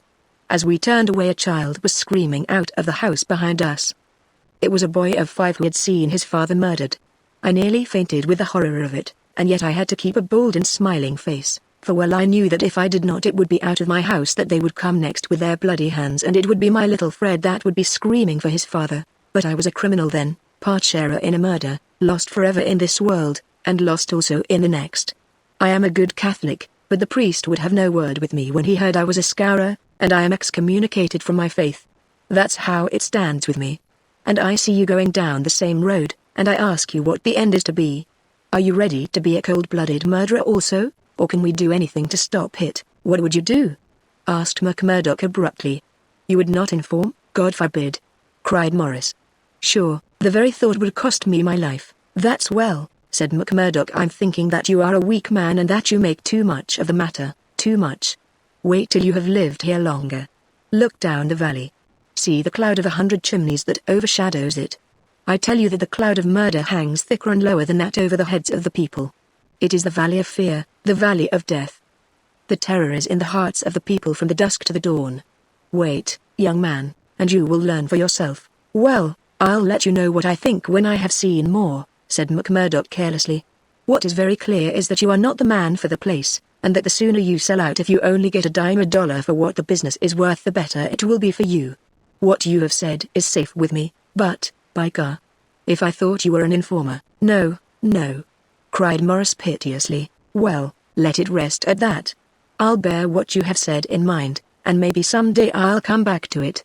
I expect you meant kindly by speaking to me like this. Now I'll be getting home. One word before you go," said Morris. "We may have been seen together. They may want to know what we have spoken about." "Ah, that's well thought of. I offer you a clerkship in my store, and I refuse it. That's our business. Well, so long, Brother Morris, and may you find things go better with you in the future." That same afternoon, as McMurdoch sat smoking, lost in thought beside the stove of his sitting room, the door swung open and its framework was filled with the huge figure of Boss McGinty. He passed the sign, and then seating himself opposite to the young man he looked at him steadily for some time, a look which was as steadily returned. "I'm not much of a visitor, Brother McMurdoch," he said at last. "I guess I am too busy over the folk that visit me. But I thought I'd stretch a point and drop down to see you in your own house." "I'm proud to see you here, Counselor," McMurdoch answered heartily, bringing his whiskey bottle out of the cupboard. "It's an honor that I had not expected." "How's the arm?" asked the boss. McMurdoch made a wry face. "Well, I'm not forgetting it," he said, "but it's worth it." "Yes, it's worth it," the other answered, "to those that are loyal and go through with it and are a help to the lodge." "What were you speaking to Brother Morris about on Miller Hill this morning?" The question came so suddenly that it was well that he had his answer prepared. He burst into a hearty laugh. "Morris didn't know I could earn a living here at home. He shan't know either, for he has got too much conscience for the likes of me. But he's a good-hearted old chap. It was his idea that I was at a loose end, and that he would do me a good turn by offering me a clerkship in a dry goods store." "Oh, that was it?" "Yes, that was it, and you refused it?" "Sure. Couldn't I earn 10 times as much in my own bedroom with 4 hours' work?" "That's so. But I wouldn't get about too much with Morris." "Why not?" "Well, I guess because I tell you not. That's enough for most folk in these parts." "It may be enough for most folk, but it ain't enough for me, Counselor," said McMurdoch boldly. "If you are a judge of men, you'll know that." The swarthy giant glared at him, and his hairy paw closed for an instant round the glass as though he would hurl it at the head of his companion. Then he laughed in his loud, boisterous, insincere fashion. "You're a queer card, for sure," said he. "Well, if you want reasons, I'll give them." "Did Morris say nothing to you against the lodge?" "No." "Nor against me?" "No." "Well, that's because he daren't trust you. But in his heart he is not a loyal brother. We knows that well. So we watch him and we wait for the time to admonish him. I'm thinking that the time is drawing near. There's no room for scabby sheep in our pen. But if you keep company with a disloyal man, we might think that you were disloyal, too." "See, there's no chance of my keeping company with him, for I dislike the man," McMurdoch answered. "As to being disloyal, if it was any man but you he would not use the word to me twice." "Well, that's enough," said McGinty, draining off his glass. "I came down to give you a word in season, and you've had it." "I'd like to know," said McMurdoch, "how you ever came to learn that I had spoken with Morris at all." McGinty laughed. "It's my business to know what goes on in this township," said he. "I guess you'd best reckon on my hearing all that passes. Well, time's up, and I'll just say," but his leave-taking was cut short in a very unexpected fashion. With a sudden crash the door flew open, and 3 frowning, intent faces glared in at them from under the peaks of police caps. McMurdoch sprang to his feet and half drew his revolver, but his arm stopped midway as he became conscious that 2 Winchester rifles were leveled at his head. A man in uniform advanced into the room, a 6-shooter in his hand. It was Captain Marvin, once of Chicago, and now of the Mine Constabulary. He shook his head with a half-smile at McMurdoch. "I thought you'd be getting into trouble, Mr. Crooked McMurdoch of Chicago," said he. "Can't keep out of it, can you? Take your hat and come along with us." "I guess you'll pay for this, Captain Marvin," said McGinty. "Who are you, I'd like to know, to break into a house in this fashion and molest honest, law-abiding men?" "You're standing out in this deal, Counselor McGinty," said the police captain. "We are not out after you, but after this man McMurdoch. It is for you to help, not to hinder us in our duty. He is a friend of mine, and I'll answer for his conduct," said the boss. "By all accounts, Mr. McGinty, you may have to answer for your own conduct some of these days," the captain answered.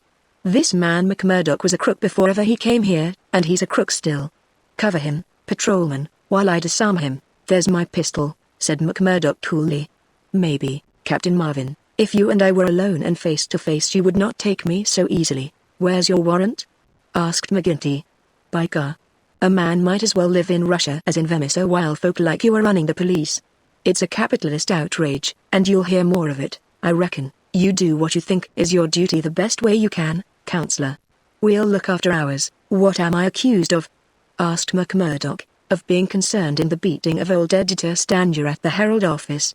It wasn't your fault that it isn't a murder charge. Well, if that's all you have against him, cried McGinty with a laugh, you can save yourself a deal of trouble by dropping it right now. This man was with me in my saloon playing poker up to midnight, and I can bring a dozen to prove it. That's your affair, and I guess you can settle it in court tomorrow. Meanwhile, come on, McMurdoch, and come quietly if you don't want a gun across your head. You stand wide, Mr. McGinty, for I warn you I will stand no resistance when I am on duty. So determined was the appearance of the captain that both McMurdoch and his boss were forced to accept the situation.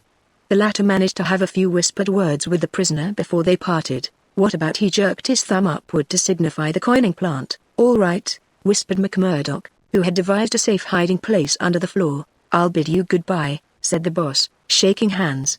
I'll see Riley the lawyer and take the defense upon myself.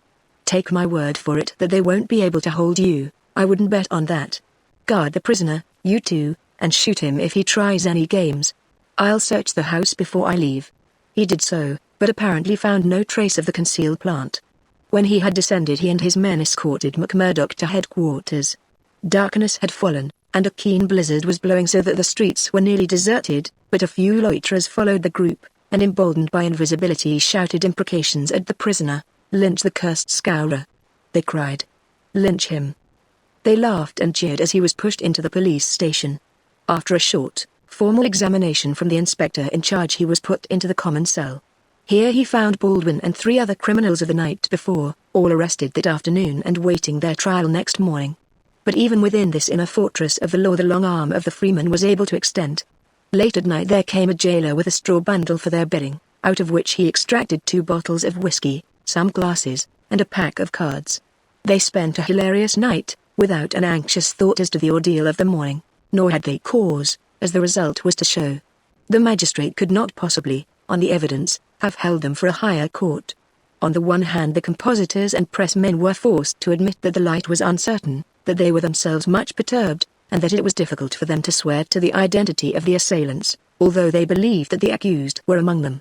Cross-examined by the clever attorney who had been engaged by McGinty, they were even more nebulous in their evidence. The injured man had already deposed that he was so taken by surprise by the suddenness of the attack that he could state nothing beyond the fact that the first man who struck him wore a moustache. He added that he knew them to be scourers, since no one else in the community could possibly have any enmity to him, and he had long been threatened on account of his outspoken editorials. On the other hand, it was clearly shown by the united and unfaltering evidence of 6 citizens, including that high municipal official, Councillor McGinty, that the men had been at a card party at the Union House until an hour very much later than the commission of the outrage. Needless to say that they were discharged with something very near to an apology from the bench for the inconvenience to which they had been put, together with an implied censure of Captain Marvin and the police for their officious zeal. The verdict was greeted with loud applause by a court in which McMurdoch saw many familiar faces. Brothers of the lodge smiled and waved. But there were others who sat with compressed lips and brooding eyes as the men filed out of the dock. One of them, a little, dark-bearded, resolute fellow, put the thoughts of himself and comrades into words as the ex-prisoners passed him. "You damned murderers," he said.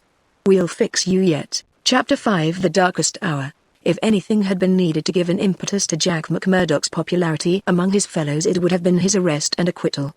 That a man on the very night of joining the lodge should have done something which brought him before the magistrate was a new record in the annals of the society. Already he had earned the reputation of a good boon companion, a cheery reveler, and withal a man of high temper, who would not take an insult even from the all-powerful boss himself. But in addition to this, he impressed his comrades with the idea that among them all there was not one whose brain was so ready to devise a bloodthirsty scheme, or whose hand would be more capable of carrying it out. "He'll be the boy for the clean job," said the oldsters to one another, and waited their time until they could set him to his work. McGinty had instruments enough already, but he recognized that this was a supremely able one. He felt like a man holding a fierce bloodhound in leash. There were curs to do the smaller work, but some day he would slip this creature upon its prey.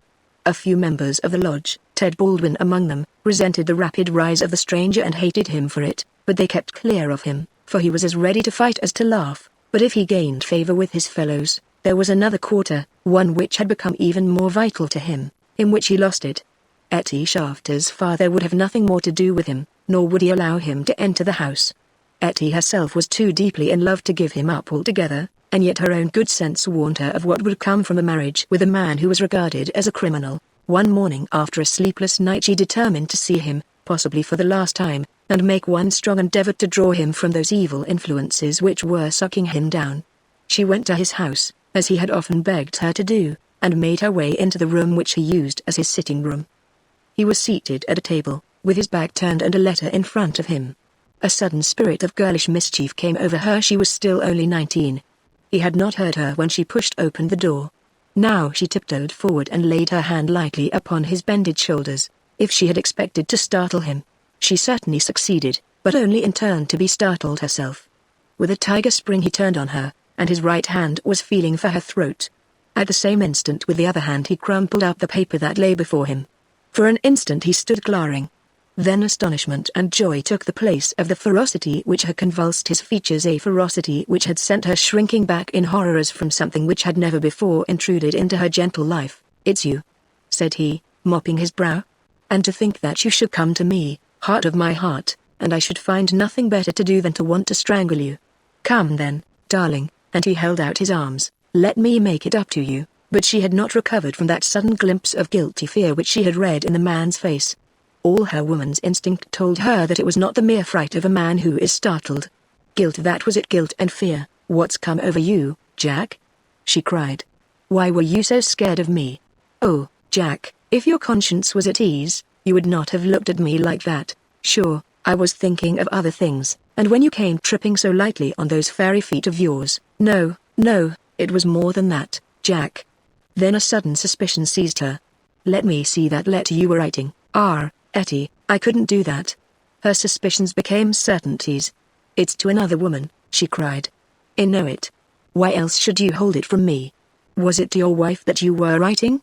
How am I to know that you are not a married man? You, a stranger, that nobody knows." "I am not married, Etty. See now, I swear it. You're the only one woman on earth to me. By the cross of Christ I swear it." He was so white with passionate earnestness that she could not but believe him. "Well, then," she cried, "why will you not show me the letter?" "I'll tell you, Akushla," said he. "I'm under oath not to show it, and just as I wouldn't break my word to you, so I would keep it to those who hold my promise. It's the business of the lodge, and even to you it's secret. And if I was scared when the hand fell on me, can't you understand it when it might have been the hand of a detective?" She felt that he was telling the truth. He gathered her into his arms and kissed away her fears and doubts. "Sit here by me, then. It's a queer throne for such a queen, but it's the best your poor lover can find. He'll do better for you some of these days, I'm thinking. Now your mind is easy once again, is it not?" "How can it ever be at ease, Jack, when I know that you are a criminal among criminals, when I never know the day that I may hear you are in court for murder? McMurdoch the Scourer, that's what one of our boarders called you yesterday. It went through my heart like a knife." "Sure, hard words break no bones, but they were true." "Well, dear, it's not so bad as you think. We are but poor men that are trying in our own way to get our rights." Etty threw her arms round her lover's neck. "Give it up, Jack. For my sake, for God's sake, give it up. It was to ask you that I came here today. Oh, Jack, see, I beg it of you on my bended knees. Kneeling here before you, I implore you to give it up." He raised her and soothed her with her head against his breast. "Sure, my darling, you don't know what it is you are asking. How could I give it up when it would be to break my oath and to desert my comrades? If you could see how things stand with me, you could never ask it of me. Besides, if I wanted to, how could I do it? You don't suppose that the lodge would let a man go free with all its secrets?" "I've thought of that, Jack. I've planned it all. Further has saved some money. He is weary of this place where the fear of these people darkens our lives. He is ready to go. We would fly together to Philadelphia or New York, where we would be safe from them." McMurdoch laughed. "The lodge has a long arm. Do you think it could not stretch from here to Philadelphia or New York? Well, then, to the west, or to England, or to Germany, where father came from, anywhere to get away from this valley of fear." McMurdoch thought of old Brother Morris. "Sure, it is the second time I have heard the valley so named, said he. "The shadow does indeed seem to lie heavy on some of you. It darkens every moment of our lives. Do you suppose that dead Baldwin has ever forgiven us? If it were not that he fears you, what do you suppose our chances would be? If you saw the look in those dark, hungry eyes of his when they fall on me, by God, I'd teach him better manners if I caught him at it. But see here, little girl. I can't leave here. I can't take that from me once and for all. But if you will leave me to find my own way, I will try to prepare a way of getting honorably out of it. There is no honor in such a matter." Well, it's just how you look at it. But if you'll give me 6 months, I'll work it so that I can leave without being ashamed to look others in the face." The girl laughed with joy. "6 months?" she cried. "Is it a promise? Well, it may be 7 or 8. But within a year at the furthest we will leave the valley behind us." It was the most that Etty could obtain, and yet it was something. There was this distant light to illuminate the gloom of the immediate future. She returned to her father's house more light-hearted than she had ever been since Jack McMurdoch had come into her life. It might be thought that as a member, all the doings of the society would be told to him, but he was soon to discover that the organization was wider and more complex than the simple lodge. Even Boss McGinty was ignorant as to many things, for there was an official named the county delegate, living at Hobson's Patch further down the line, who had power over several different lodges which he wielded in a sudden and arbitrary way. Only once did McMurdoch see him, a sly, little grey-haired rat of a man, with a slinking gait and a sidelong glance which was charged with malice. Evans Pott was his name, and even the great boss of Vermissa felt towards him something of the repulsion and fear which the huge Danton may have felt for the puny but dangerous Robespierre. One day Scanlon, who was McMurdoch's fellow boarder, received a note from McGinty enclosing one from Evans Pott, which informed him that he was sending over 2 good men, Lawler and Andrews, who had instructions to act in the neighborhood, though it was best for the cause that no particulars as to their objects should be given. Would the bodymaster see to it that suitable arrangements be made for their lodgings and comfort until the time for action should arrive? McGinty added that it was impossible for anyone to remain secret at the Union House, and that, therefore, he would be obliged if McMurdoch and Scanlon would put the strangers up for a few days in their boarding house. The same evening the 2 men arrived, each carrying his gripsack. Lawler was an elderly man, shrewd, silent, and self-contained, clad in an old black frock coat, which with his soft felt hat and ragged, grizzled beard gave him a general resemblance to an itinerant preacher. His companion Andrews was little more than a boy, frank-faced and cheerful, with the breezy manner of one who is out for a holiday and means to enjoy every minute of it. Both men were total abstainers, and behaved in all ways as exemplary members of the society, with the one simple exception that they were assassins who had often proved themselves to be most capable instruments for this association of murder. Lawler had already carried out 14 commissions of the kind, and Andrews 3. They were, as McMurdoch found, quite ready to converse about their deeds in the past, which they recounted with the half-bashful pride of men who had done good and unselfish service for the community. They were reticent, however, as to the immediate job in hand. "They chose us because neither I nor the boy here drink," Lawler explained. "They can count on us saying no more than we should.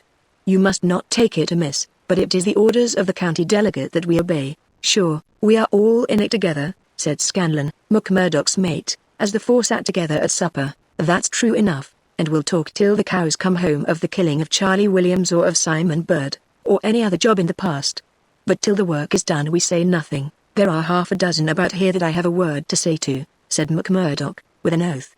"I suppose it isn't Jack Knox of Iron Hill that you are after? I'd go some way to see him get his deserts." "No, it's not him yet." "Or Herman Strauss?" "No, nor him either." "Well, if you won't tell us we can't make you, but I'd be glad to know." Lawler smiled and shook his head.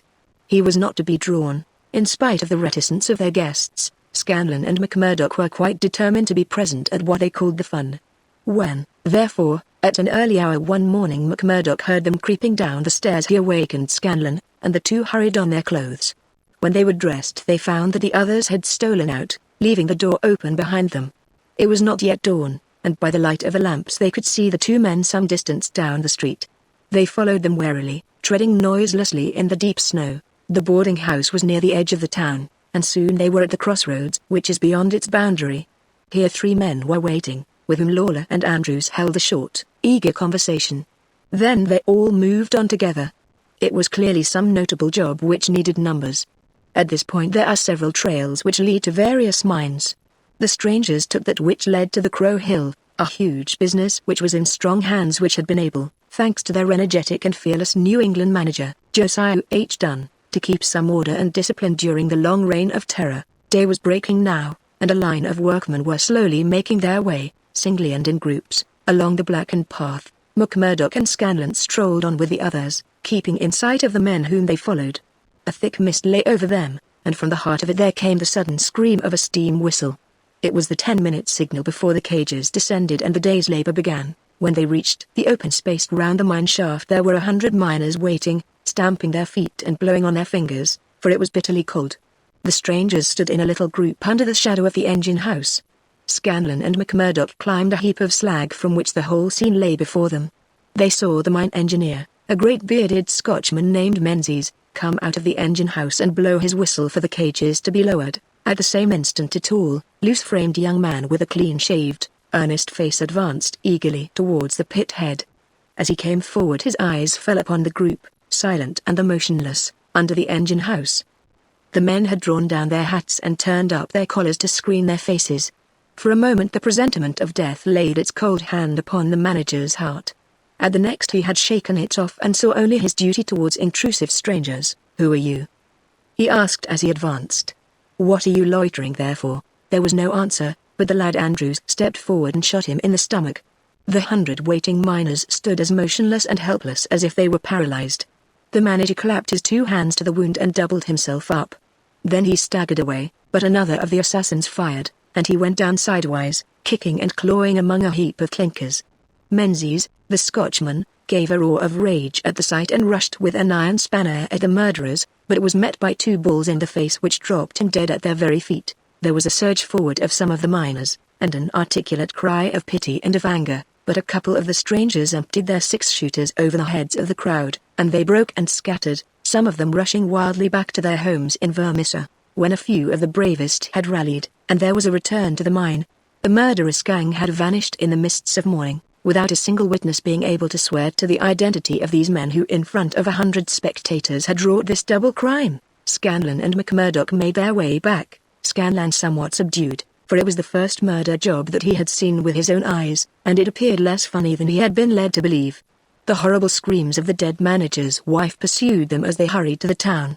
McMurdoch was absorbed and silent, but he showed no sympathy for the weakening of his companion. "Sure, it is like a war," he repeated. "What is it but a war between us and them, and we hit back where we best can." There was high revel in the lodge room at the Union House that night, not only over the killing of the manager and engineer of the Crow Hill mine, which would bring this organization into line with the other blackmailed and terror-stricken companies of the district, but also over a distant triumph which had been wrought by the hands of the lodge itself. It would appear that when the county delegate had sent over 5 good men to strike a blow in Vermissa, he had demanded that in return 3 Vermissa men should be secretly selected and sent across to kill William Hales of Stake Royal, one of the best-known and most popular mine owners in the Gilmerton district, a man who was believed not to have an enemy in the world, for he was in all ways a model employer. He had insisted, however, upon efficiency in the work, and had, therefore, paid off certain drunken and idle employees who were members of the all-powerful society.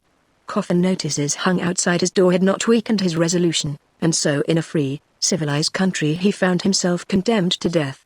The execution had now been duly carried out. Ted Baldwin, who sprawled now in the seat of honor beside the bodymaster, had been chief of the party. His flushed face and glazed, bloodshot eyes told of sleeplessness and drink. He and his 2 comrades had spent the night before among the mountains. They were unkempt and weather-stained. But no heroes, returning from a forlorn hope, could have had a warmer welcome from their comrades. The story was told and retold amid cries of delight and shouts of laughter. They had waited for their man as he drove home at nightfall, taking their station at the top of a steep hill, where his horse must be at a walk.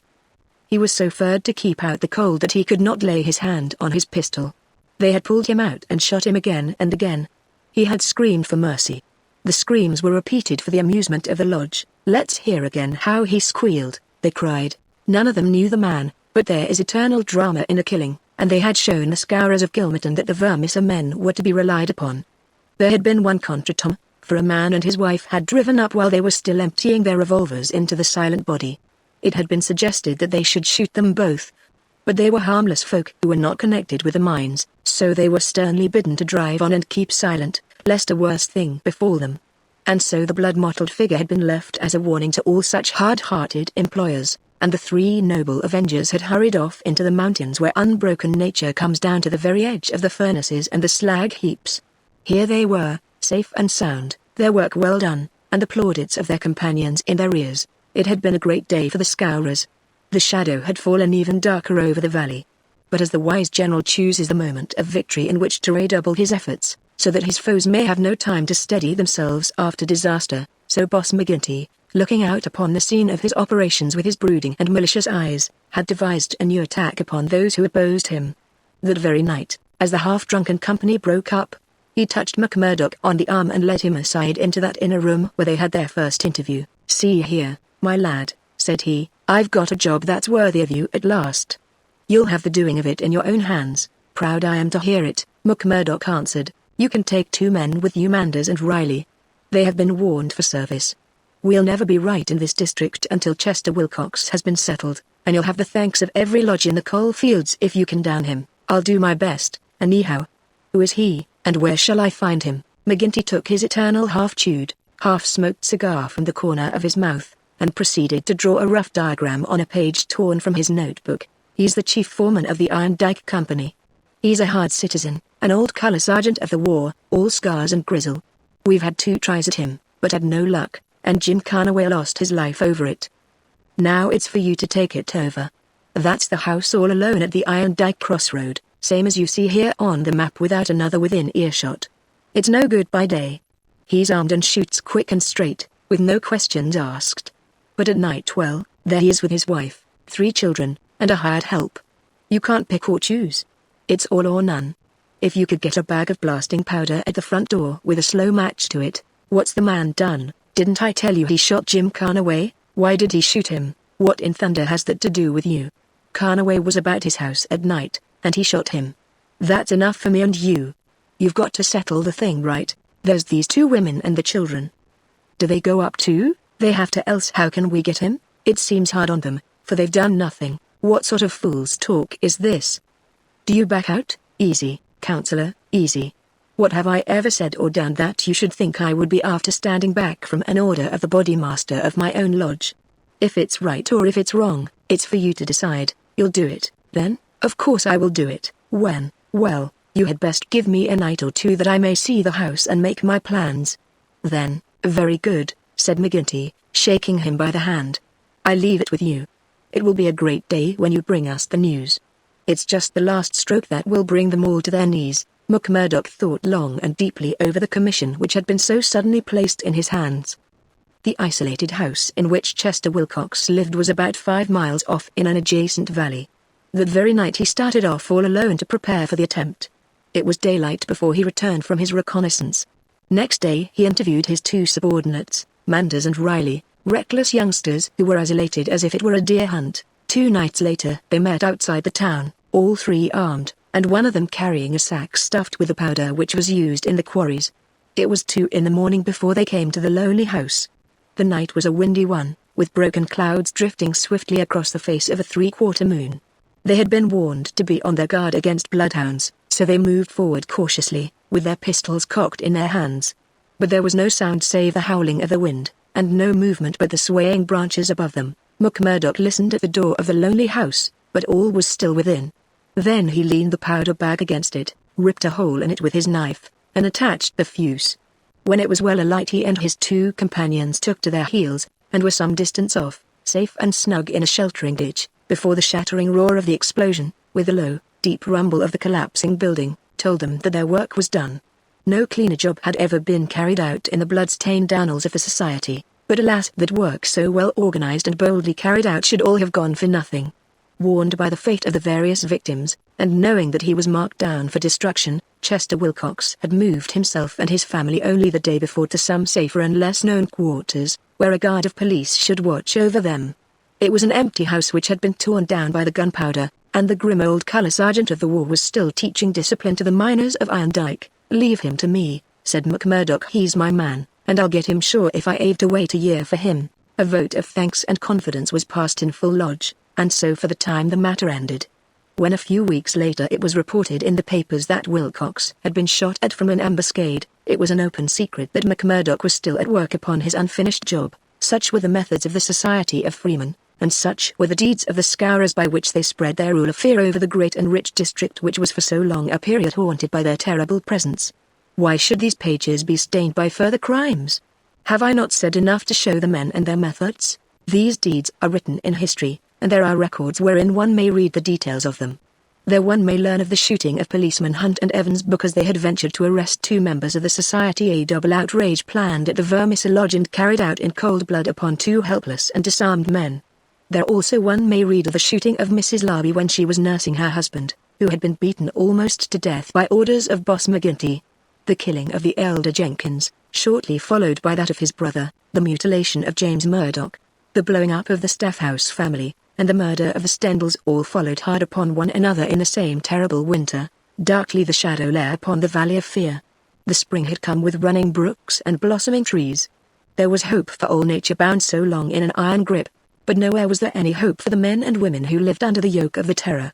Never had the cloud above them been so dark and hopeless as in the early summer of the year 1875. Chapter 6 Danger. It was the height of the reign of terror. McMurdoch, who had already been appointed in a deacon, with every prospect of some day succeeding McGinty as bodymaster, was now so necessary to the counsels of his comrades that nothing was done without his help and advice. The more popular he became, however, with the freemen, the blacker were the scowls which greeted him as he passed along the streets of Vermissa.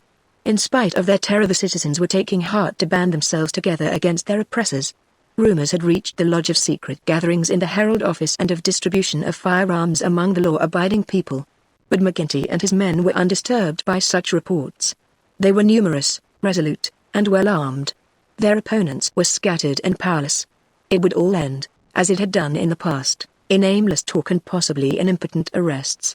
So said McGinty, McMurdoch, and all the bolder spirits. It was a Saturday evening in May.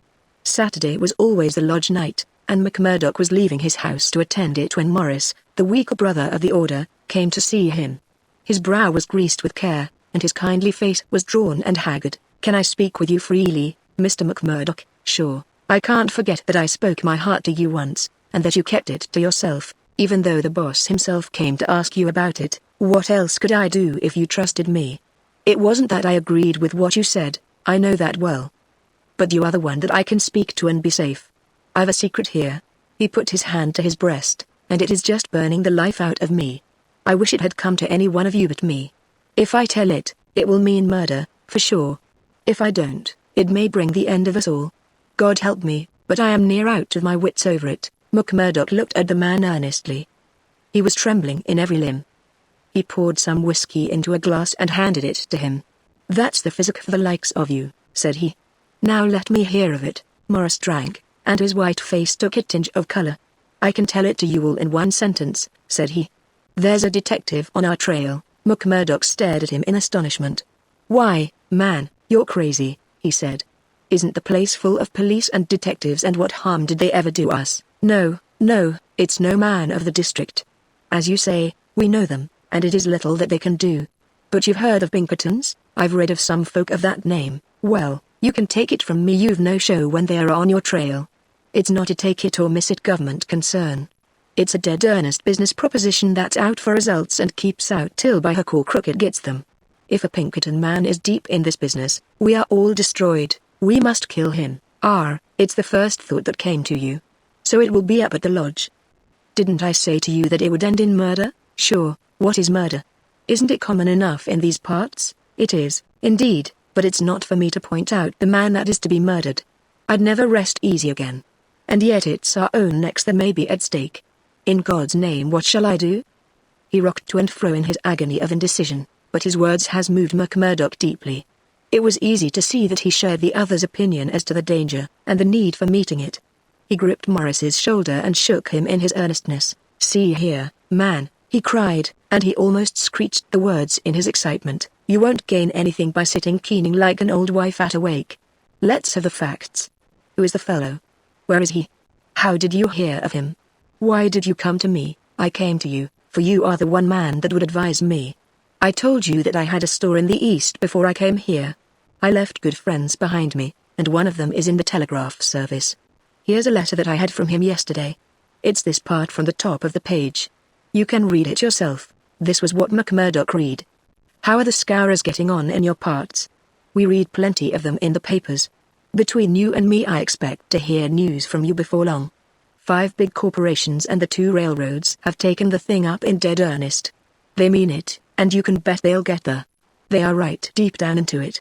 Pinkerton has taken hold under their orders, and his best man, Birdie Edwards, is operating. The thing has got to be stopped right now. Now read the postscript. Of course, what I give you is what I learned in business, so it goes no further. It's a queer cipher that you handle by the yard every day and can get no meaning from. McMurdoch sat in silence for some time, with the letter in his listless hands. The mist had lifted for a moment, and there was the abyss before him. Does anyone else know of this? He asked. I have told no one else. But this man your friend, has he any other person that he would be likely to write to? Well, I dare say he knows 1 or 2 more. Of the lodge, it's likely enough. I was asking because it is likely that he may have given some description of this fellow Birdie Edwards, then we could get on his trail. Well, it's possible. But I should not think he knew him. He is just telling me the news that came to him by way of business. How would he know this Pinkerton man? McMurdoch gave a violent start. By gar! He cried, I've got him. What a fool I was not to know it. Lord! But we're in luck. We will fix him before he can do any harm. See here, Morris, will you leave this thing in my hands? Sure. If you will only take it off mine, I'll do that. You can stand right back and let me run it. Even your name need not be mentioned. I'll take it all on myself, as if it were to me that this letter has come. Will that content you? It's just what I would ask. Then leave it at that and keep your head shut. Now I'll get down to the lodge, and we'll soon make old man Pinkerton sorry for himself. You wouldn't kill this man? The less you know, friend Morris, the easier your conscience will be, and the better you will sleep. Ask no questions, and let these things settle themselves. I have hold of it now. Morris shook his head sadly as he left. I feel that his blood is on my hands, he groaned. Self-protection is no murder, anyhow, said McMurdoch, smiling grimly. It's him, Morris. I guess this man would destroy us all if we left him long in the valley. Why, Brother Morris, we'll have to elect you bodymaster yet, for you've surely saved the lodge. And yet it was clear from his actions that he thought more seriously of this new intrusion than his words would show. It may have been his guilty conscience, it may have been the reputation of the Pinkerton organization, it may have been the knowledge that great, rich corporations had set themselves the task of clearing out the Scourers, but, whatever his reason, his actions were those of a man who is preparing for the worst. Every paper which would incriminate him was destroyed before he left the house. After that he gave a long sigh of satisfaction, for it seemed to him that he was safe. And yet the danger must still have pressed somewhat upon him, for on his way to the lodge he stopped at old man Shafter's. The house was forbidden him, but when he tapped at the window Etty came out to him. The dancing Irish deviltry had gone from her lover's eyes. She read his danger in his earnest face. Something has happened, she cried. Oh, Jack, you are in danger. Sure, it is not very bad, my sweetheart. And yet it may be wise that we make a move before it is worse. Make a move? I promised you once that I would go someday. I think the time is coming. I had news tonight, bad news, and I see trouble coming. The police? Well, a Pinkerton. But, sure, you wouldn't know what that is, Akashla, nor what it may mean to the likes of me. I'm too deep in this thing, and I may have to get out of it quick. You said you would come with me if I went. Oh, Jack, it would be the saving of you. I'm an honest man in some things, Etty. I wouldn't hurt a hair of your bonny head for all that the world can give, nor ever pull you down 1 inch from the golden throne above the clouds where I always see you. Would you trust me? She put her hand in his without a word. Well, then, listen to what I say, and do as I order you, for indeed it's the only way for us. Things are going to happen in this valley. I feel it in my bones. There may be many of us that will have to look out for ourselves. I'm one, anyhow. If I go, by day or night, it's you that must come with me. I'd come after you, Jack. No, no, you shall come with me. If this valley is closed to me and I can never come back, how can I leave you behind, and me perhaps in hiding from the police with never a chance of a message? It's with me you must come. I know a good woman in the place I come from, and it's there I'd leave you till we can get married. Will you come? Yes, Jack, I will come. God bless you for your trust in me. It's a fiend out of hell that I should be if I abused it. Now, mark you, Etty, it will be just a word to you, and when it reaches you, you will drop everything and come right down to the waiting room at the depot and stay there till I come for you, day or night. I'll come at the word, Jack. Somewhat eased in mind, now that his own preparations for escape had been begun, McMurdoch went on to the lodge. It had already assembled, and only by complicated signs and countersigns could he pass through the outer guard and inner guard who close-tiled it. A buzz of pleasure and welcome greeted him as he entered. The long room was crowded, and through the haze of tobacco smoke he saw the tangled black mane of the bodymaster, the cruel, unfriendly features of Baldwin, the vulture face of Haraway, the secretary, and a dozen more who were among the leaders of the lodge. He rejoiced that they should all be there to take counsel over his news. "Indeed, it's glad we are to see you, brother," cried the chairman. "There's business here that wants a Solomon in judgment to set it right." "It's Lander and Egan," explained his neighbor as he took his seat. "They both claim the head money given by the lodge for the shooting of Old Man Crab over at Stylestown, and who's to say which fired the bullet?" McMurdoch rose in his place and raised his hand. The expression of his face froze the attention of the audience. There was a dead hush of expectation. "Eminent Bodymaster," he said, in a solemn voice, "I claim urgency." "Brother McMurdoch claims urgency," said McGinty. "It's a claim that by the rules of this lodge takes precedence. Now brother, we attend you." McMurdoch took the letter from his pocket. "Eminent Bodymaster and brethren," he said, "I am the bearer of ill news this day, but it is better that it should be known and discussed, than that a blow should fall upon us without warning which would destroy us all. I have information that the most powerful and richest organizations in this state have bound themselves together for our destruction, and that at this very moment there is a Pinkerton detective, one Birdie Edwards, at work in the valley collecting the evidence which may put a rope round the necks of many of us, and send every man in this room into a felon's cell. That is the situation for the discussion of which I have made a claim of urgency." There was a dead silence in the room. It was broken by the chairman. "What is your evidence for this, Brother McMurdoch?" he asked. "It is in this letter which has come into my hands," said McMurdoch. "Me read the passage aloud. It is a matter of honor with me that I can give no further particulars about the letter, nor put it into your hands, but I assure you that there is nothing else in it which can affect the interests of the lodge. I put the case before you as it has reached me. Let me say, Mr. Chairman," said one of the older brethren, "that I have heard of Birdie Edwards, and that he has the name of being the best man in the Pinkerton service." "Does anyone know him by sight?" asked McGinty. "Yes," said McMurdoch, "I do." There was a murmur of astonishment through the hall. "I believe we hold him in the hollow of our hands," he continued with an exulting smile upon his face. "If we act quickly and wisely, we can cut this thing short. If I have your confidence and your help, it is little that we have to fear. What have we to fear, anyhow? What can he know of our affairs? You might say so if all were as staunch as you, counselor. But this man has all the millions of the capitalists at his back.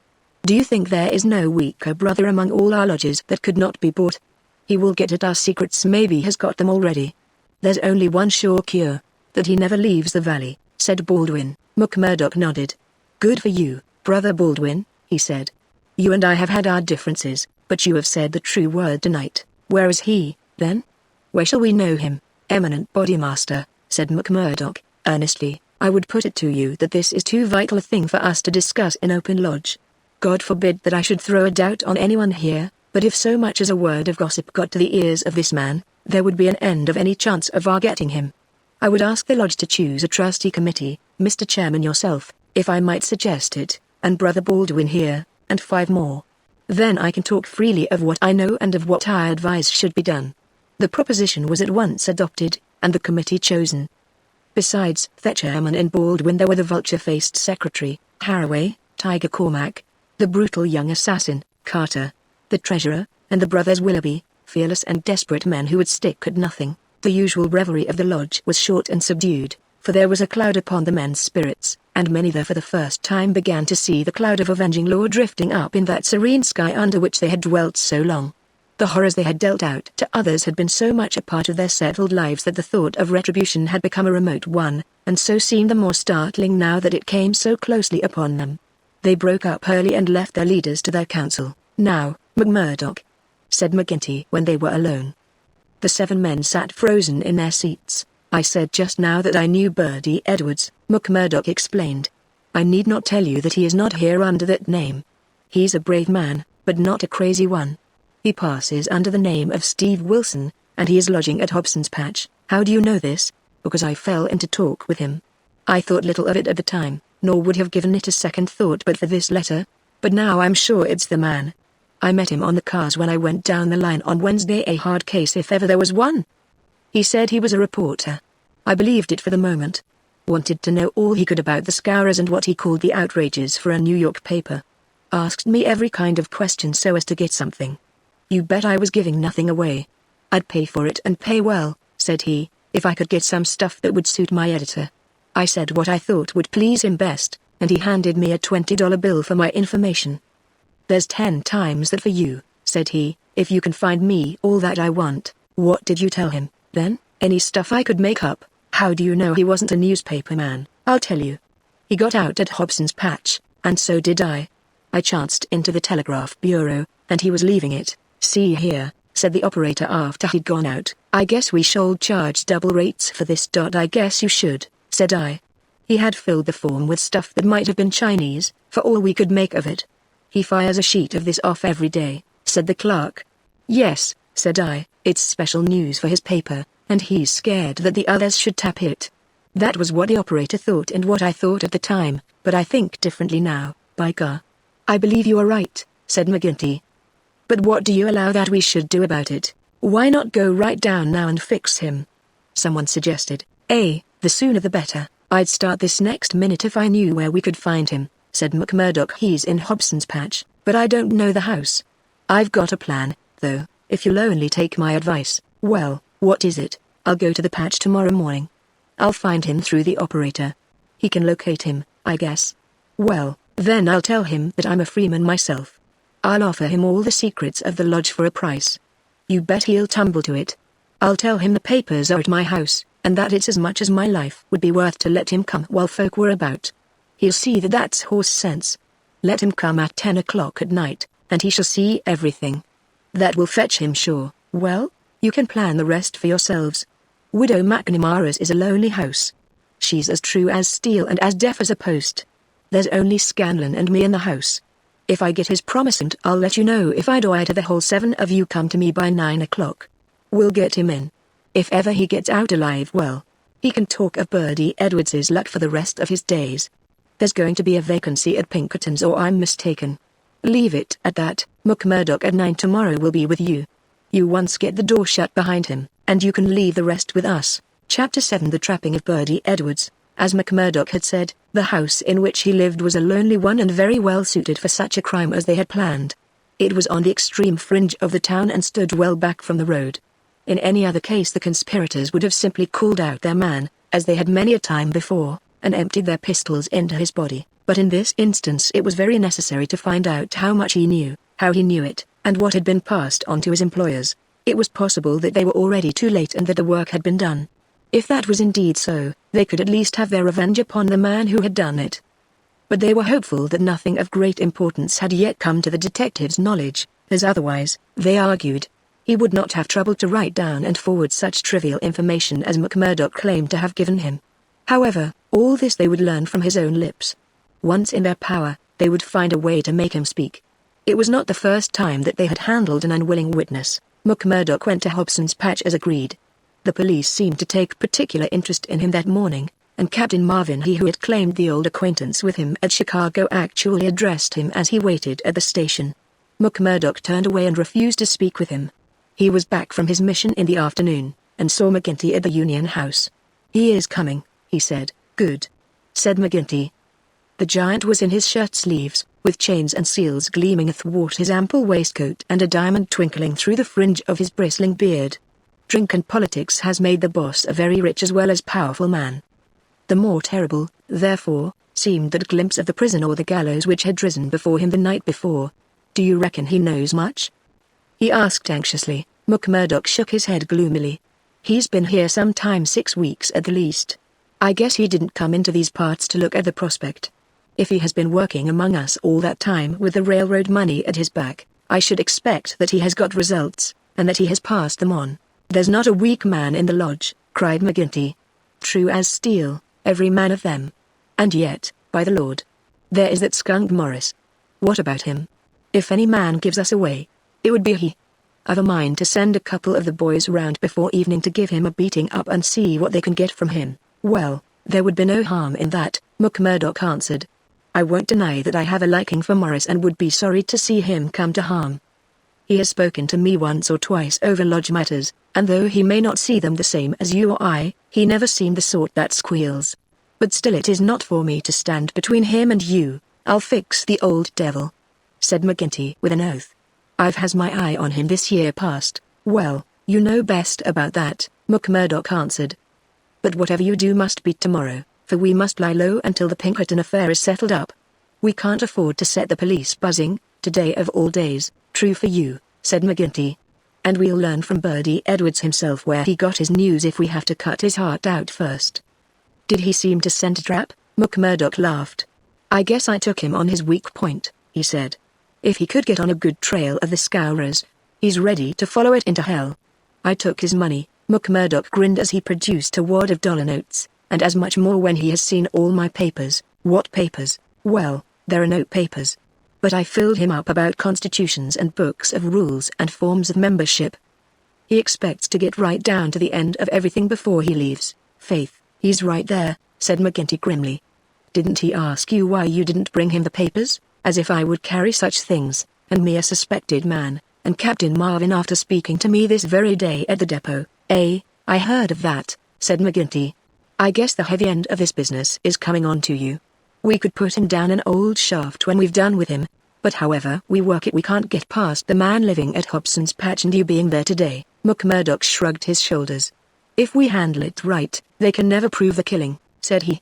"No one can see him come to the house after dark, and I'll lay to it that no one will see him go. Now see here, Counselor, I'll show you my plan and I'll ask you to fit the others into it. You will all come in good time." "Very well. He comes at 10. He is to tap 3 times, and me to open the door for him. Then I'll get behind him and shut it. He's our man then. That's all easy and plain." "Yes, but the next step wants considering. He's a hard proposition. He's heavily armed. I've fooled him proper, and yet he is likely to be on his guard. Suppose I show him right into a room with 7 men in it where he expected to find me alone. There is going to be shooting, and somebody is going to be hurt." "That's so. And the noise is going to bring every damned copper in the township on top of it." "I guess you are right. This is how I should work it. You will all be in the big room same as you saw when you had a chat with me. I'll open the door for him, show him into the parlor beside the door, and leave him there while I get the papers. That will give me the chance of telling you how things are shaping. Then I will go back to him with some faked papers. As he is reading them I will jump for him and get my grip on his pistol arm. You'll hear me call and in you will rush. The quicker the better, for he is as strong a man as I, and I may have more than I can manage. But I allow that I can hold him till you come." "It's a good plan," said McGinty. "The lodge will owe you a debt for this. I guess when I move out of the chair I can put a name to the man that's coming after me." "Sure, Counselor, I'm little more than a recruit," said McMurdoch, but his face showed what he thought of the great man's compliment. When he had returned home he made his own preparations for the grim evening in front of him. First he cleaned, oiled, and loaded his Smith & Wesson revolver. Then he surveyed the room in which the detective was to be trapped. It was a large apartment, with a long deal table in the center, and the big stove at one side. At each of the other sides were windows. There were no shutters on these, only light curtains which drew across. McMurdoch examined these attentively. No doubt it must have struck him that the apartment was very exposed for so secret a meeting. Yet its distance from the road made it of less consequence. Finally he discussed the matter with his fellow lodger. Scanlon, though a scourer, was an inoffensive little man who was too weak to stand against the opinion of his comrades, but was secretly horrified by the deeds of blood at which he had sometimes been forced to assist. McMurdoch told him shortly what was intended. "And if I were you, Mike Scanlon, I would take a night off and keep clear of it. There will be bloody work here before morning." "Well, indeed then, Mac," Scanlon answered. "It's not the will but the nerve that is wanting in me. When I saw Manager Dunn go down at the colliery yonder it was just more than I could stand. I'm not made for it, same as you or McGinty. If the lodge will think none the worse of me, I'll just do as you advise and leave you to yourselves for the evening." The men came in good time as arranged. They were outwardly respectable citizens, well clad and cleanly, but a judge of faces would have read little hope for Birdie Edwards in those hard mouths and remorseless eyes. There was not a man in the room whose hands have not been reddened a dozen times before. They were as hardened to human murder as a butcher to sheep. Foremost, of course, both in appearance and in guilt, was the formidable boss. Haraway, the secretary, was a lean, bitter man with a long, scraggy neck and nervous, jerky limbs, a man of incorruptible fidelity where the finances of the order were concerned, and with no notion of justice or honesty to anyone beyond. The treasurer, Carter, was a middle-aged man, with an impassive, rather sulky expression, and a yellow parchment skin. He was a capable organizer, and the actual details of nearly every outrage had sprung from his plotting brain. The two Willoughbys were men of action, tall, lithe young fellows with determined faces, while their companion, Tiger Cormac, a heavy, dark youth, was feared even by his own comrades for the ferocity of his disposition. These were the men who assembled that night under the roof of McMurdoch for the killing of the Pinkerton detective. Their host had placed whiskey upon the table, and they had hastened to prime themselves for the work before them. Baldwin and Cormac were already half drunk, and the liquor had brought out all their ferocity. Cormac placed his hands on the stove for an instant. It had been lighted, for the nights were still cold. "That will do," said he, with an oath. "Eh?" said Baldwin, catching his meaning. "If he is strapped to that, we will have the truth out of him. We'll have the truth out of him." "Never fear," said McMurdoch. He had nerves of steel, this man, for though the whole weight of the affair was on him, his manner was as cool and unconcerned as ever. The others marked it and applauded. "You are the one to handle him," said the boss approvingly. "Not a warning will he get till your hand is on his throat. It's a pity there are no shutters to your windows." McMurdoch went from one to the other and drew the curtains tighter. "Sure no one can spy upon us now. It's close upon the hour. Maybe he won't come." "Maybe he'll get a sniff of danger," said the secretary. "He'll come, never fear," McMurdoch answered. "He is as eager to come as you can be to see him." Hark to that! They all sat like wax figures, some with their glasses arrested halfway to their lips. 3 loud knocks had sounded at the door. "Hush!" McMurdoch raised his hand in caution.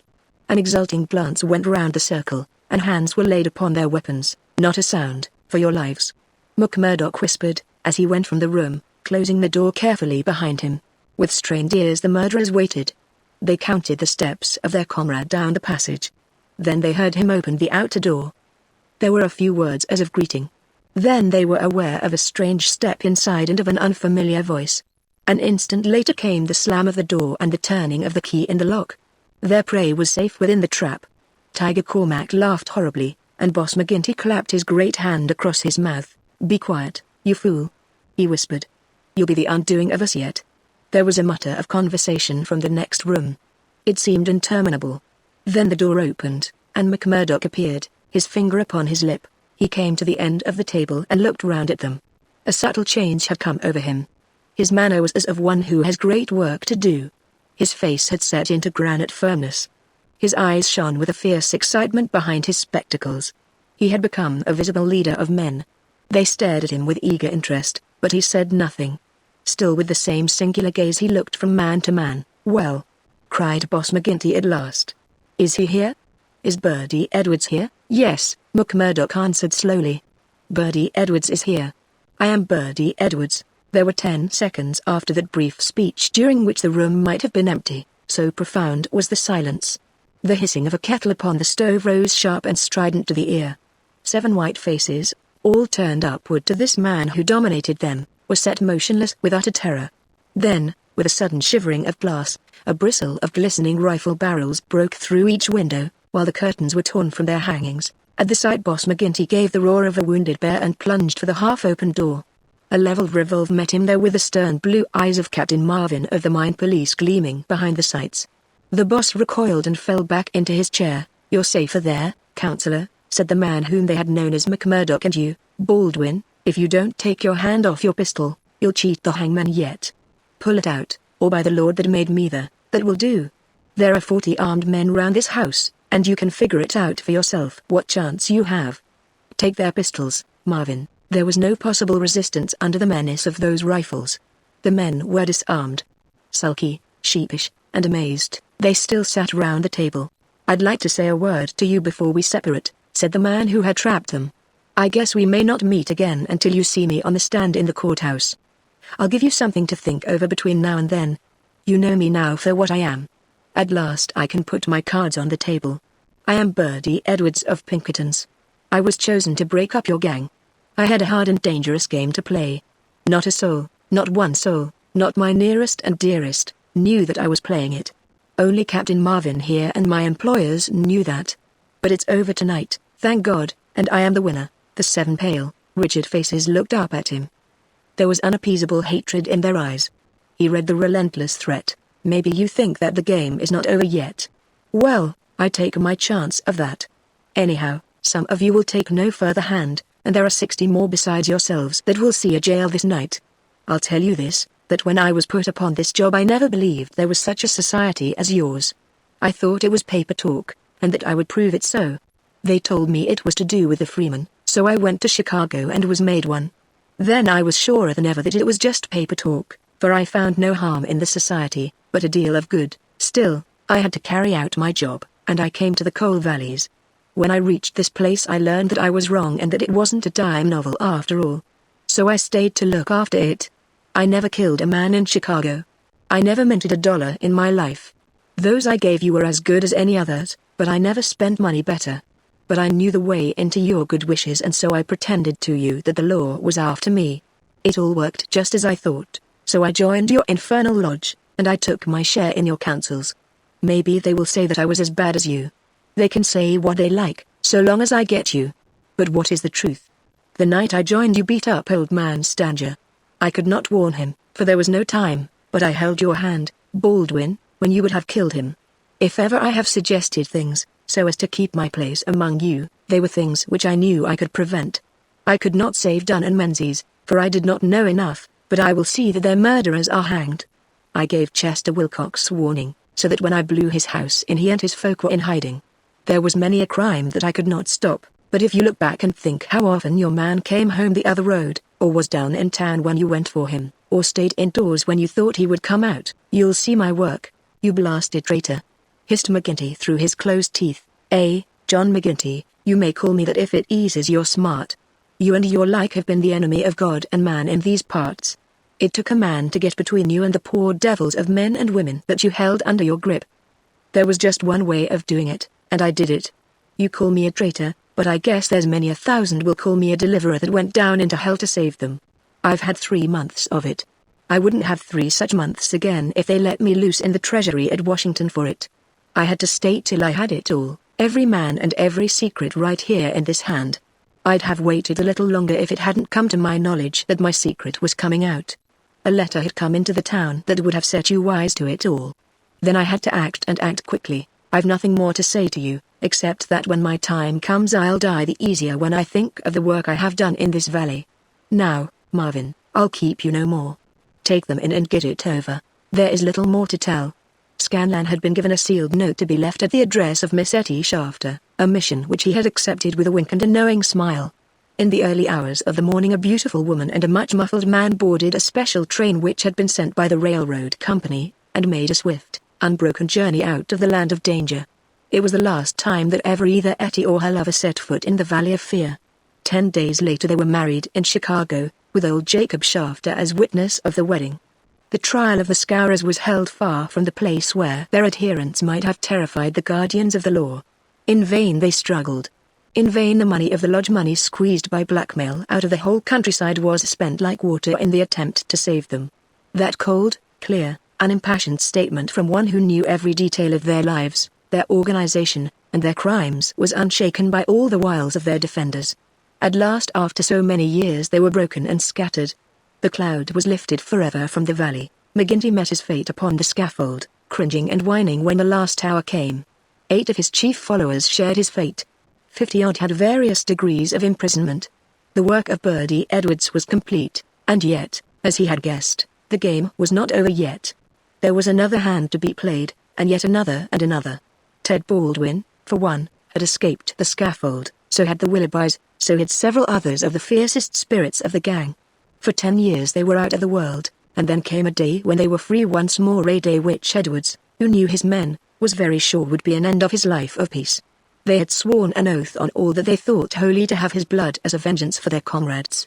And well they strove to keep their vow. From Chicago he was chased, after 2 attempts so near success that it was sure that the third would get him. from Chicago he went under a changed name to California, and it was there that the light went for a time out of his life when Nettie Edwards died. Once again he was nearly killed, and once again under the name of Douglas he worked in a lonely cannon, where with an English partner named Barker he amassed a fortune. At last there came a warning to him that the bloodhounds were on his track once more, and he cleared only just in time for England. And thence came the John Douglas who for a second time married a worthy mate, and lived for 5 years as a Sussex county gentleman, a life which ended with the strange happenings of which we have heard. Chapter 8 Epilogue. The police trial had passed, in which the case of John Douglas was referred to a higher court. So had the quarter sessions, at which he was acquitted as having acted in self-defense. "Get him out of England at any cost," wrote Holmes to the wife. "There are forces here which may be more dangerous than those he has escaped. There is no safety for your husband in England." 2 months had gone by, and the case had to some extent passed from our minds. Then one morning there came an enigmatic note slipped into our letter-box. "Dear me, Mr. Holmes." "Dear me," said this singular epistle. There was neither superscription nor signature. I laughed at the quaint message, but Holmes showed unwonted seriousness. "Deviltry, Watson," he remarked, and sat long with a clouded brow. "Late last night Mrs. Hudson, our landlady, brought up a message that a gentleman wished to see Mr. Holmes, and that the matter was of the utmost importance." Close at the heels of his messenger came Cecil Barker, our friend of the moated manor house. His face was drawn and haggard. "I've had bad news, terrible news, Mr. Holmes," said he. "I feared as much," said Holmes. "You have not had a cable, have you?" "I have had a note from someone who has. It's poor Douglas. They tell me his name is Edwards, but he will always be Jack Douglas of Benito Cannon to me. I told you that they started together for South Africa in the Palmyra 3 weeks ago. Exactly. The ship reached Cape Town last night. I received this cable from Mrs. Douglas this morning. Jack has been lost overboard in gale off St. Helena. No one knows how accident occurred. Ivy Douglas, ha. It came like that, did it?" said Holmes thoughtfully. "Well, I've no doubt it was well stage managed." "You mean that you think there was no accident?" "None in the world. He was murdered, surely." "So I think also. These infernal scourers, this cursed vindictive nest of criminals." No, my good sir," said Holmes. "There is a master hand here. It is no case of sawed-off shotguns and clumsy 6-shooters. You can tell an old master by the sweep of his brush. I can tell a Moriarty when I see one. This crime is from London, not from America. But for what motive? Because it is done by a man who cannot afford to fail, one whose whole unique position depends upon the fact that all he does must succeed. A great brain and a huge organization have been turned to the extinction of one man. It is crushing the nut with the Trifamaran absurd extravagance of energy, but the nut is very effectually crushed all the same. How came this man to have anything to do with it? I can only say that the first word that ever came to us of the business was from one of his lieutenants. These Americans were well advised. Having an English job to do, they took into partnership, as any foreign criminal could do, this great consultant in crime. From that moment their man was doomed. At first he would content himself by using his machinery in order to find their victim. Then he would indicate how the matter might be treated. Finally, when he read in the reports of the failure of this agent, he would step in himself with a master touch.